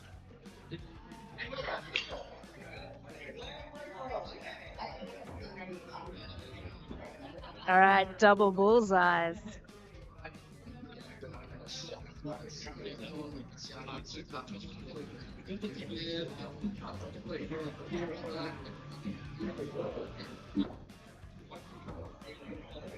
All right, that looks like a 3 from Shrubby and a bullseye for Hatchet.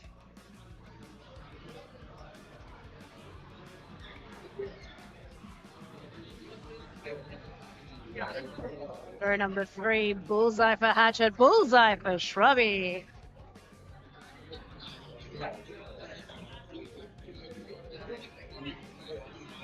All right, 4th, axe. Bullseye for Hatchet. Looks tight, but it is good for Shrubby.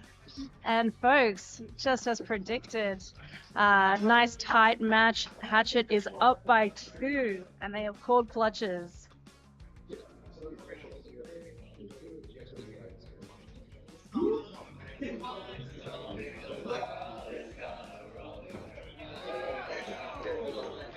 Feel like Hatchet might have been powered up by some smash. Oh, yeah.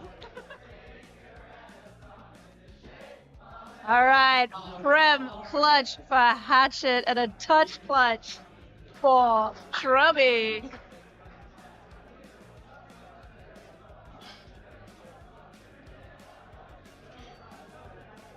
I love sing Shrubby's along. axe. She's got an amazing paint job on it. It looks like an emergency fire axe. It does. Yeah, I it's eye very- it off every single time. It is gorgeous. And also, not a scratch on that thing. Yeah, that's the mark of a good thrower. Things I think about as someone who drops a little bit, but that's all right. So that was a 3 for Shrubby and a 5 for Hatchet. Bullseye, I believe, for the pair of them. Yes, it is good. A little low for Hatchet, but it is good. All right, throw number 3. All right, clean bullseye for Shrubby. I do think it is good for Hatchet. It is. The hands go up. That's what we want.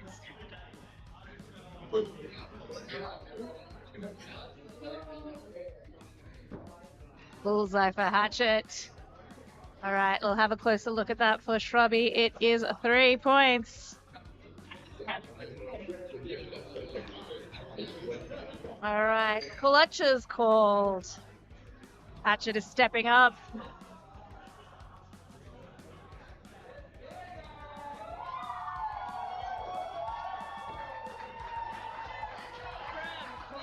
For Hatchet. I was going to say she did pull that off at the swell of the chorus last time. I was wondering if it would repeat again. Touch clutch for Shrubby. All right, Hatchet. Oh, we're just having a quick confirmation. It is good to respect your opponent. Shrubby gives the, oh yeah, obviously. Always fantastic to respect your opponent if it looks a bit tight for whatever reason. All right, we have 3 rounds to Hatchet. It is best of 7. Shrubby is no stranger to digging deep. She is very good at turning it around, very composed thrower. Let's see if she can make it happen. All right, 3 apiece. What's your favorite axe at the moment, Chloe? Ooh. Big calls. I mean, I'm enjoying my ABC axe, always be clutching axe, with a customized IATF head and a beautiful long handle, and that is created by Shannon, a good friend of ours, ABC Axes. So if you want a custom, Check out his Instagram handle. Ooh la la. Alright, double bullseyes. They are tied 13 apiece. We're going into round 4.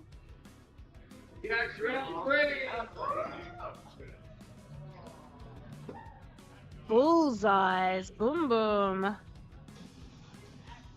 Nice motivating song.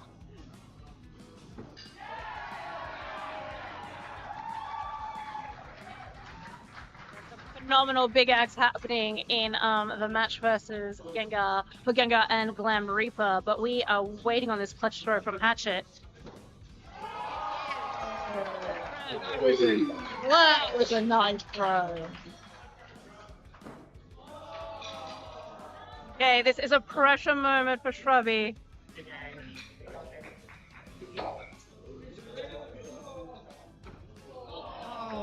A little wide. That's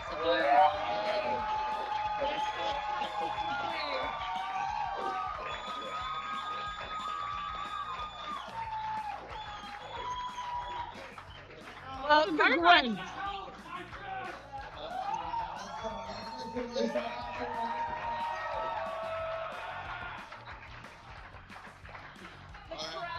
There's a lot of emotion right here. We're gonna park it for one moment as this match wraps up. We got third and fourth place match to deal with. We are on round 4. It is currently 2 rounds to. Is it?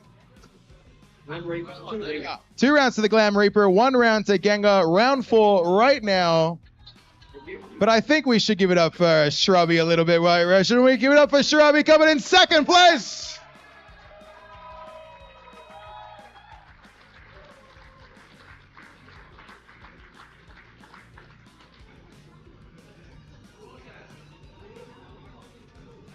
Yeah, quite rightly. So congratulations to Hatchet for winning the Bat Out of Hell, and also congratulations to Shrubby coming in second place. We are proud of them, but we are locked in for the resolution of the match for third and fourth place with Gengar versus Glam Reaper. Gengar is up by 2.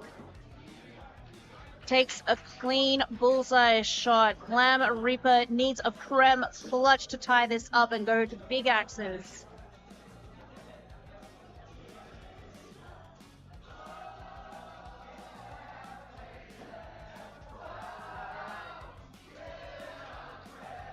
Little wide there for Glam.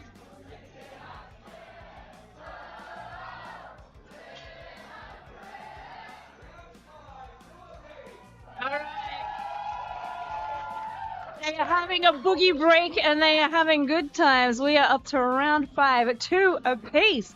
Folks, are you not satisfied by the quality of this axe throwing? They're throwing hard and they're singing hard.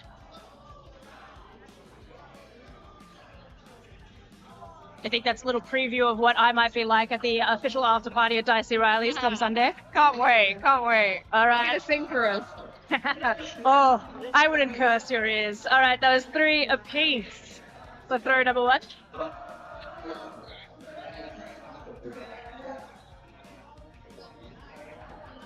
right, bullseye for Gengar. All right, it looks good. I will wait for the confirmation. All right, we are going into the 4th act.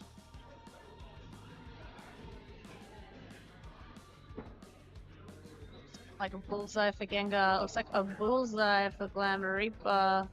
I think good tunes definitely help the throwing. What do you think? Nice. Yeah, it's definitely uplifting when you get your jam on.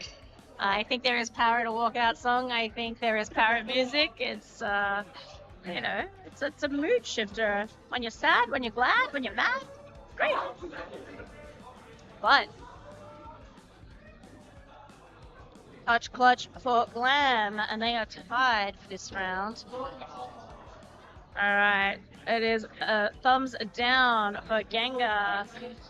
Very close this game, isn't it? Very close. It is a nail biter, and I shamefully have already bitten a lot of my nails. Oh. All right, Glam Reaper is up 3 rounds to Gengar's 2. Bullseye for Gengar. All right, guys. Bullseye for Glam Reaper. Is on 3 rounds. Gengar is on 2. They both start with a G on our chalkboard system.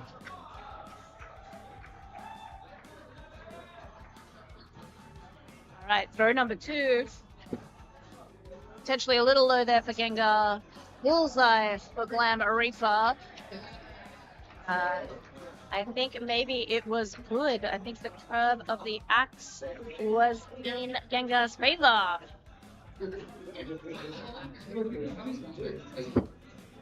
Alright, Bullseye for Gengar. Oops. Good for Glam Reaper, but we'll get the confirmation. They do agree. It is a 5. Alright, 4th axe.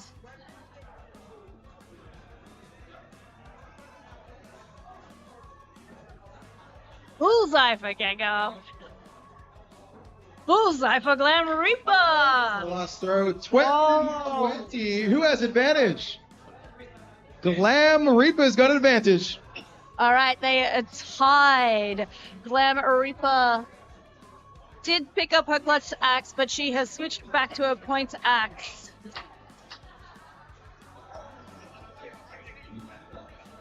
Oh, 3. All right, Gengar is staying down to see if the opportunity seal it with a bullseye. Axe dropped out. Oh, that's big. So well fought. All right, and with that, we have the resolution of the match. Finish for the Glam Reaper. Give it up.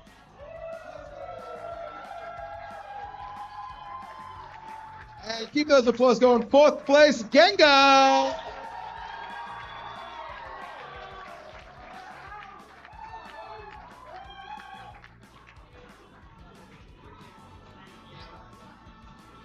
All right, you heard it over the mic, but we will repeat it. Congratulations to Gengar for coming 4th place, and to Glam Reaper for securing 3rd place at the Bat Out of Hell tournament. And of course, Shrubby with 2nd place, and on top of the leaderboard, it is Hatchet. Huge congratulations. Very exciting for them. Very satisfying matches. Honestly, just a little bit more in love with this sport than I was when I got up this morning. That might have been the fatigue. I want to credit it to the incredible throwing that we saw today. Absolutely. It's been non-stop good throwing. Non-stop. Don't stop the rock. Always be throwing. Always be clutching. And it was fantastic to see such high caliber throwing for our women non-binary tournament today. It is an IATF major, which means that Hatchet has secured herself not only cash prizes and beer prizes from our sponsors, but also bid into the IATC, as well as the prize from the Axe League of their own, who will sponsor 1 ticket to a tournament of her choice. Woo! An amazing prize. All right, you guys gather around. It's time to announce our winners. Please make a final crowd. It's been a big tournament, maybe the biggest in Battle Axe history for sure. Gather over here, fill the space, come together. While we're filling in, I'd like to thank our sponsors: Principal Brewing, make good choices, drink good beer; Seeker Brewing, made to froth; Haters Timber and Paving for all the wood supplied today; and Dicey Riley's the host of the official after party on Sunday after our awards presentation on Sunday as well. Okay. Moving back a little bit. I got too close to this camera and I am too tall. Okie dokie. Thank you everyone for playing in the main event today. Give yourselves a round of applause. Well done. A big shout out to our staff, Roger and Laura, been on all day since open till close. To those two. And Laura even played in the tournament. That's fun, girl, right there. Well done. To Stu as well for working physically demanding jobs all day as well, from dawn till dusk. And Kane and Feisty Cuffs on the stream team, the dream team. Give it up for those two. All right, and lastly, to everyone that was here. Oh no, there's two more announcements. Well, last one, second, penultimate one. It's a good word. To all the Scorers Guild, anyone in a yellow lanyard that helped us, that volunteered their time today and scored all the matches. And lastly, to everyone that is here that didn't play, that spectated, that supported, that hung out. You guys are awesome. We need more spectators in this sport, so thank you. All right, it's time to get out some fact checks. So, can we get another drum roll? Please make some noise. Stomp those feet, bang those hands. Coming in fourth place, fighting it out in a humongous penultimate final match, was Gengar.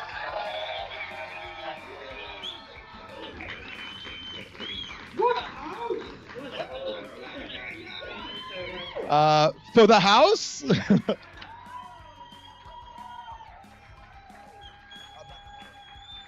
Yeah, it's your moment. It's your moment. Let's go.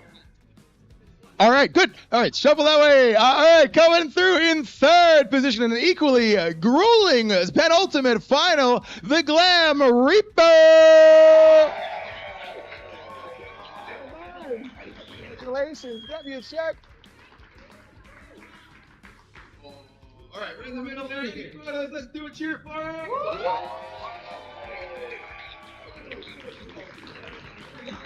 All right, it is a time for our top two coming penultimate placement. Second place, a huge final, a huge effort, a massive day. Give it up for Shrubby.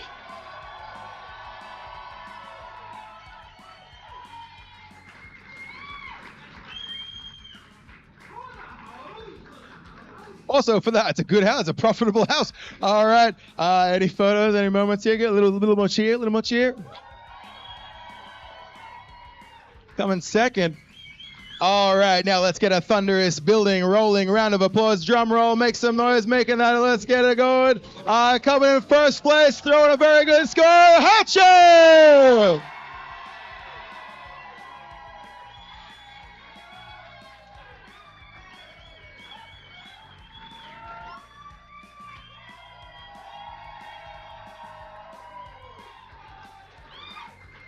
Congratulations to our top four, taking home fat checks, lots of cash. We got prize beers and trophies on Sunday, as well as an IATC bid into next year's tournament for the championships. And also an Lotto sponsorship into the next tournament of your choice. Do you know what it'll be? Putting you on the spot. We'll figure it out later. All right. That was on the spot question. Now, let's get a group photo, so everyone head on back that way.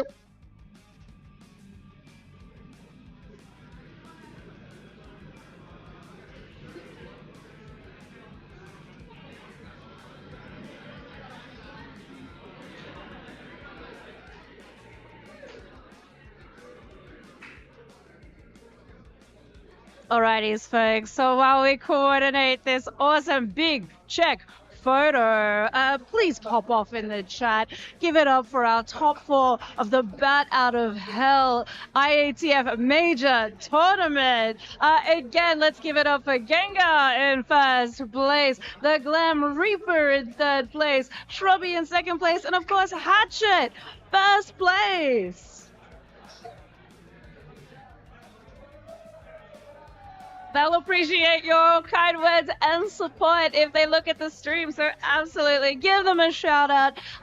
These throwers threw fantastically all day, every day, and it is a big one, and they deserve to be there. It's an incredible podium finish, and I am super proud of all of these four throwers, and I'm going to brag because I have the pleasure of knowing them personally, each of them, and yeah, they absolutely live up to the hype. They are worth everything, every kind word, every thought you've thought about. Damn, they are good. Yes, they are. I know they work hard to make it look easy, but that's just a credit to them. Holy dooly, friends! No shortcut for hard work.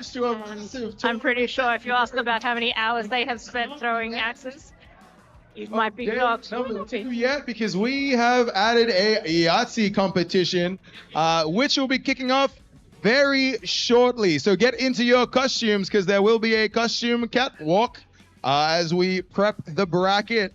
It'll just be a couple of minutes, guys. Hang tight. Thank you very much.